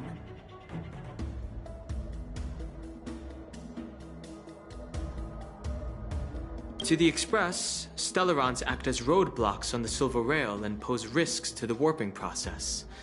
And that's why dealing with Stellaron issues is part of the duty of the Nameless. Ah, I've heard about those problems caused by Stellarons.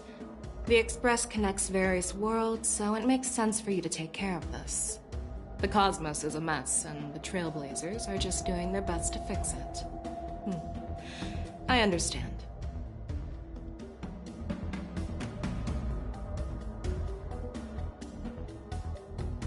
Let's move on to the next question. The reports suggest that Don Shu, the master of the disciples of Sanctus Medicus, colluded with the Lord Ravager and used the power of the Stellaron to resurrect the Ambrosial Arbor. But here's the thing. Don Shu was just a chief alchemist. Even if she colluded with our enemies and summoned the Stellaron, how did she manage to bypass the Videodora guards around the Ambrosial Arbor?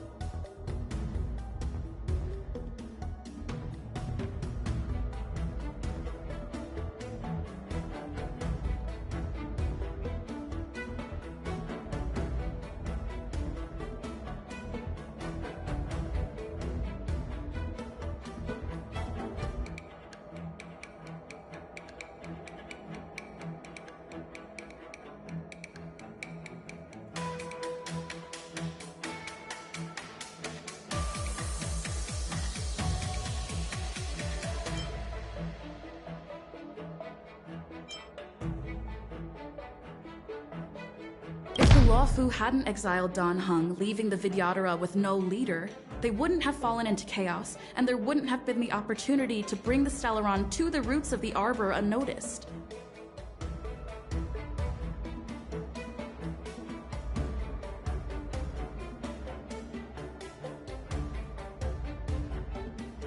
Invited Lune was exiled due to his own crimes. Now, Dan Heng, as his reincarnation, is free from his sins. However, why did he risk trespassing on the Xianzhou Luofu before his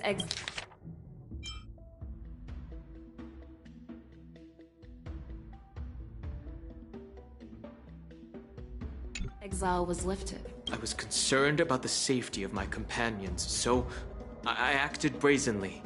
I admit I was reckless at the time. But he returned despite everything. Now, let's consider the outcome. The Arbor was resurrected, and the Luofu required a High Elder to repair the seal and suppress the Plague Mark. It's hard not to think about the stakes involved, right? According to the report, Lord Ravager Fantilia is the mastermind behind.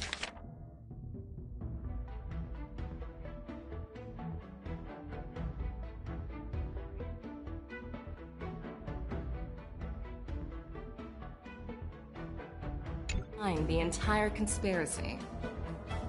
She disguised herself as an ambassador of the Skyfaring Commission and traveled with you, only to vanish without a trace later on.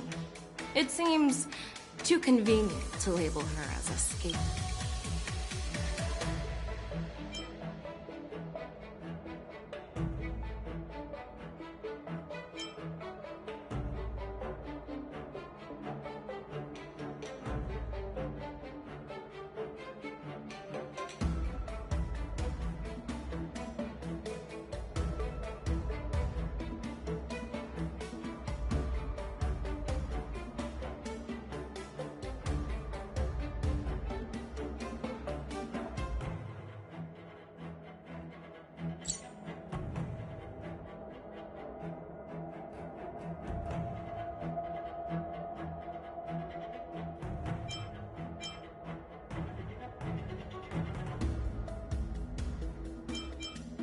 Then we were working with Diviner Fu, and she also witnessed Fantilia's true form.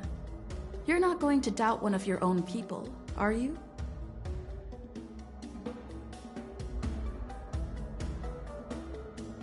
Of course not. We can trust the testimony of Master Diviner Fu Xuan. However, even if she saw it with her own eyes, we can't completely rule out the possibility that she might have been deceived. After all, it's... Oh. It seems that your answers have addressed all my questions. Generals, I am finished with my questioning. So, what do you think, General Fei Shao? The two Nameless have been honest in their answers. Even though there are some tricky details, my intuition tells me there is nothing wrong.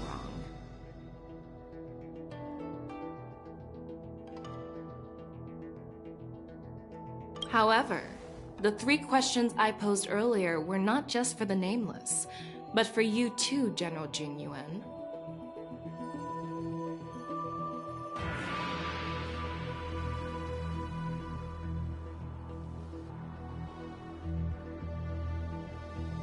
First, the disciples of Sanctus Medicus grew uninterrupted on the Law Fu, yet the 6 charioteers were not aware of it.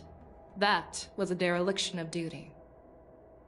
Second, you believed in the Stellaron Hunter's prophecy and entrusted outsiders to solve the crisis, even granting them access to the Plague Mark. That was a dereliction of responsibility. Third, you insist on holding the war dance right after the Ambrosial Arbor crisis, putting the Lawfu back in the spotlight. That is a dereliction of wisdom. Merlin's Claw. Is this your line of thinking, or the 10 Lords?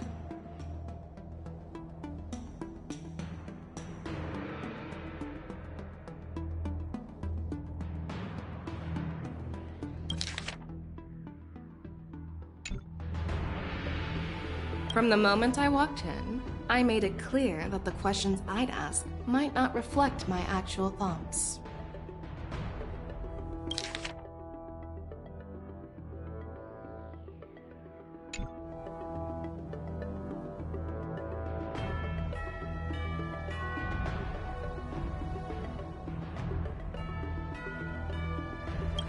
The disciples of Sanctus Medicus were deeply rooted and had been plotting for a long time. I admit it was my negligence for not noticing it earlier. As for the Stellaron Hunter's prophecy, I didn't believe all of it. But in the end, the Law Fu did survive the Ambrosial Arbor crisis.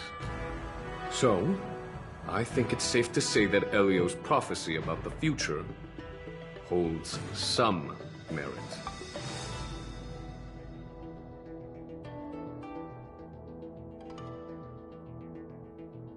And as for the war dance, do you think I'm unaware of the risks? However, risks can also be opportunities. The Law Fu has lain low for too long. I believe it's time to stir up the dregs hidden in the depths and wash them away once and for all. Just Just as I expected from our sophisticated divine foresight. You have a way with words. I like it.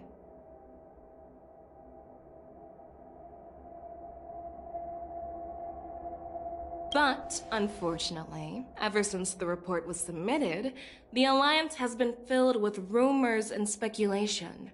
Even within the Lawfu, there are people accusing you of neglecting your duties, resulting in the Ambrosial Arbor's resurrection. So what are your thoughts on all of this, General? As a fellow Arbiter General, I fully understand the difficulties of this position.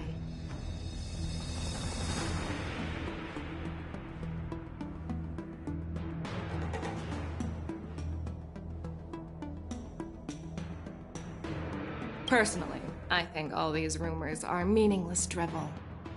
Across the sea of stars, the divine foresight knows better than anyone else what happened on the Lawfu, and the meaning behind it.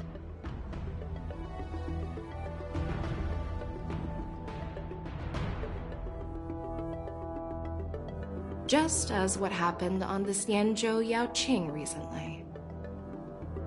You mean the Xianzhou Yaoqing is also...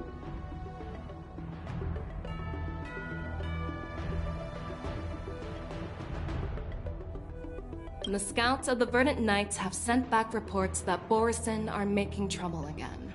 The Borisin packs that were once divided and scattered have started swallowing each other up, forming larger and larger packs. Moreover, there's an entity named Mongus behind it all. An entity? According to the report, this entity isn't actually a Borisin. It's a woman claiming to be the messenger of the Master of Immortality.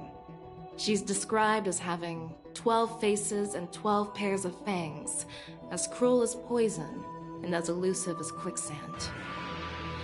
The Borisin believe she'll give them a chance to rise again. That's Ventilia.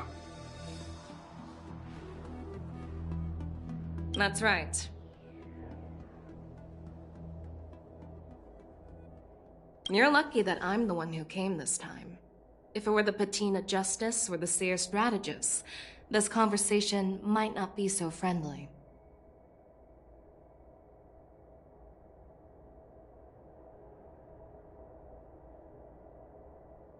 I've always had faith in my instincts, so I don't doubt your good intentions. But the Alliance has its fair share of questions and doubts about the Lawfu.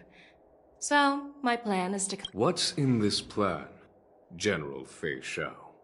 General Jing Yuan, you already know what has to be done. But since you don't want to be the bad guy, I'll take care of it for you.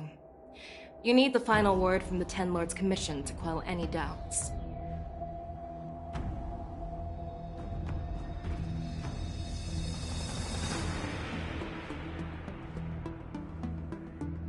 And for that, I'll have to ask the two Nameless to visit the Shackling Prison.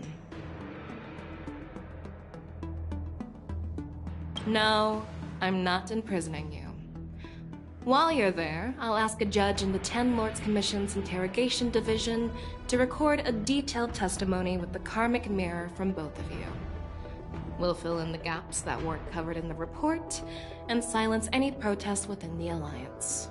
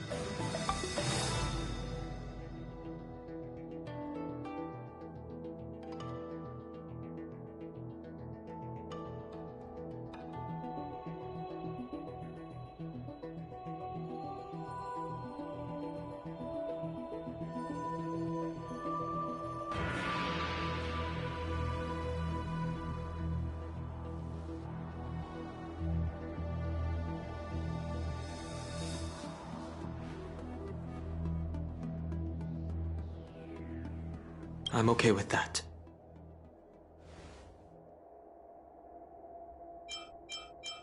Your willingness to help is truly heartwarming, youngsters. Then, as the Merlin's Claw requests... Oh, there's one more thing. This testimony is for silencing the voices of opposition within the Alliance. But I would like to urge General Jing Yuan to listen to the pleas of the Foxians on the Xianzhou. So, you are here for Hule.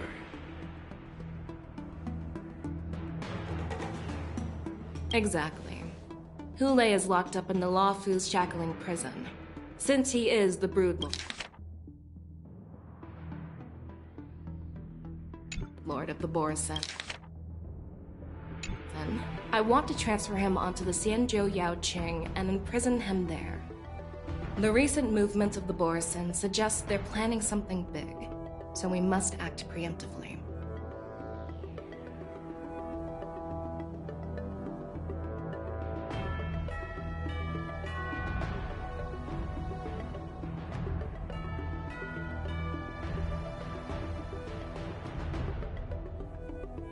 It makes sense to have the Foxians keep an eye on their arch-nemesis. Since you trust my judgment, I'll repay that trust. What do you think about all this, General Huayan?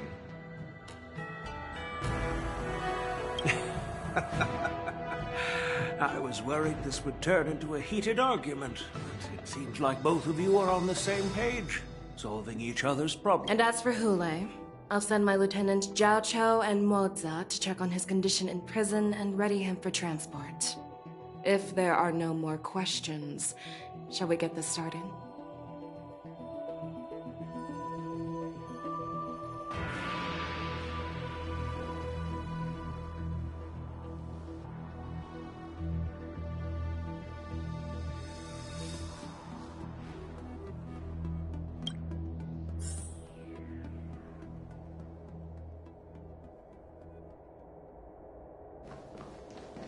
Well, I'm glad we met. Well.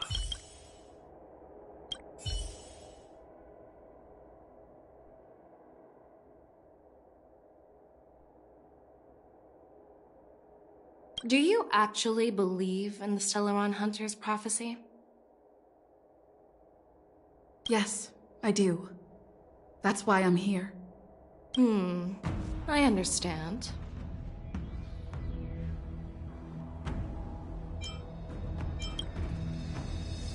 While words can be deceiving, your gaze, your breathing, and your scent, I trust my intuition more than any words. You're definitely... I hope you'll walk. You're definitely a unique individual. I hope you'll walk alongside the rainbow's path.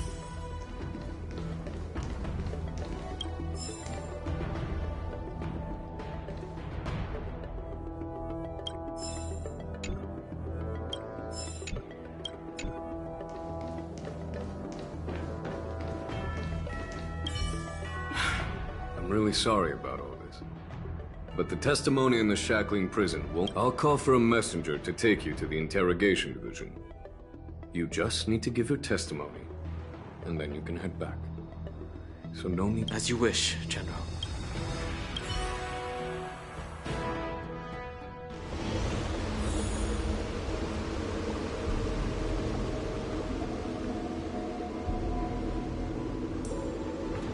As General Jing Yuan requested, everything is prepared for your arrival, and I am here to receive you. The judges at the Interrogation Division also know your purpose in coming.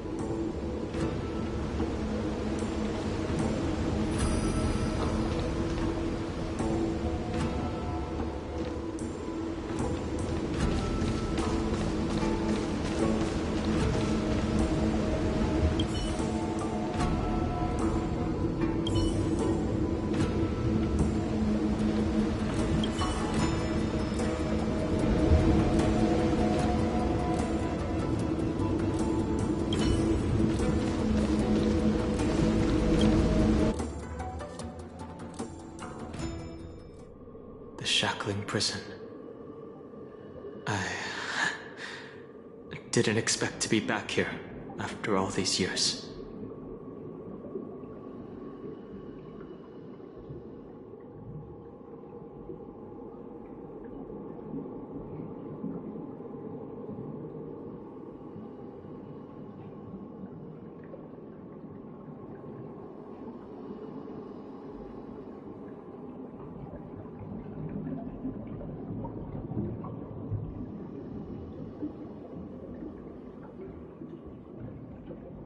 Don Hung. Don't worry about me. If you're ready, I'll open the gate for you.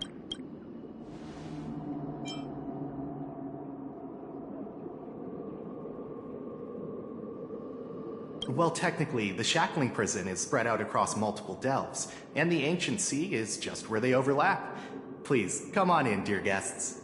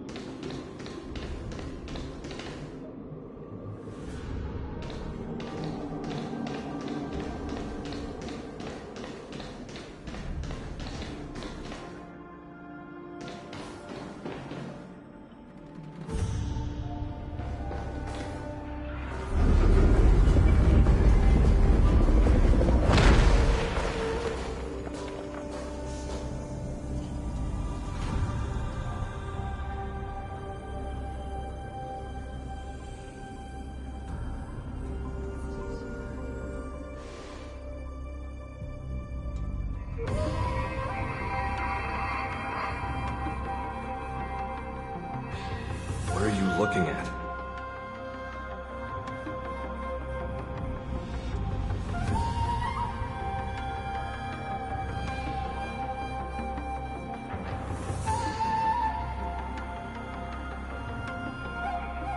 The shackling prison on the Luofu is completely different from the one on the Yaoqing. It's completely underwater. Whether it's in the clouds or underwater, breaking free would still be a piece of cake for me. Still thinking about your old jailbreak tricks, huh? Forget it. You're free now. Just don't do anything stupid, or the judges will throw you back in there and lock you up for a few hundred years. You'll see me again in just a few days. Taking Hule back to the Yaoqing means a lot to the Foxians on the ship, and to the General herself. So stay alert.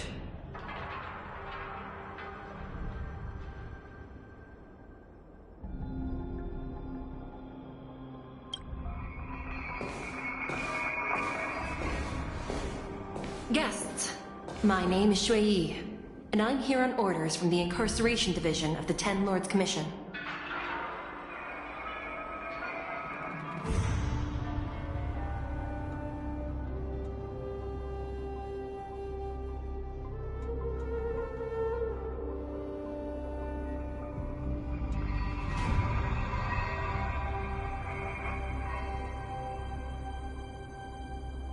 We're Jiao Cho and Moza.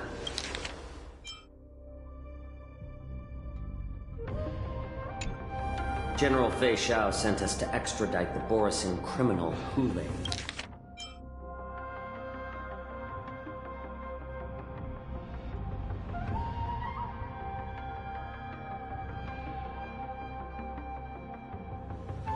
To the Yaoqing.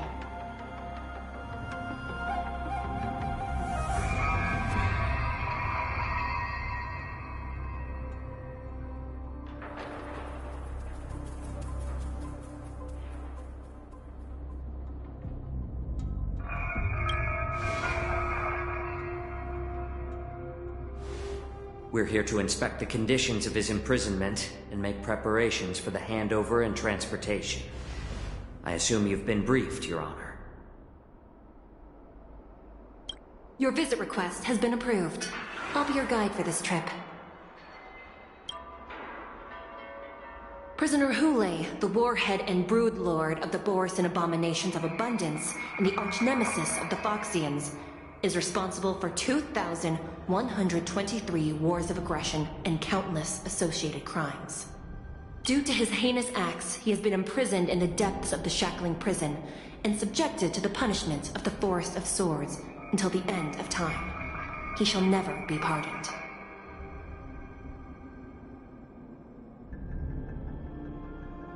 No need to repeat his crimes and sentence, Your Honor.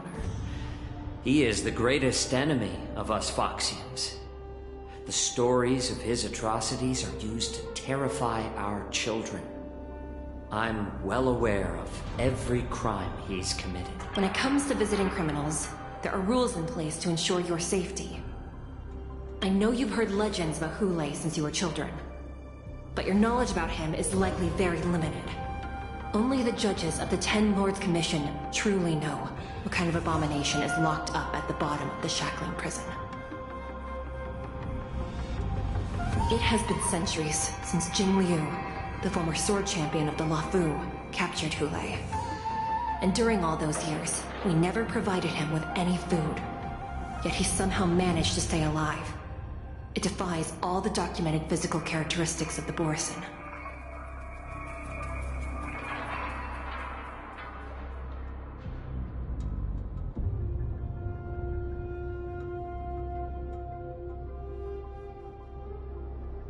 The Forest of Swords, forged by the Punishment Division, is a device of intense torment, used to execute sinful abominations. Most Borisan die within 3 days in the forest, but Hule is different.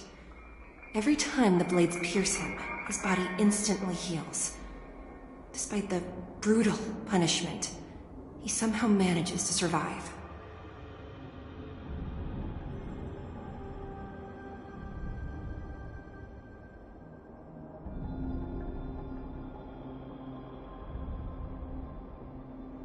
The complex rules are there because of his abnormal characteristics. Do you understand now?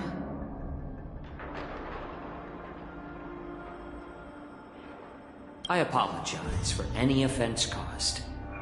Please continue, Your Honor. I've given you the instructions regarding Hule's visitation.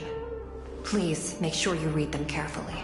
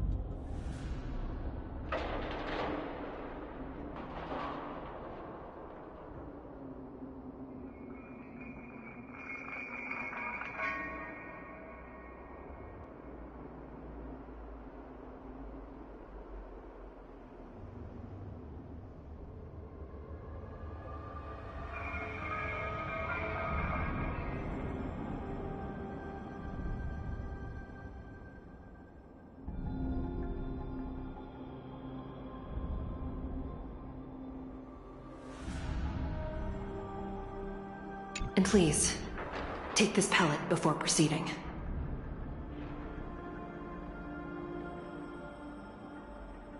No, I'm not taking random medicine.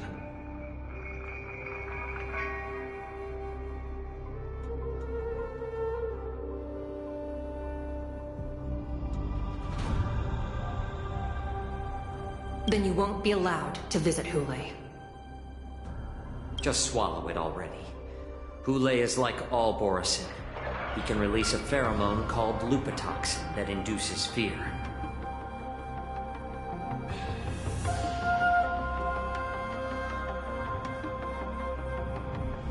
Thousands of years ago, we Foxians were enslaved by the Borisin. Not because we were naturally weaker, but because of their lupatoxin.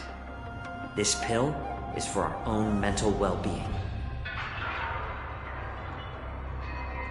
I understand.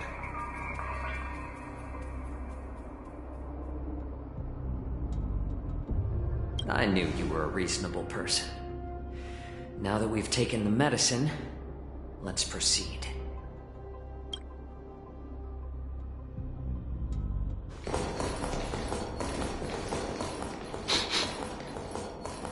Your Honor. What is it?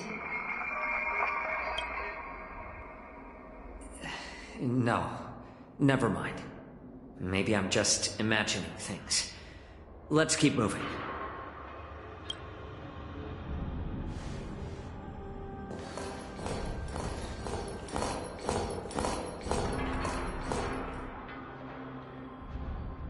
Here we are. Her Honor hasn't arrived yet. Please wait a moment.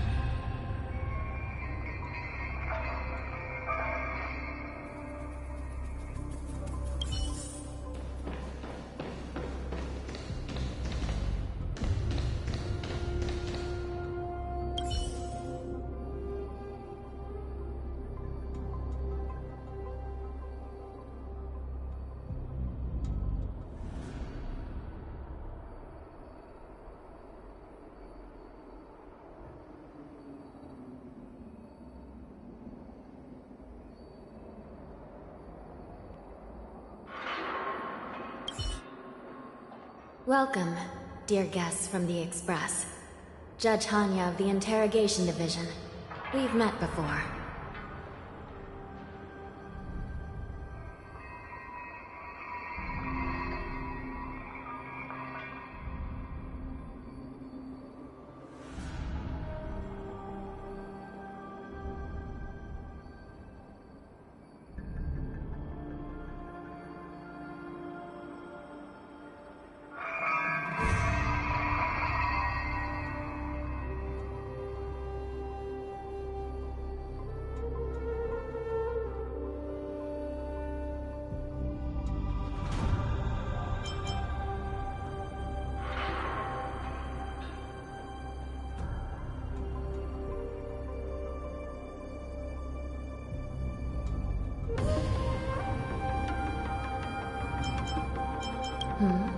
You don't want to see me?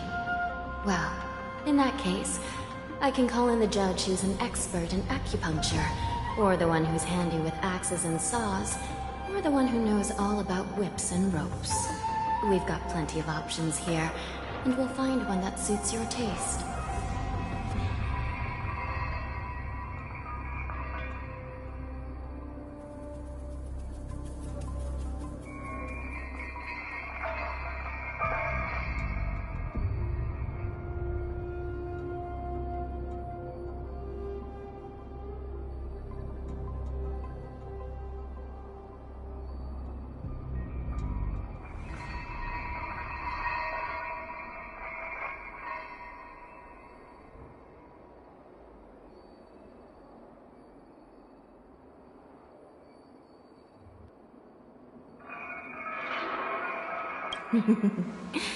Just kidding. We judges work in shifts, and it just happens to be my shift. Maybe we're destined to cross paths.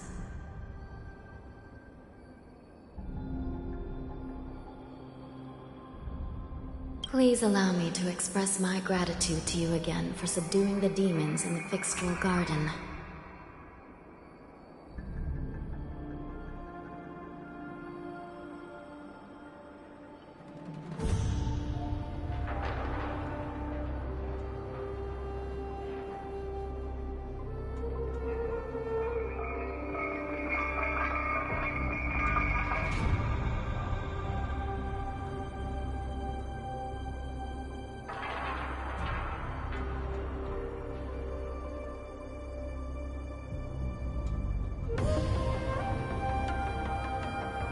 Looks like while March 7th and I were clueless, you already made many friends on the Xianzhou Luofu.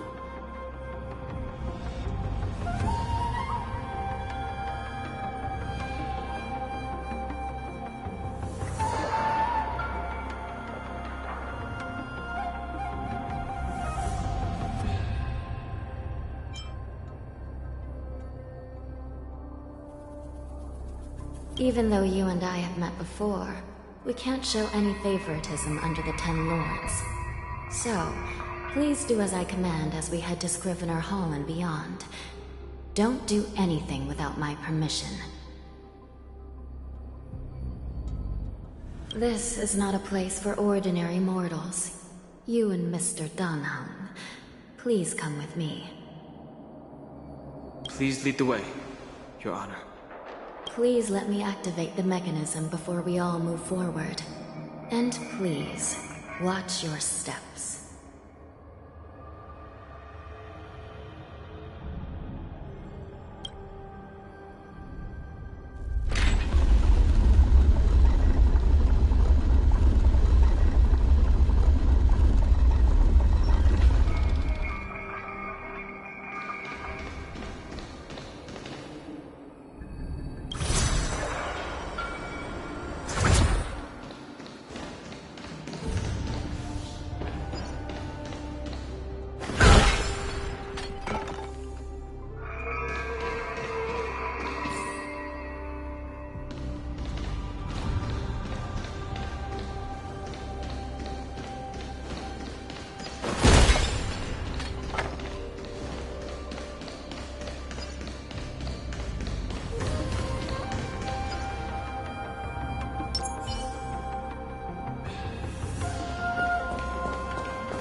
Show your courage.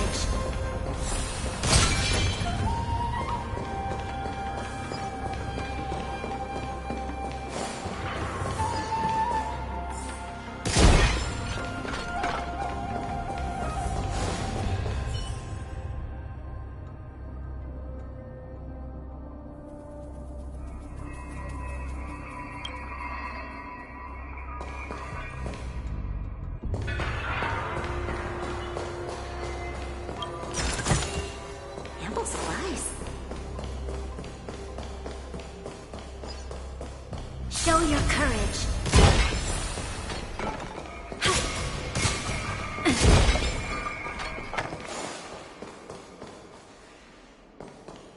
I heard the war dance is about to be held in the mortal world. I remember watching a sword duel at the war dance with my sister when we were young. The Cloud Knight, who was the Luofu's ringmaster, was an amazing swordsman, and their sword flashed like lightning. The Outworld Challenger had fiery red hair and a hand made of steel, which roared like thunder. They battled for a long time before a winner could be declared. Time sure flies. Now, both my sister and I are residents of the Netherworld, and we will never again feel the thrill of a competition. Are there a lot of people in Starskiff Haven due to the war dance? Sounds amazing. It's a shame I'm too busy to attend. But even if I could, I'd probably just scare people off with my current appearance.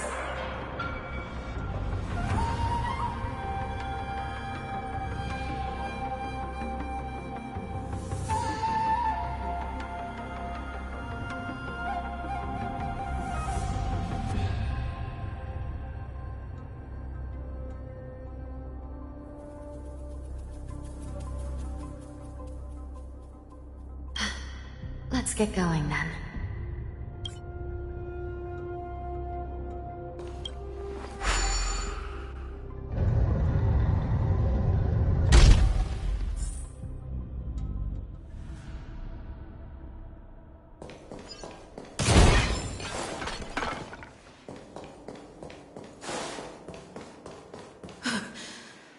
It's freezing.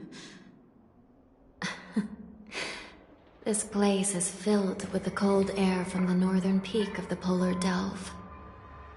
Even the toughest long-life species would have a hard time enduring this.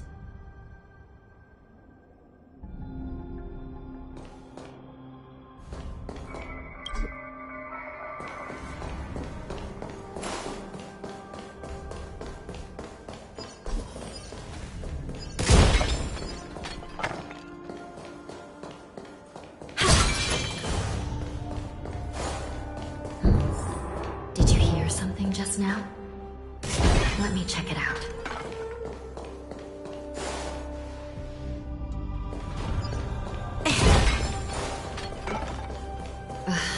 What an eyesore. This place is packed with boxes and crates.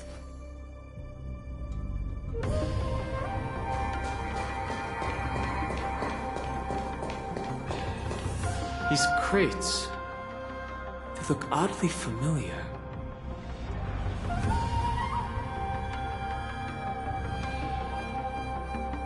A few days ago, the Spiritfarers received reports about an IPC transport ship that was attacked by Borison. Then, a bunch of those abominations were dumped into this place.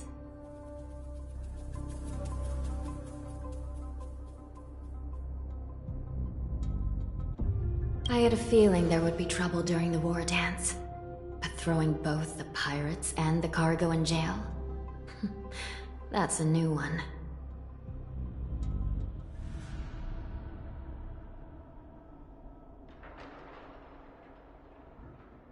I heard the Intelligentsia Guild crafted something dangerous. We have many records in the Hall of Karma about these wise ones.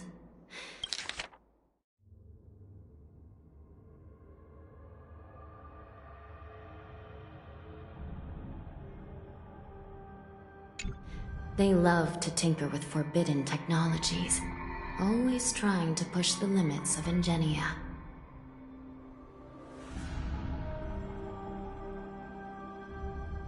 I caught a glimpse of the mechs in those crates, and they bear a striking resemblance to Borison. I wonder what they're planning this— Well, business first. Let's keep moving.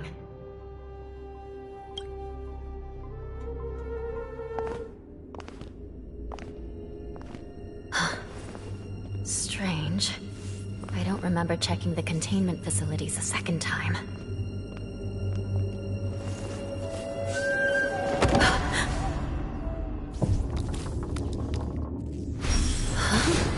Watch out!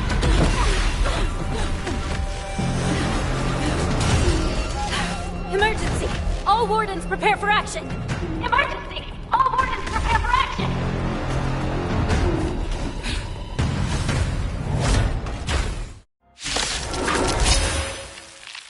What's happening here? Why are these things moving on their own? Something is wrong. The guards aren't responding. Try harder.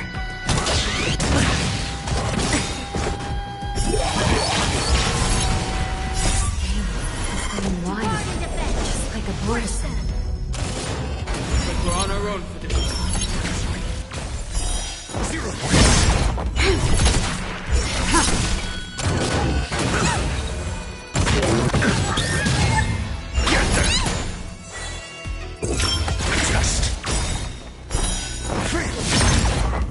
No. measure of truth and falsehood. 0 points. Blade of Moon. In lunar flame.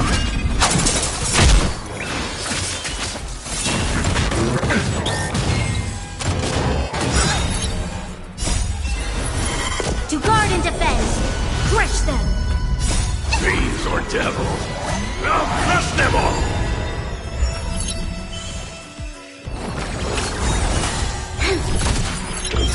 Answer me. 0 points. Try harder. Get them! Just knowledge, the measure of truth and falsehood.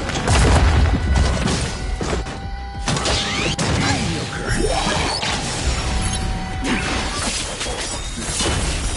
0 points.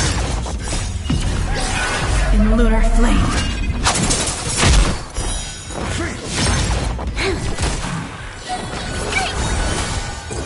Answer me.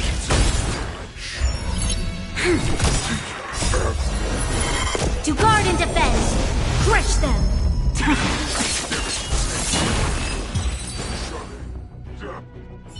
But how is this even possible? The Spiritfarers follow the protocols, cutting off power to the mechs and sealing the crates. How could these mechs still start moving?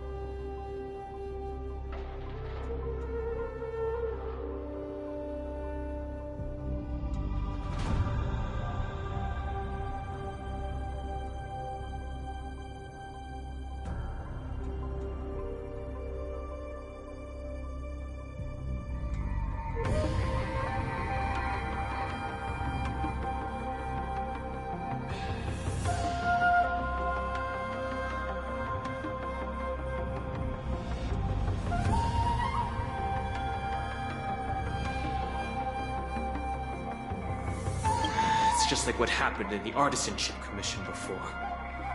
These goods went haywire and attacked everyone in sight.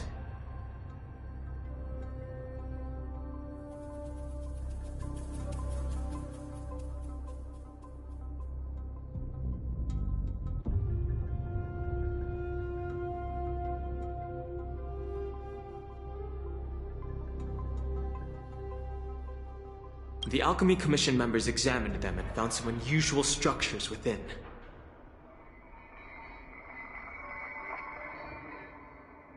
These things showing up in the shackling prison can only mean one thing.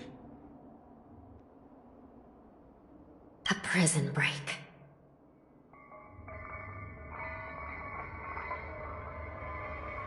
And whoever delivered these goods clearly wanted them to go through the Xianzhou's strict inspection process to show the Skyfaring Commission and Cloud Knights how dangerous they were.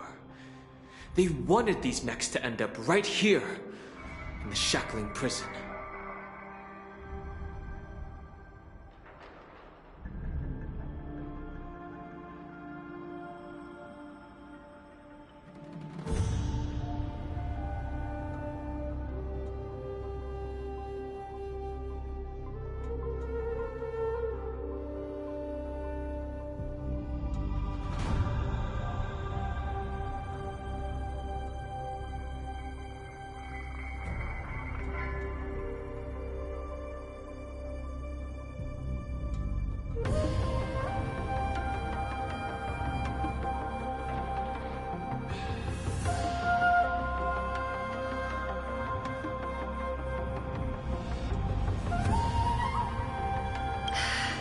These things already started taking action while nobody was paying attention. Then the whole prison is in trouble, I'm afraid.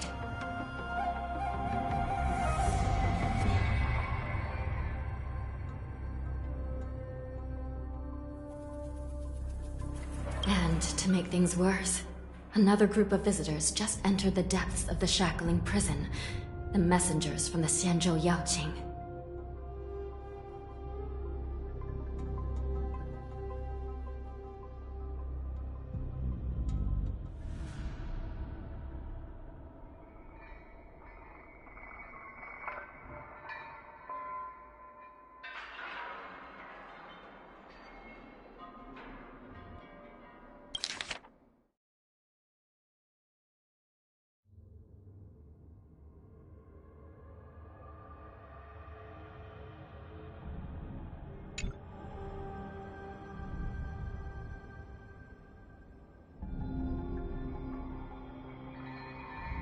And the prisoner they came to visit might be the target whom these wolf-shaped mechs were delivered here for.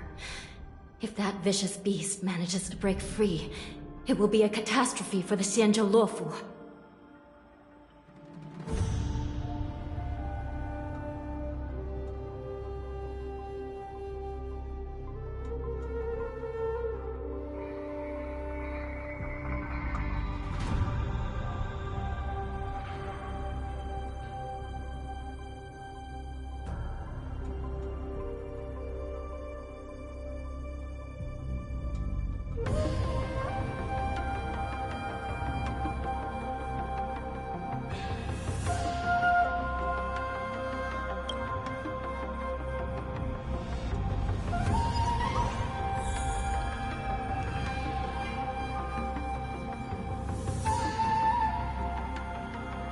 Here we are. Have we arrived already, Your Honor? Shouldn't there be a cage here? The most notorious felons are locked away in the solitary delves, deep down in the prison. Those delves can't be opened without proper authorization. The blue bird paves the path, and the Stygian lanterns illuminate it. Help me light up these lanterns, and the way to the bottom of the shackling prison will reveal itself.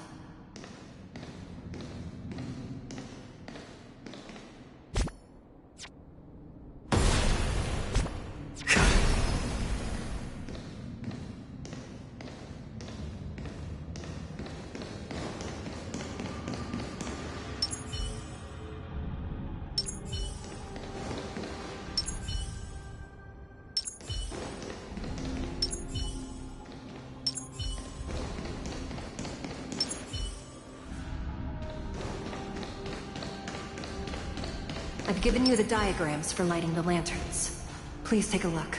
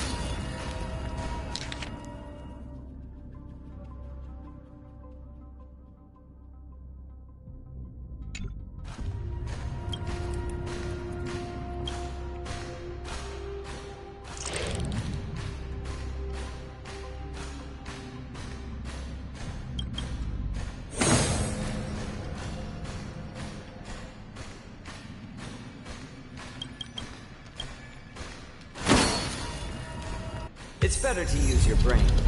Save your sword.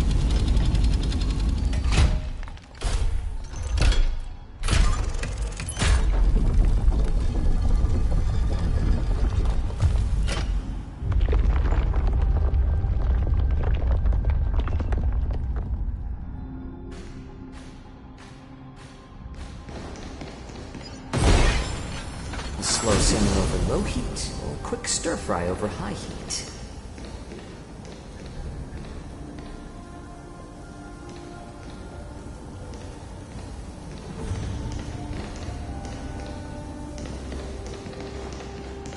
The path is open.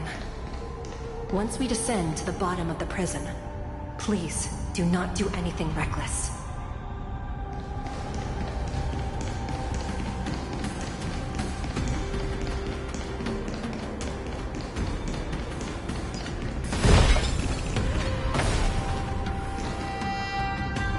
Inside the delve, behind this door, is the greatest enemy of the Foxians, Hule.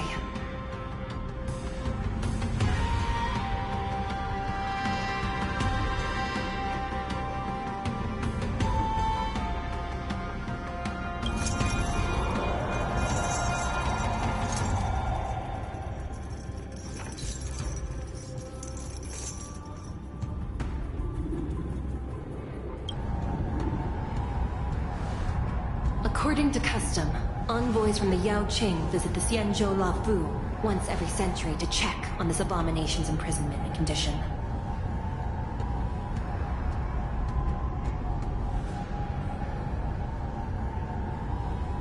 Even though the Ten Lords Commission sentenced Hule to the Forest of Swords, suffering every day for the rest of his life, I understand that the Yao Qing messengers want to see him dead. Unfortunately, for the past 7 centuries, they've had to return disappointed. Because this beast simply can't be killed.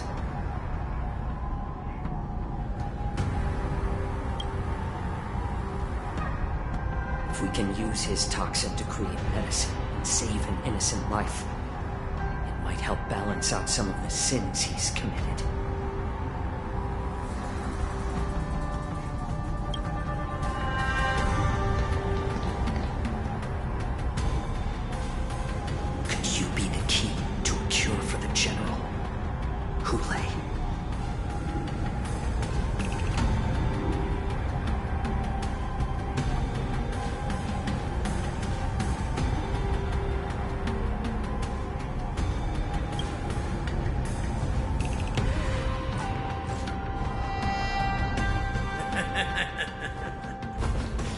And once again, the envoys of the Yao Qing will leave disappointed.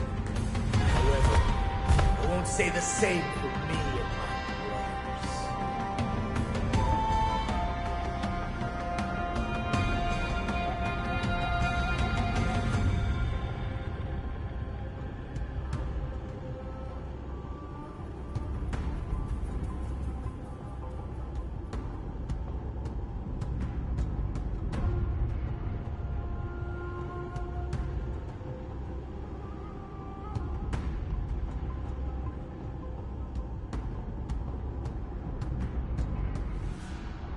Who's there? I'm just a humble counselor of the Rhino Hound Pack. You can call me Mock Talk.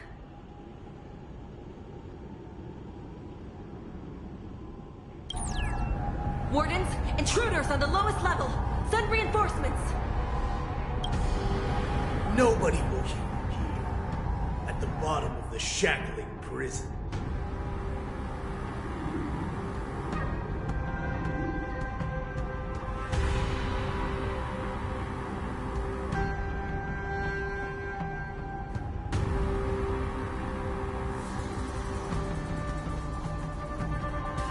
Thank you for opening up the prison for us, Your Honor.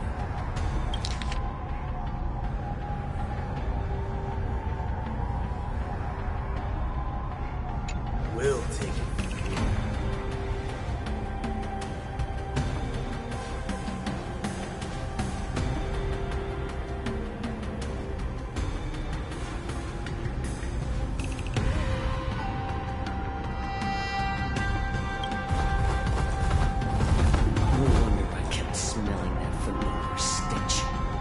So it wasn't just my imagination.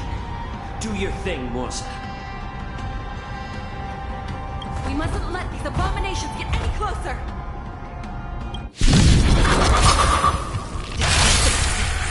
There are too many of them.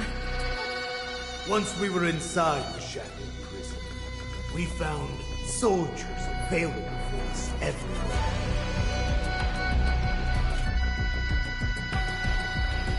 Think thrice, act wise. though oft twice shall suffice.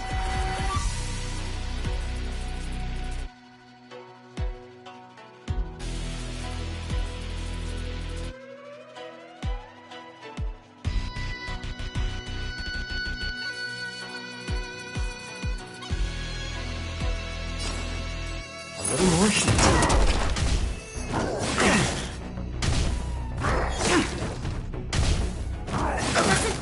I'm asking questions. Just 0 points. This battle is unavoidable.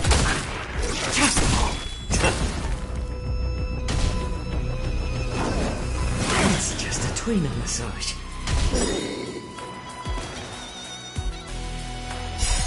Since you're already here,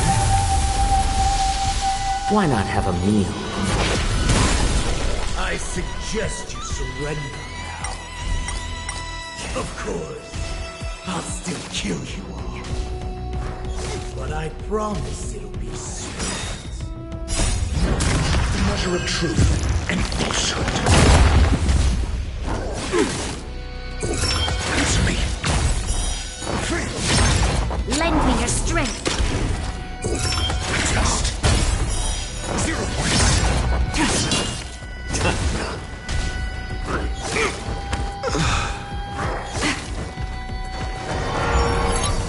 Lend me your strength. To guard and defend. Crush them. Later. In lunar flame. How presumptuous. Die now! Leave if you can, Mosa.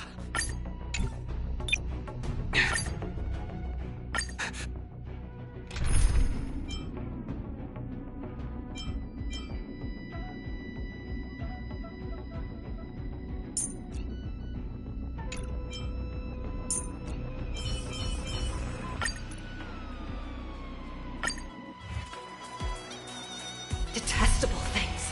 There are too many of them. Once we were inside the shadow, we found soldiers available. Thieves or devil. I'll crush them all! Answer me. Since you're already here, why not have a meal before you leave? You can't kill me. Get them!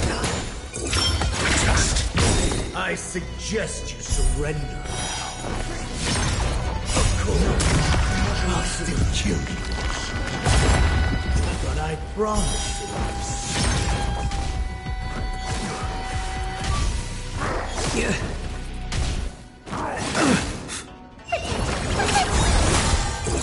Answer me.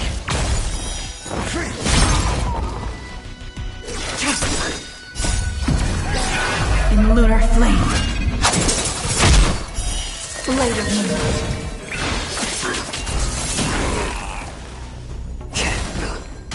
How presumptuous. Die now! Leave if you can, Mosa. Why not have a meal? It's not time yet.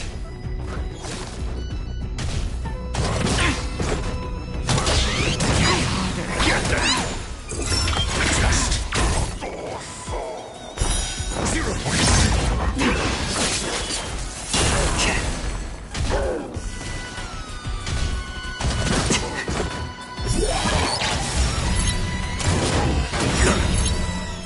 Knowledge, the measure of truth and falsehood.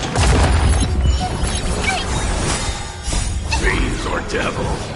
I'll crush them all! Since you're already here, why not have a meal before you leave? In lunar flame. 0 points. Answer me. Guard the gate! They can't be allowed in!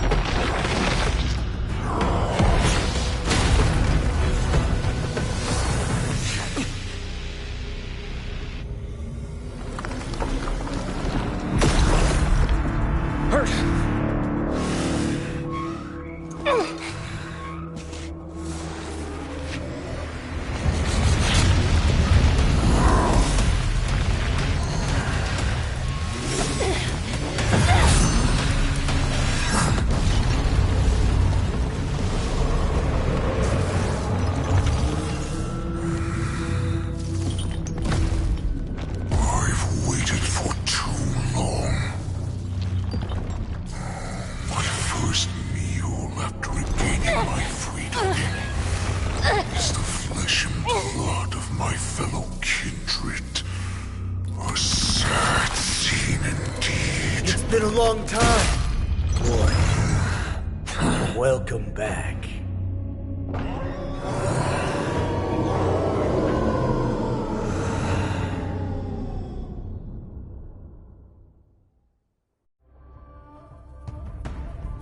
How many times has Verdantia spun around since our last hunt? Duran's whelp, tell me your name.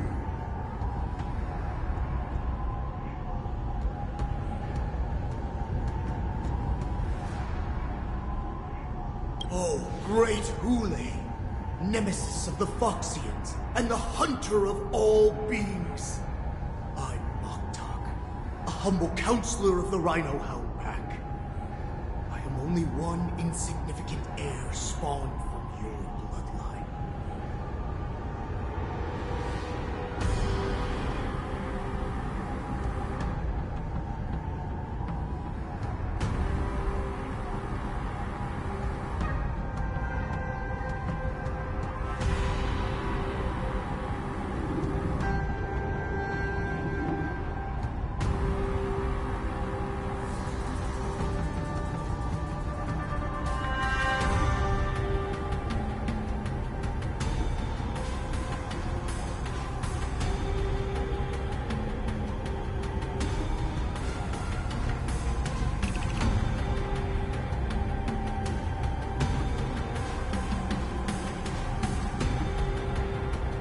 It's been at least 7 centuries since you led our pack through the hunting grounds of the stars. I'm thrilled to see that you are as cunning and skillful as ever. 7 centuries. 7 centuries have passed. But why have Duran's whelps grown to look like this? Tell me, Moktok, why have you grown to resemble our most despicable slaves and enemies, the Foxians?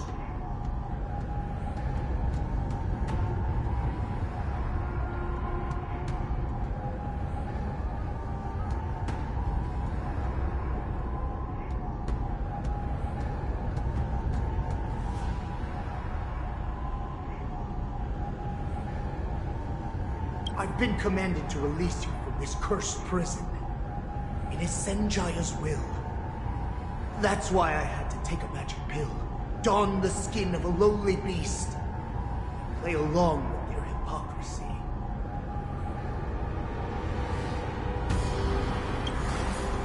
Since you have an escape plan, tell me, what's our next move to get off of this ridiculously large ship? My brothers and I will lock down this prison, trapping the prison guards inside. So buy us some time.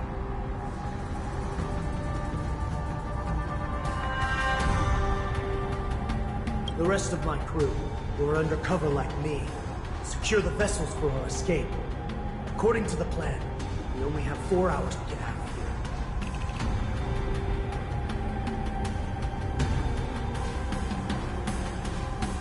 here. Originally, I intended to carry out the plan tomorrow, but they're planning to transfer you to the Xianzhou Yaoqing now.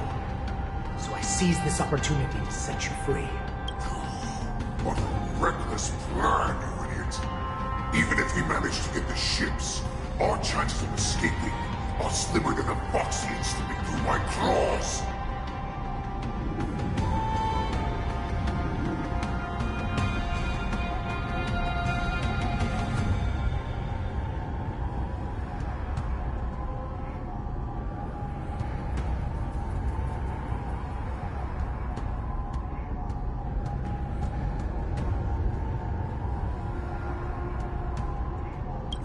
No other choice. The angel serving under the Master of Immortality sent me with a message.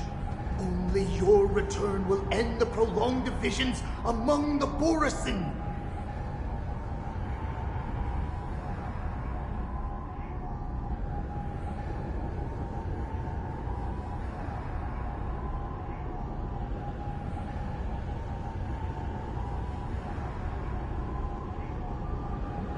Every one of my crew is ready to lay down their lives if it means setting you free.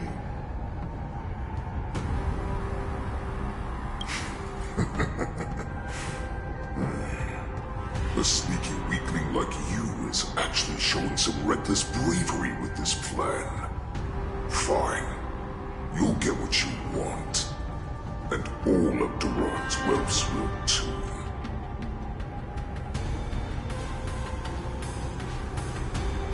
Well then, my lord. We should leave now.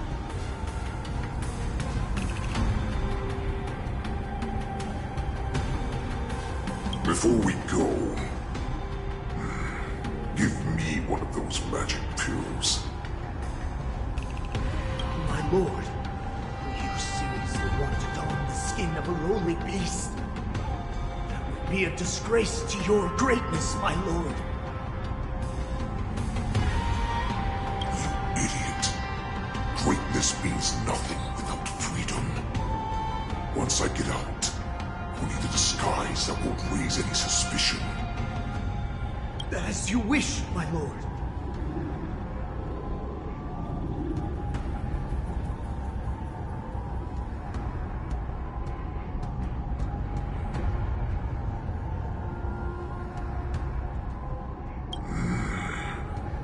Is that Foxian slave my meal?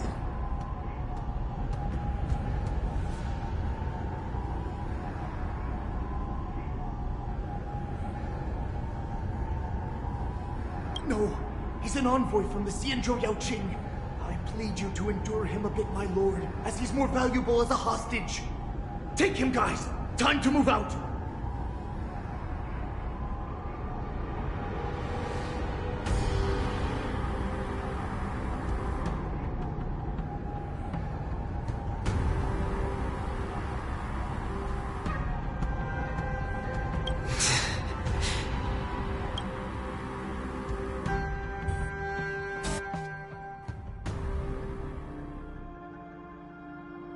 Madam Hanya, the wardens in all areas are regrouping. Those Ingenium enemies are wandering around and causing heavy casualties.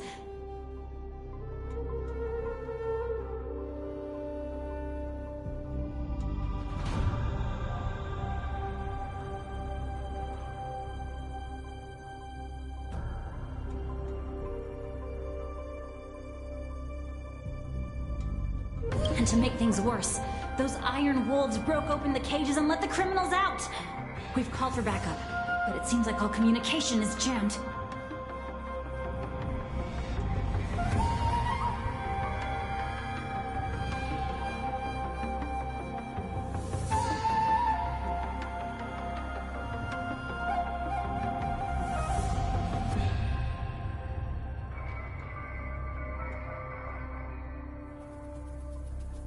Let's preserve our strength and first take down the isolated prisoners. By decree of the 10 Lords, all prison breakers and intruders shall be apprehended, dead or alive. Just a short time ago, the nether key mechanism was activated. It was probably Madame Shui and the Yaoqing messengers, heading to the bottom of the prison. Given the situation, I'm afraid that area is exactly where our enemies are targeting.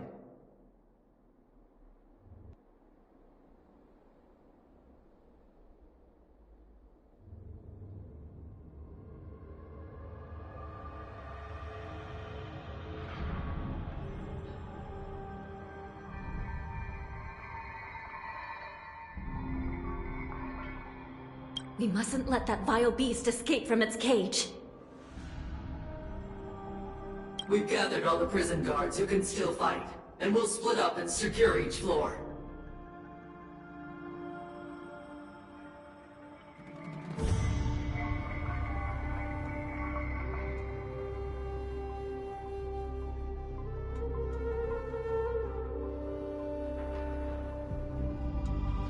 Go! Those intruders are quite bold. They must have been planning this for quite a while. Indeed, but Borison tend to favor direct and aggressive approaches. Crafting careful and precise plans like this is simply not their style. Let's focus on the current situation right now. Please help me.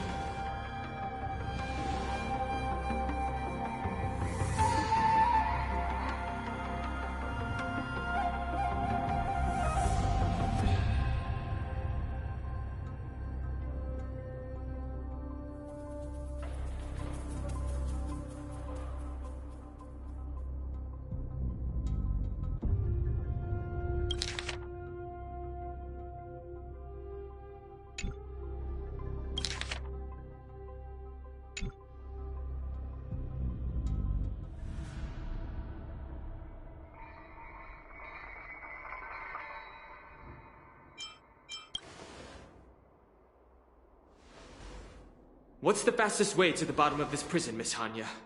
If we don't get there quickly, we'll soon be outnumbered by all the enemies inside. We'll have to bend the rules. Please, follow me.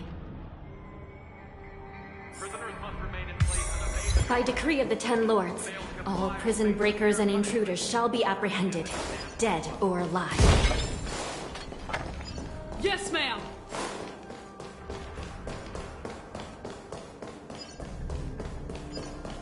Hold your position here. Yes, ma'am.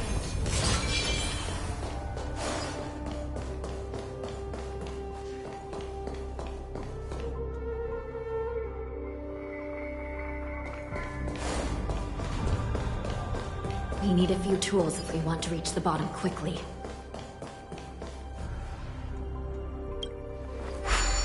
Fall path is cut off. Someone must have altered the mechanism. No matter. It'll just require a bit more work to get through.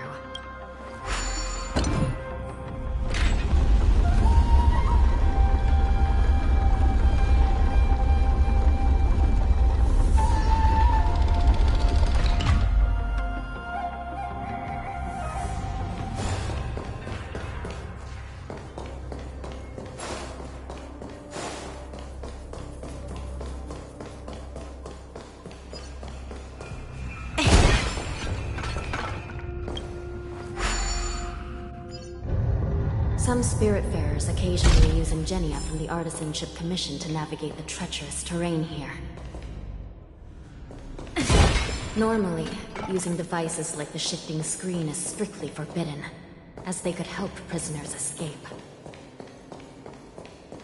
But, given the urgency of the situation, let's just ignore the usual regulations.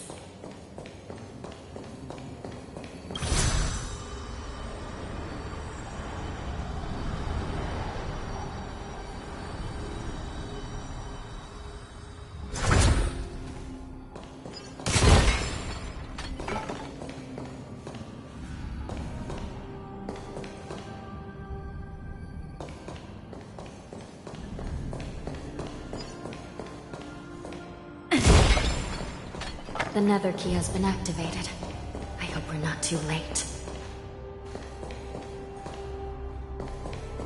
Hang in there, sister.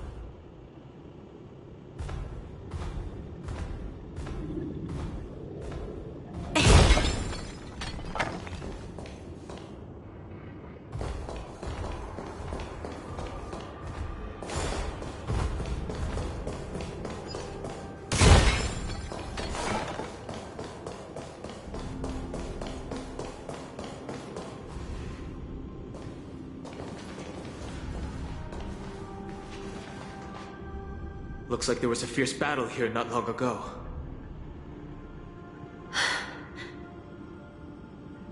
The gate to the prison delve is wide open. Hule has managed to break free. Where are the Yaoqing messengers? And where's my sister? Are they still alive? Let's look around. Maybe we'll find some clues.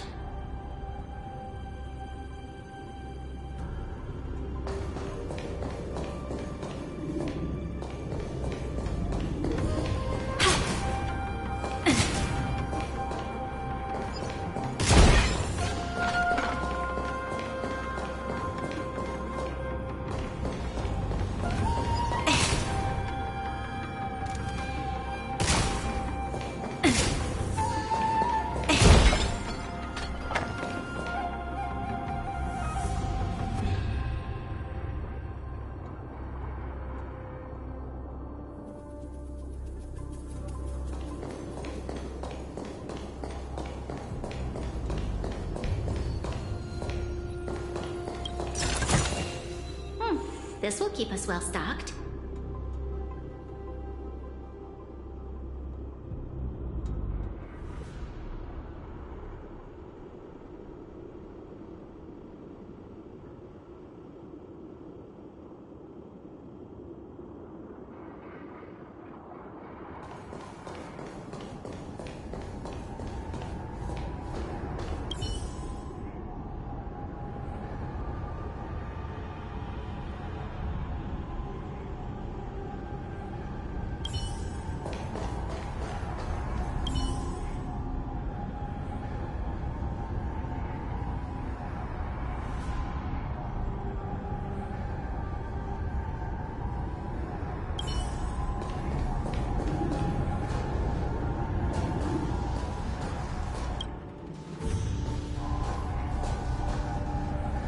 Shui Yi is here.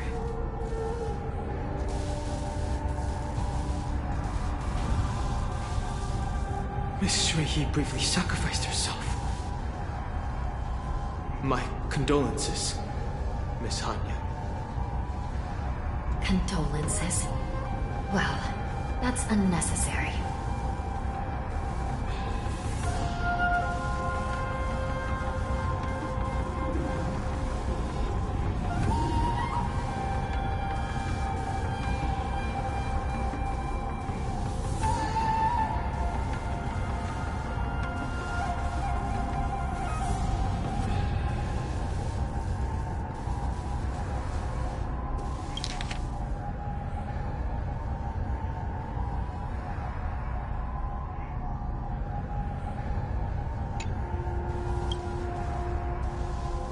You misunderstand. Thanks to the Ten Lords' blessing, my sister turned into an Ingenium centuries ago. Dying and returning as just a soul to the Hall of Karma's document office has become a routine for her.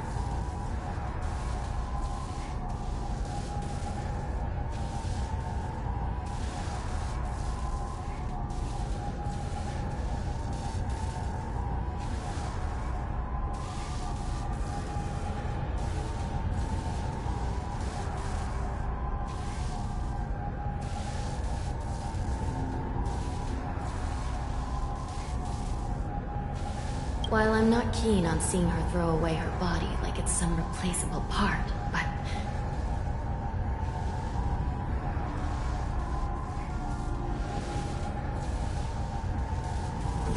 By the way, have you seen bodies that might be the Yaoqing messengers? One of them is a Foxian wearing exquisite clothes, and the other wears a dark cloak, like a fugitive. No. I haven't found any Foxian bodies. Only Borisin ones.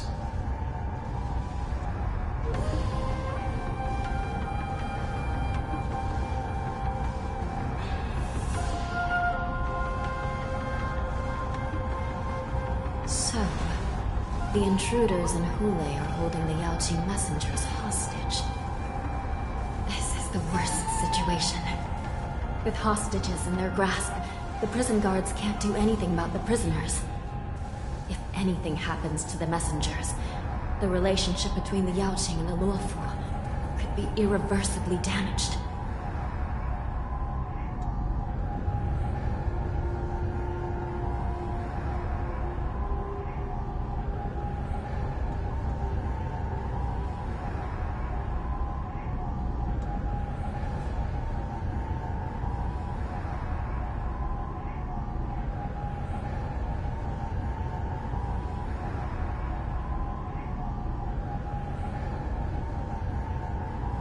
We must rescue the messengers, get out of here, and spread the news.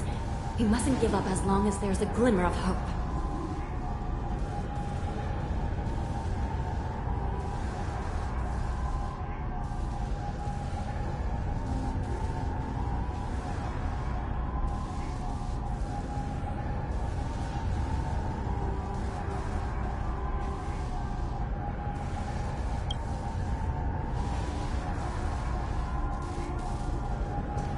What have you found, Miss Hanya?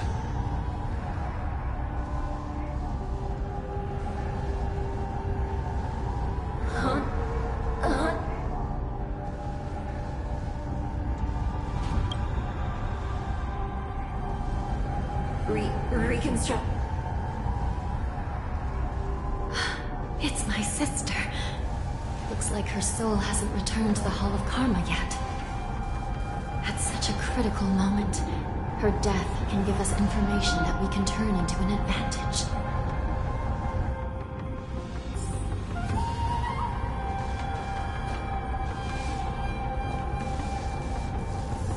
Let me see. The damage isn't too... If I can fix it up, my sister will have a temporary body.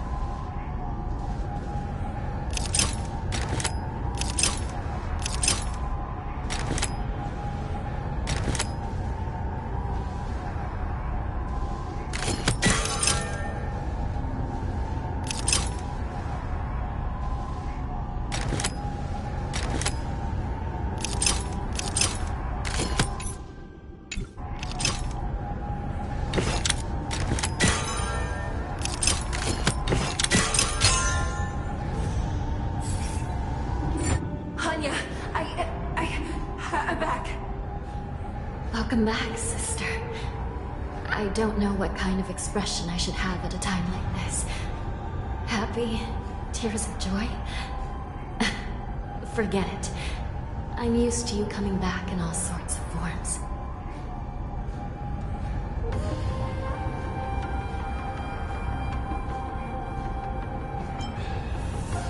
Now is not the time for jokes. This Psycrane can't hold all of me.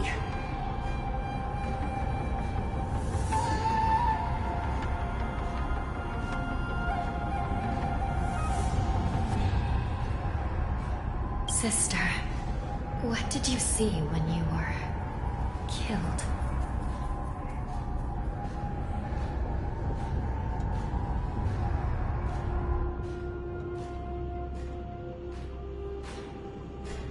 One of the Yaoqing messengers escaped, and the other one was taken hostage and brought upwards?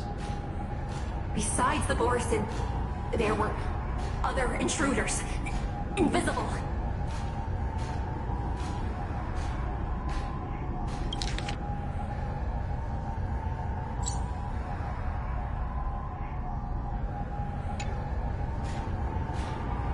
Invisible intruders? What does that even mean?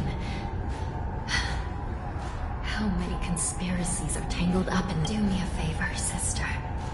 The intruders have cut off all communication between inside and outside the prison. And now you're the only person, the only bird, who can slip out undetected. Make sure you deliver the news to the outside world. I understand. Please be careful, sister. You are different from me.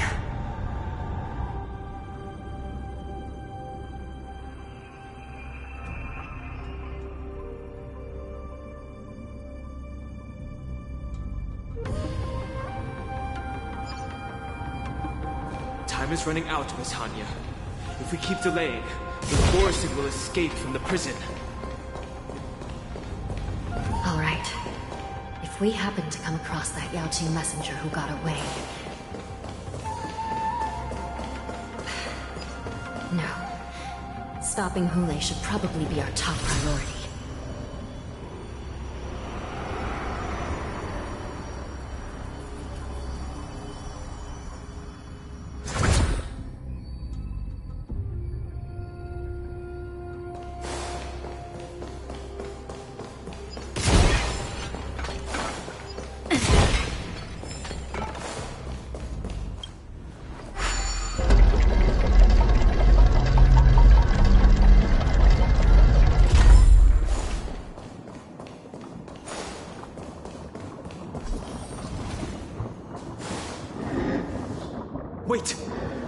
Something feels off. Something's approaching. The invisible intruders. Watch your back! These abominations aren't prisoners from this prison.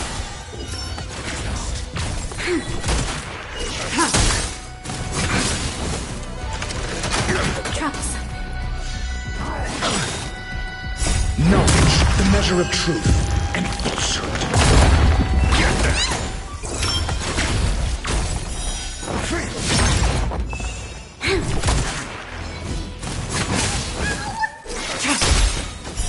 Later.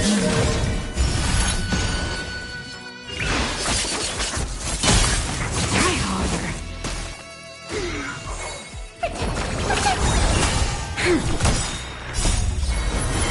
To guard and defend. Crush them.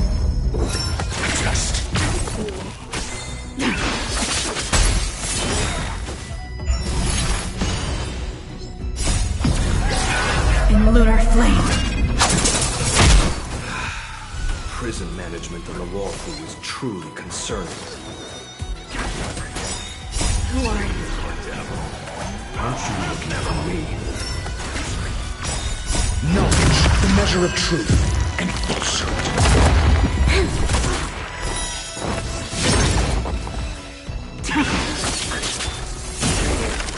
Try harder. Try harder.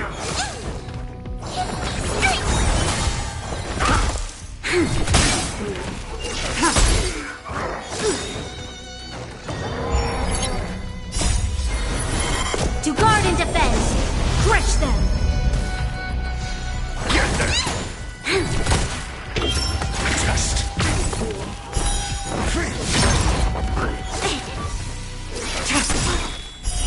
Later.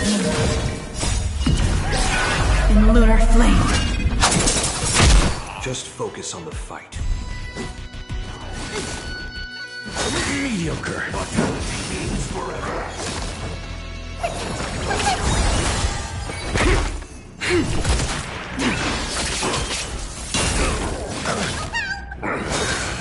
Secret of the safe.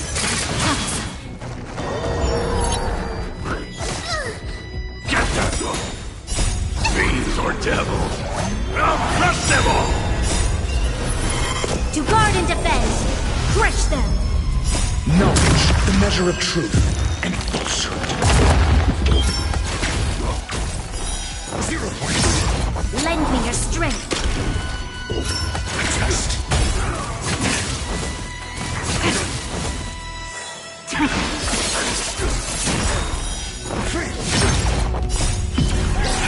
In lunar flame. 0 points. You fool. Get them. Answer me.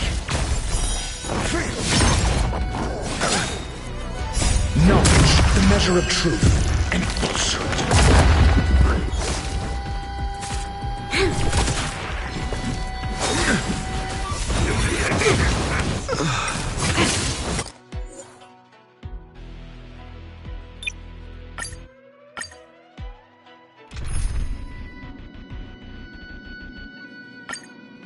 Watch your back! These abominations aren't prisoners from this prison.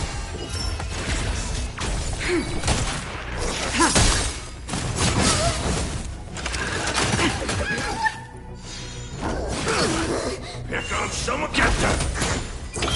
Answer me. 0 points. Knowledge, the measure of truth and falsehood.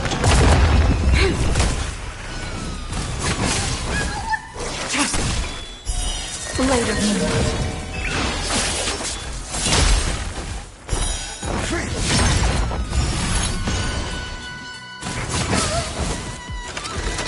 Traps. Fiends or devils. I'll crush them all. To guard and defend. Crush them.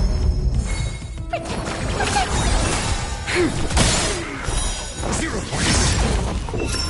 Just.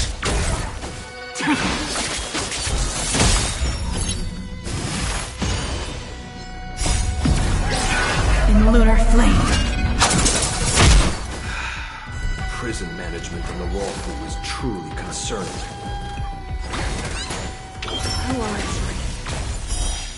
looking for me? No, the measure of truth and falsehood.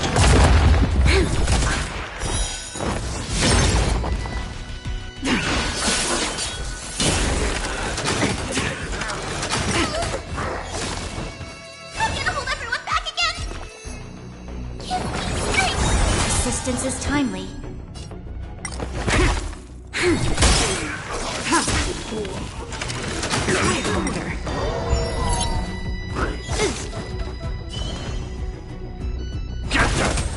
You'll pay for this. Got the defense? Test. Tedious. Someone your own side.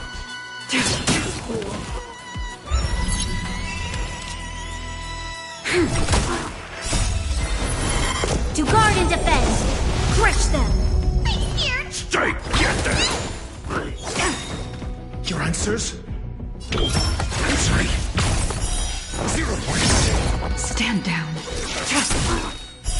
Blade of me. Just focus on the fight. All will be revealed in lunar flame. Fiends or devils, I'll crush them all! Knowledge, the measure of truth and falsehood.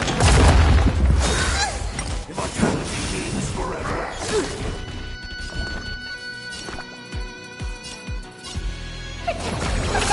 Not bad. 5 points. Test.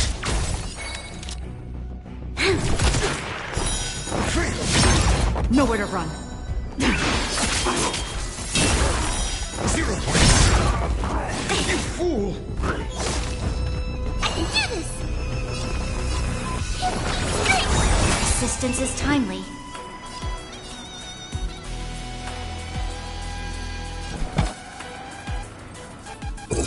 Answer me.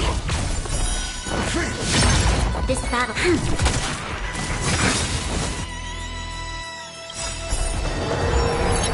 We've entered the storm. To guard and defend. Crush them.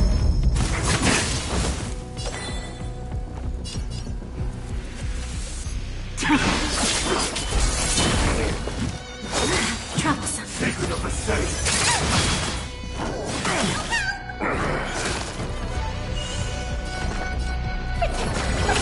Not bad. You'll pay for this. 5 points.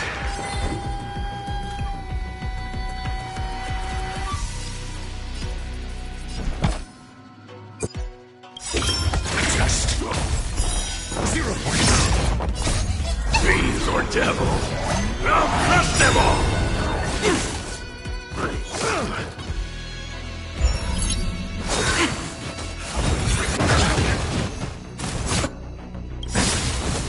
SAS per kid. Knowledge, the measure of truth and falsehood. Tedious.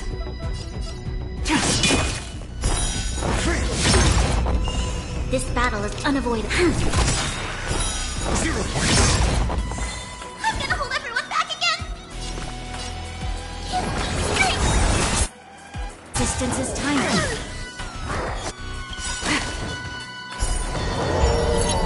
We've entered the storm. To guard and defend. Crush them. Try harder. A miracle. All will be revealed in lunar flame. Got the defense?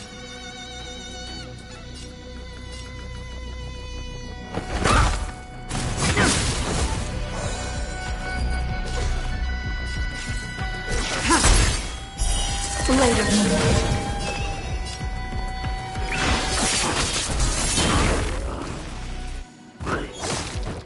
You'll pay for this. I'm here. Stay put!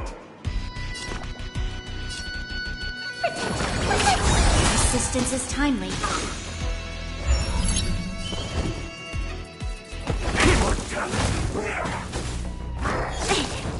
This battle is unavoidable. Ready for death. Your answers? You'll pay for that.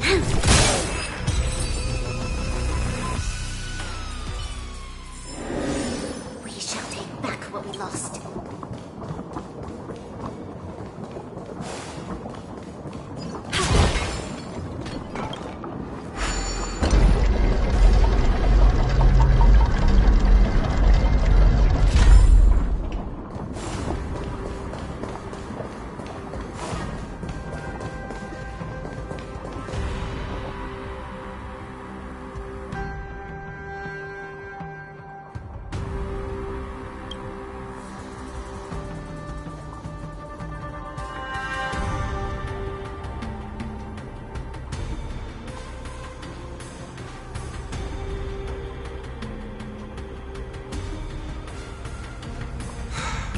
Prison management on the Lawfu is truly concerning.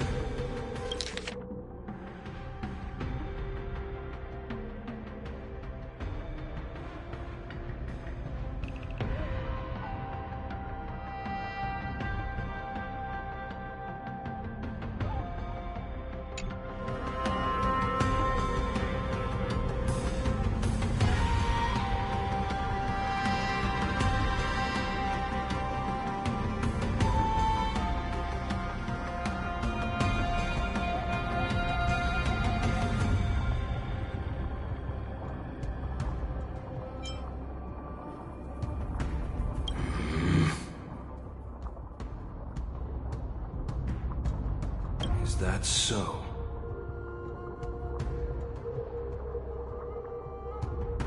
At least 2 different groups of intruders infiltrated here. The wolf cubs and these Mara-struck soldiers.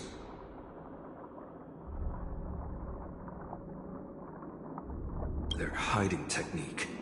It's pretty similar to the wind mantle technique used by the Vidyadhara serving Kailorum Venti on the Yaoqing. What do you think? Well, never mind if you don't have any clues. Now is not the time to exchange assassination techniques. I'm Motza. My friend fell into the clutches of that wolf. I was planning to escape and report back as quickly as possible. But now it seems... the prison on the Lawfu is a real maze, I must admit. Thank you for your help, Mr. Motza. We'll do our best to ensure your friend's safety. No, you can do nothing for him now, and you shouldn't be focusing on his safety at the moment. Your friend is in Hule's clutches, and you're just going to leave him behind? Look, I'm the Yaoqing General's guard, not his. I've seen how that giant wolf fights, and there's no way. Trying to save my friend will only get us killed.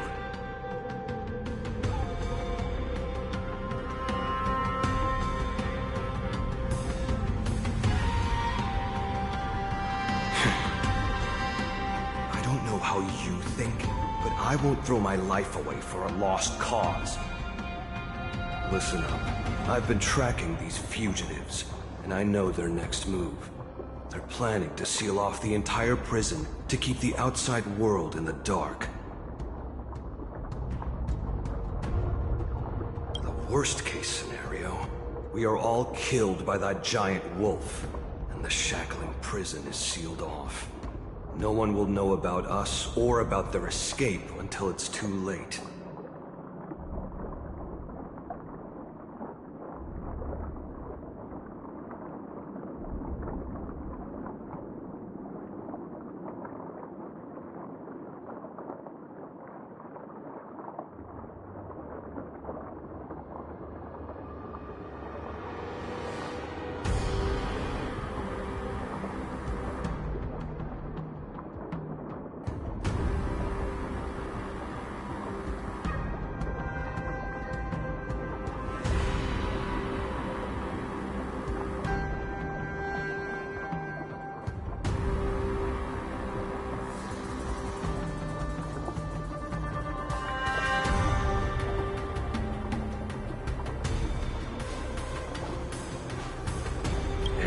Best case scenario.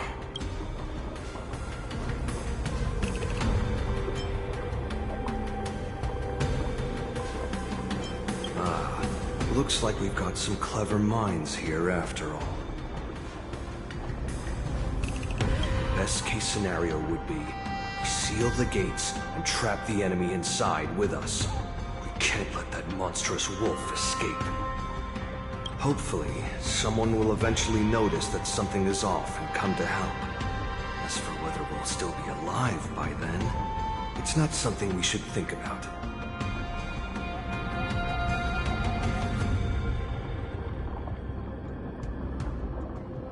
You sure have a way of comforting people, Mr. Mortzer.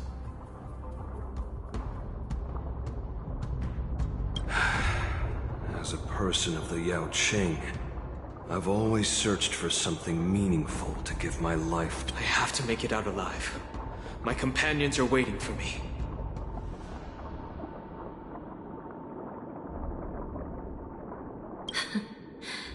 As a netherworld dweller, I've already died once.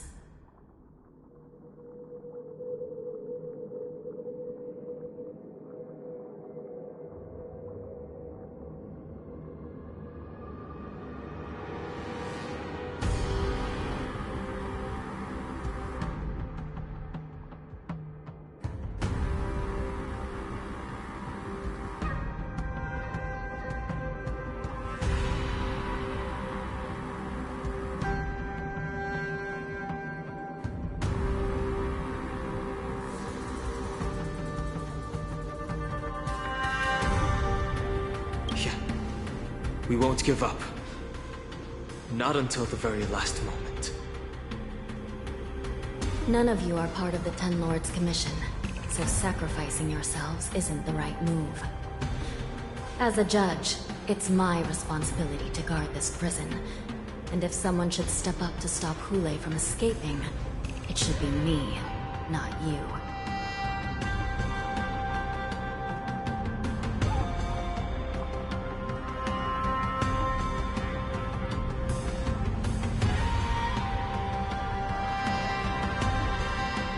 Once we reach the gate, I hope you'll help me seal it. After that, I'll do everything I can to fight the Borisin. And you find a safe place to hide and wait for reinforcements.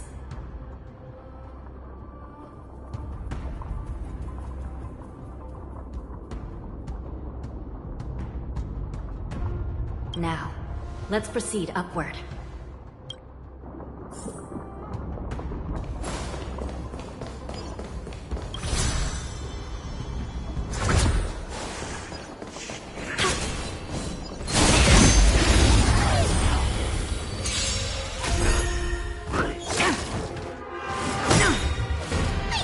Stay put!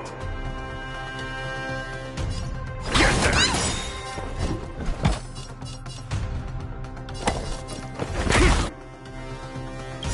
All will be revealed. In lunar flame. There's always a weakness. Unworthy. Later.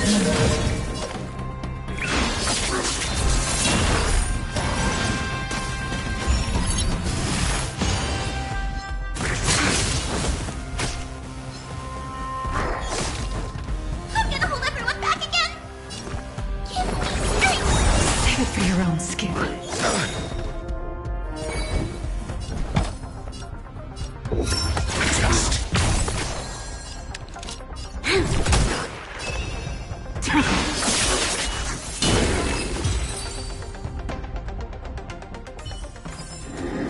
We shall take back what we lost.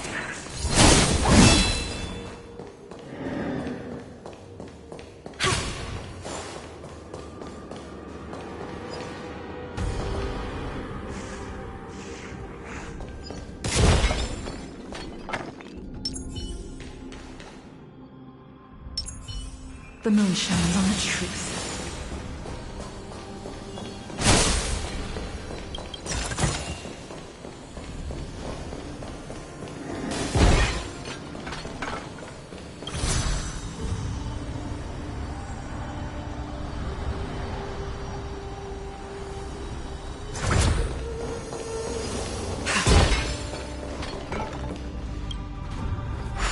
We must seal the entrance before the Borisin fugitives get out.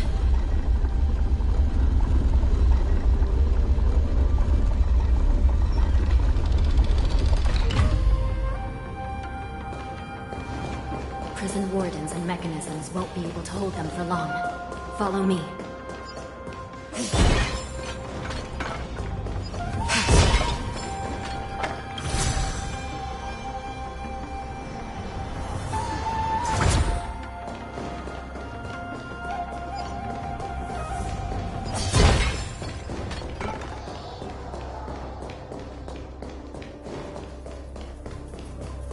We're almost there. The gate is just ahead.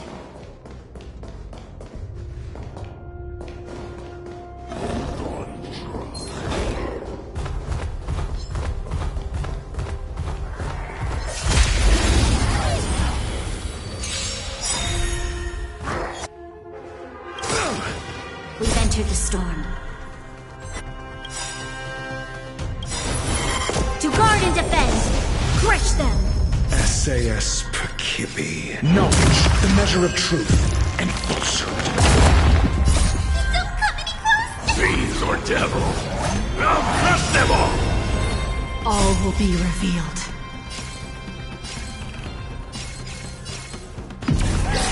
In lunar flame.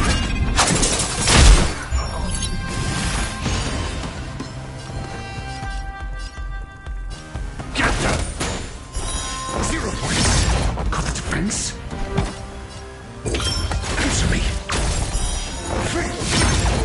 This battle is unavoidable.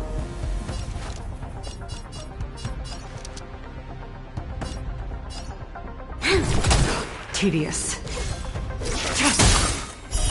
Blade of moon.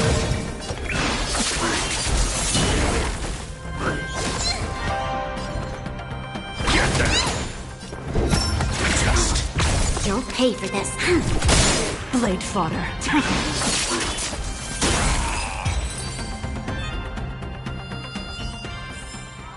Do not concern yourself with the outcome.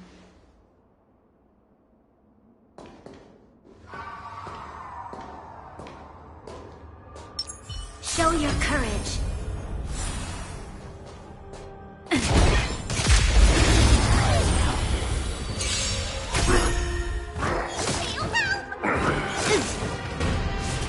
Troublesome.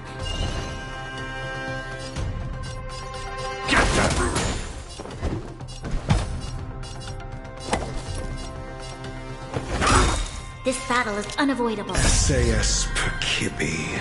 Knowledge, the measure of truth and falsehood. Lend me your strength. I'm gonna hold everyone back again! We've entered the storm. 5 points. To guard and defend. Crush them. 0 points.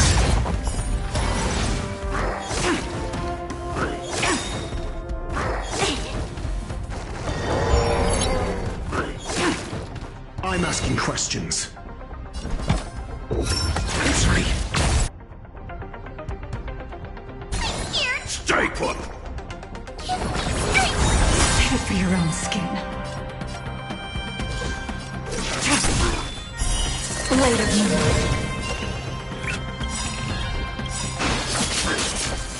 All will be revealed in lunar flame. Fiends or devils! I'll crush them all!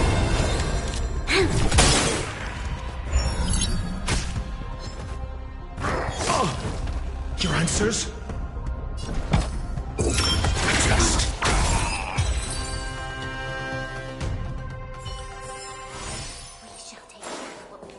The fugitives are charging at the gate. Please be careful, Your Honor.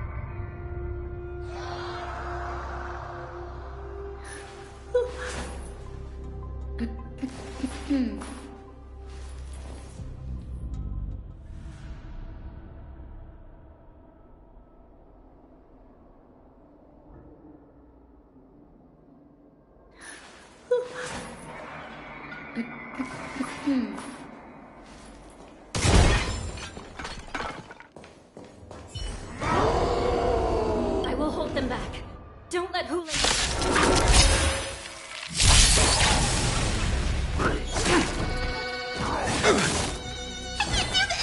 Forward! Assistance is timely. I'm asking questions. Answer me. SAS. Knowledge, the measure of truth and falsehood.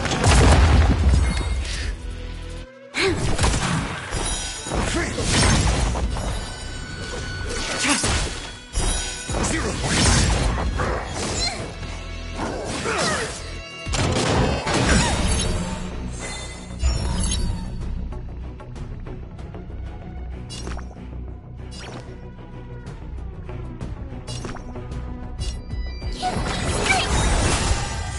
Your answers?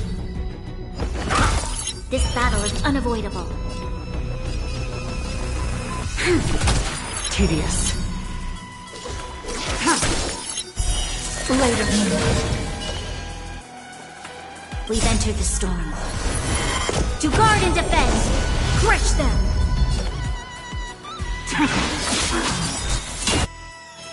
All will be revealed in lunar flame.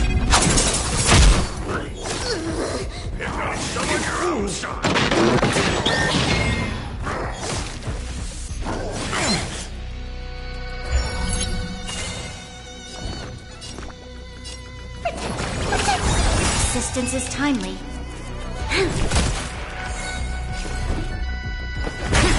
Blade fodder.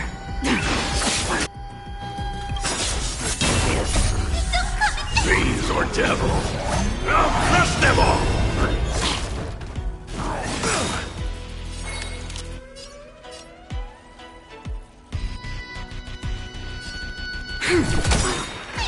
Stay put!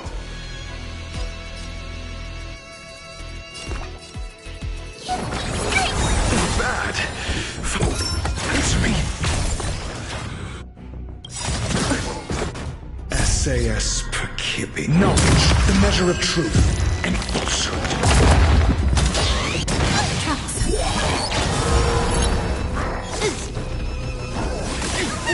Ready for death.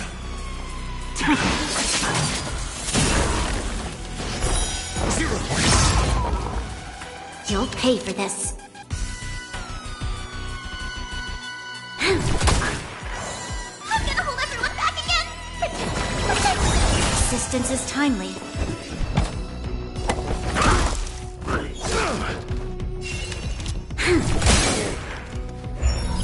Unworthy.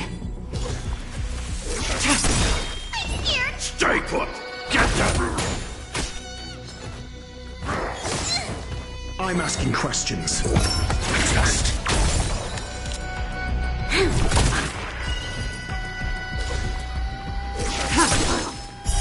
Later.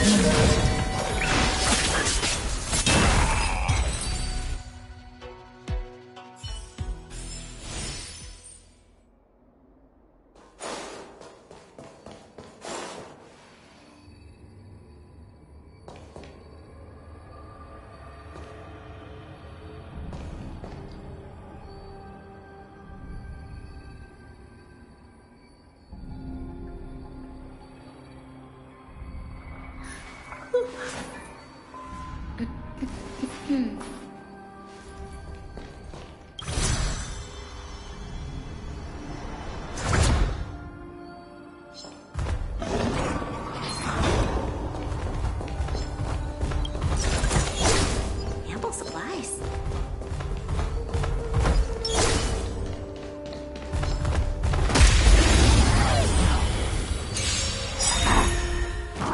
Can't kill me. I'm gonna hold everyone back again! Sister, we've entered the storm.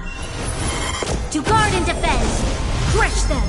All will be revealed in lunar flame. Fiends or devils, I'll crush them all! Essay and knowledge, the measure of truth and falsehood. Answer me.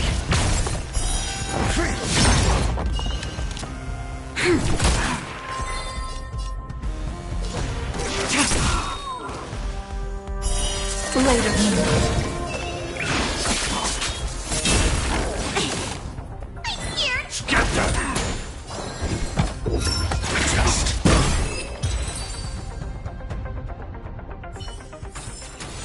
Just as my calculations.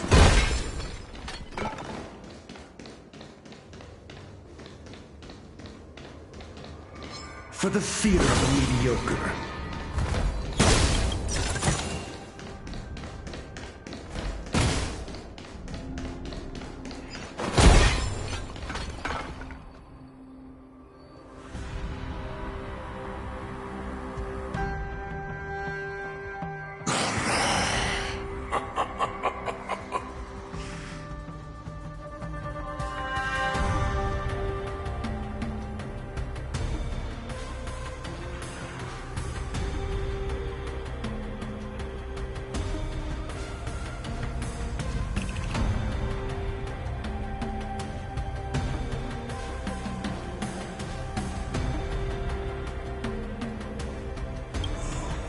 Brings back such familiar memories.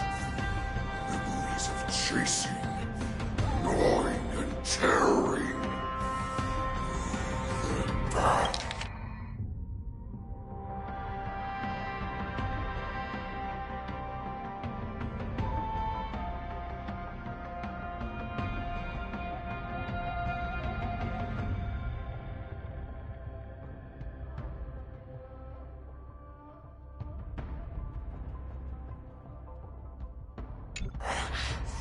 They're back.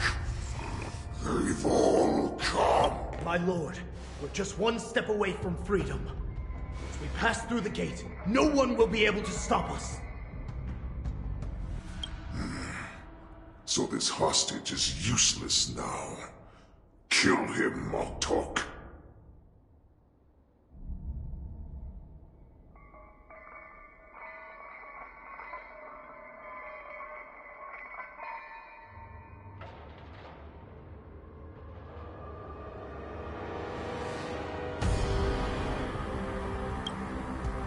He's getting away. Do something, Jiao. It's just like the old days, you useless loser. Just do something!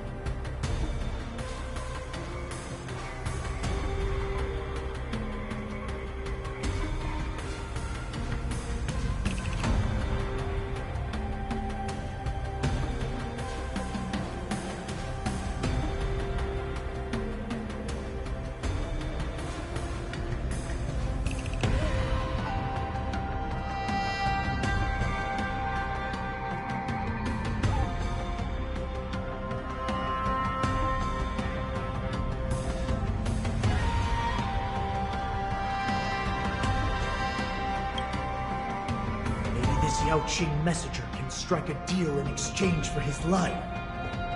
He can use his status to help us escape from the Xianzhou. What do you think, Mr. Jiaozhou?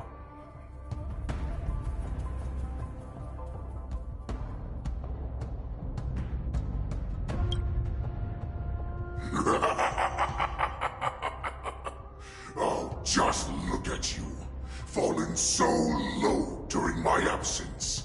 You're even negotiating with livestock. As far as I recall, no one from the Yao Qing would ever consider a deal with Duran's offspring.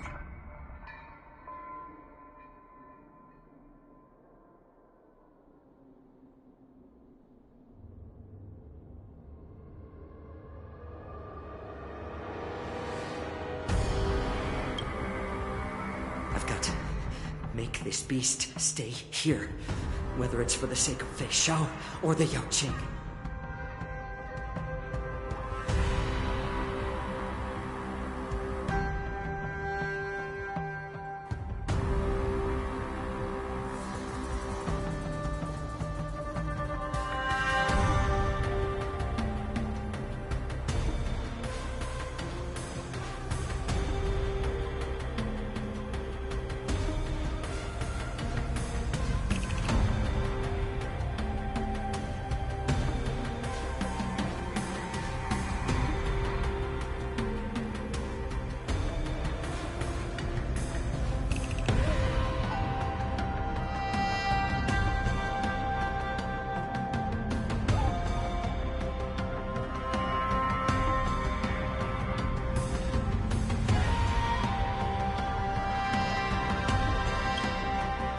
Deal.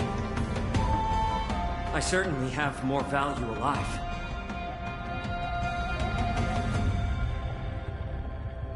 My identity, my knowledge of the Xianzhou, and my understanding of many things that your minions have no knowledge of. They'll all be valuable.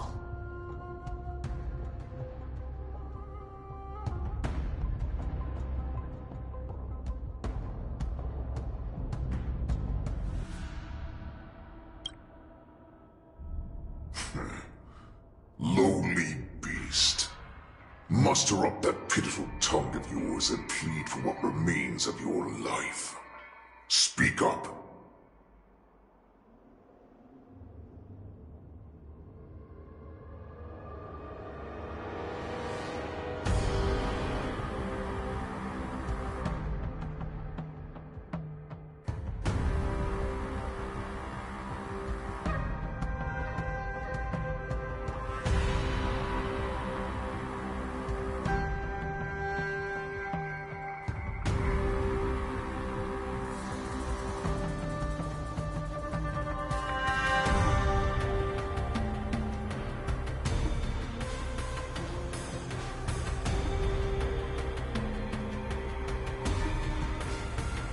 I'm afraid you're unaware.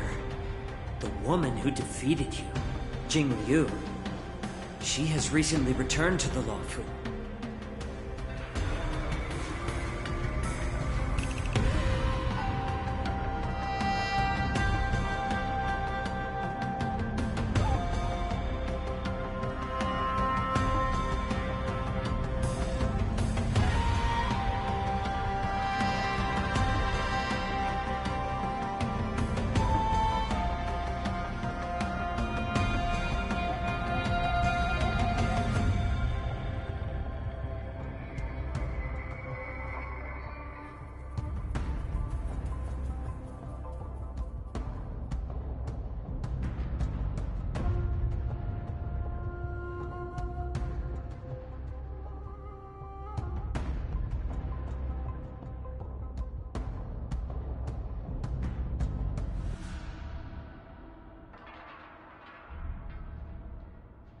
Your opportunity for revenge is right in front of you.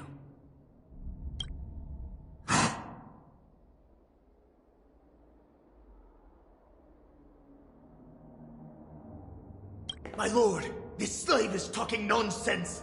I've never heard anything about this. May I just kill him now?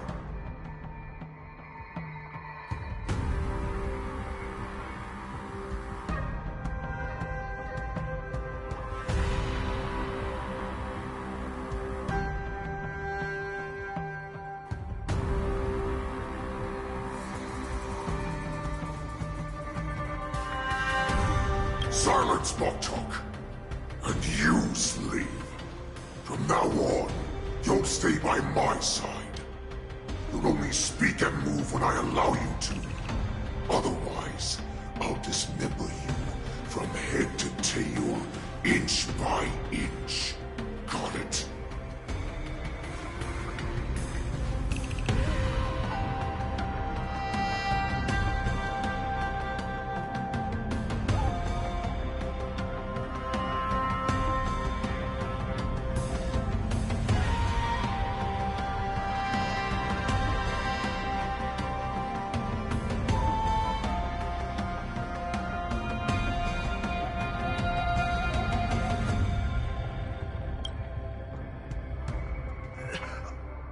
My lord!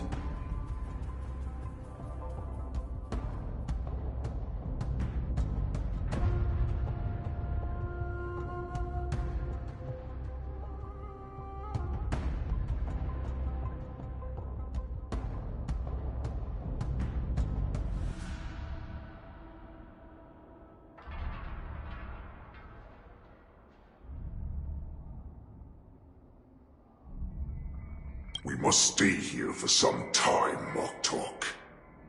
Fear not. Because once I step out of the prison, it's the people of the Xianzhou who should tremble in fear. I'll show them what true calamity means.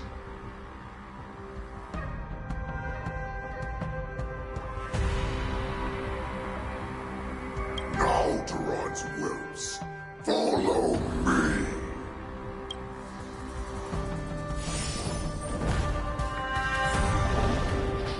Prison guards! Stop them! For our great Lord Hula!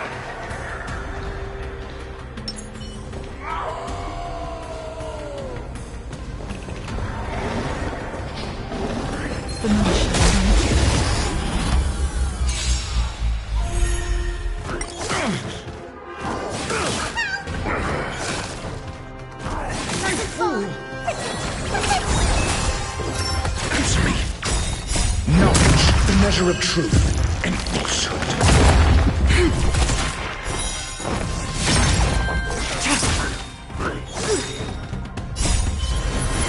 To guard and defend! Crush them!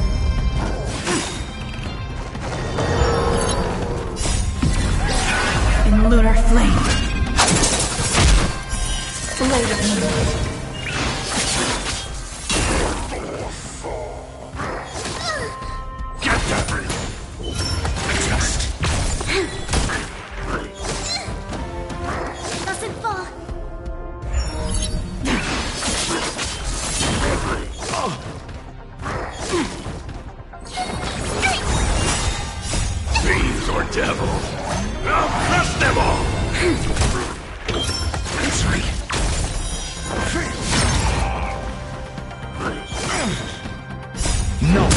Measure of truth and falsehood.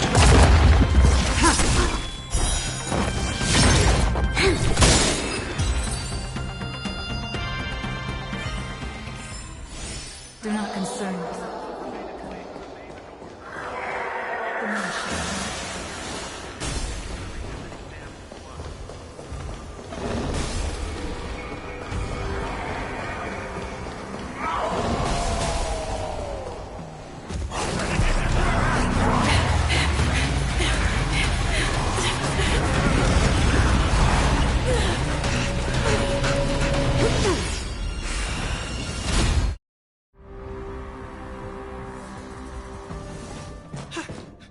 Report!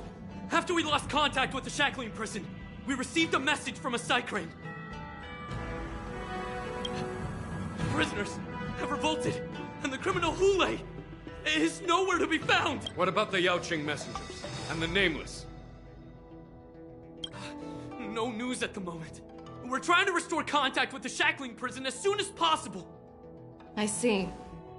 You're dismissed. General Jing Yuan, General Hua Yan. It's just as we suspected. The rise of the Ambrosial Arbor was not the end of things, but the hand of the Ruined Legion has already sown the seeds of destruction.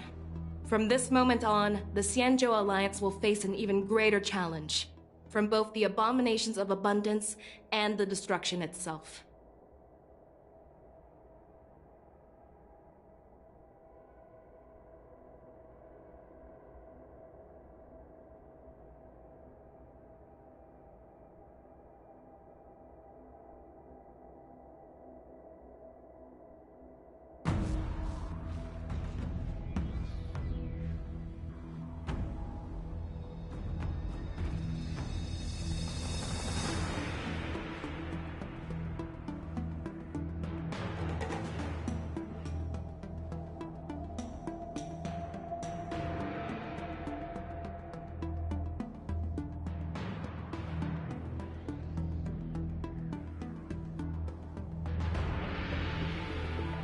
If this is what they want, I'm always up for a challenge.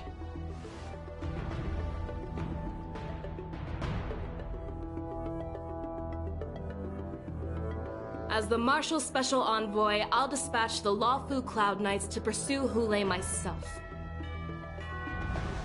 Looks like the hidden dregs have finally come to the surface. And as I said before, it's time to wash them away, once and for all.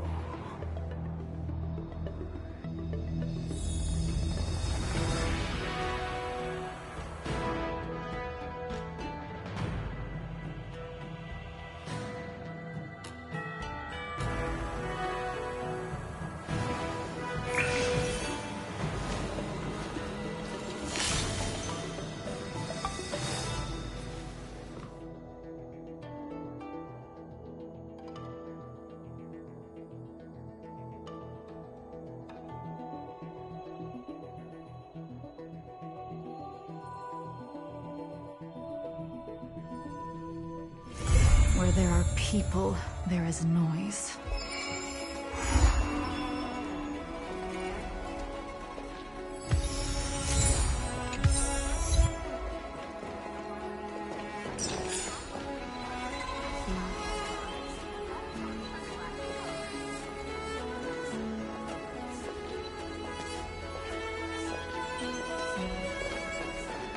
Test here, Ram. Song Lotus cake.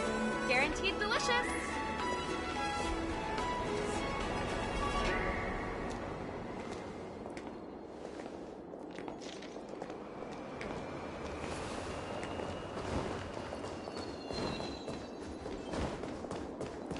How I wish it would talk to me again.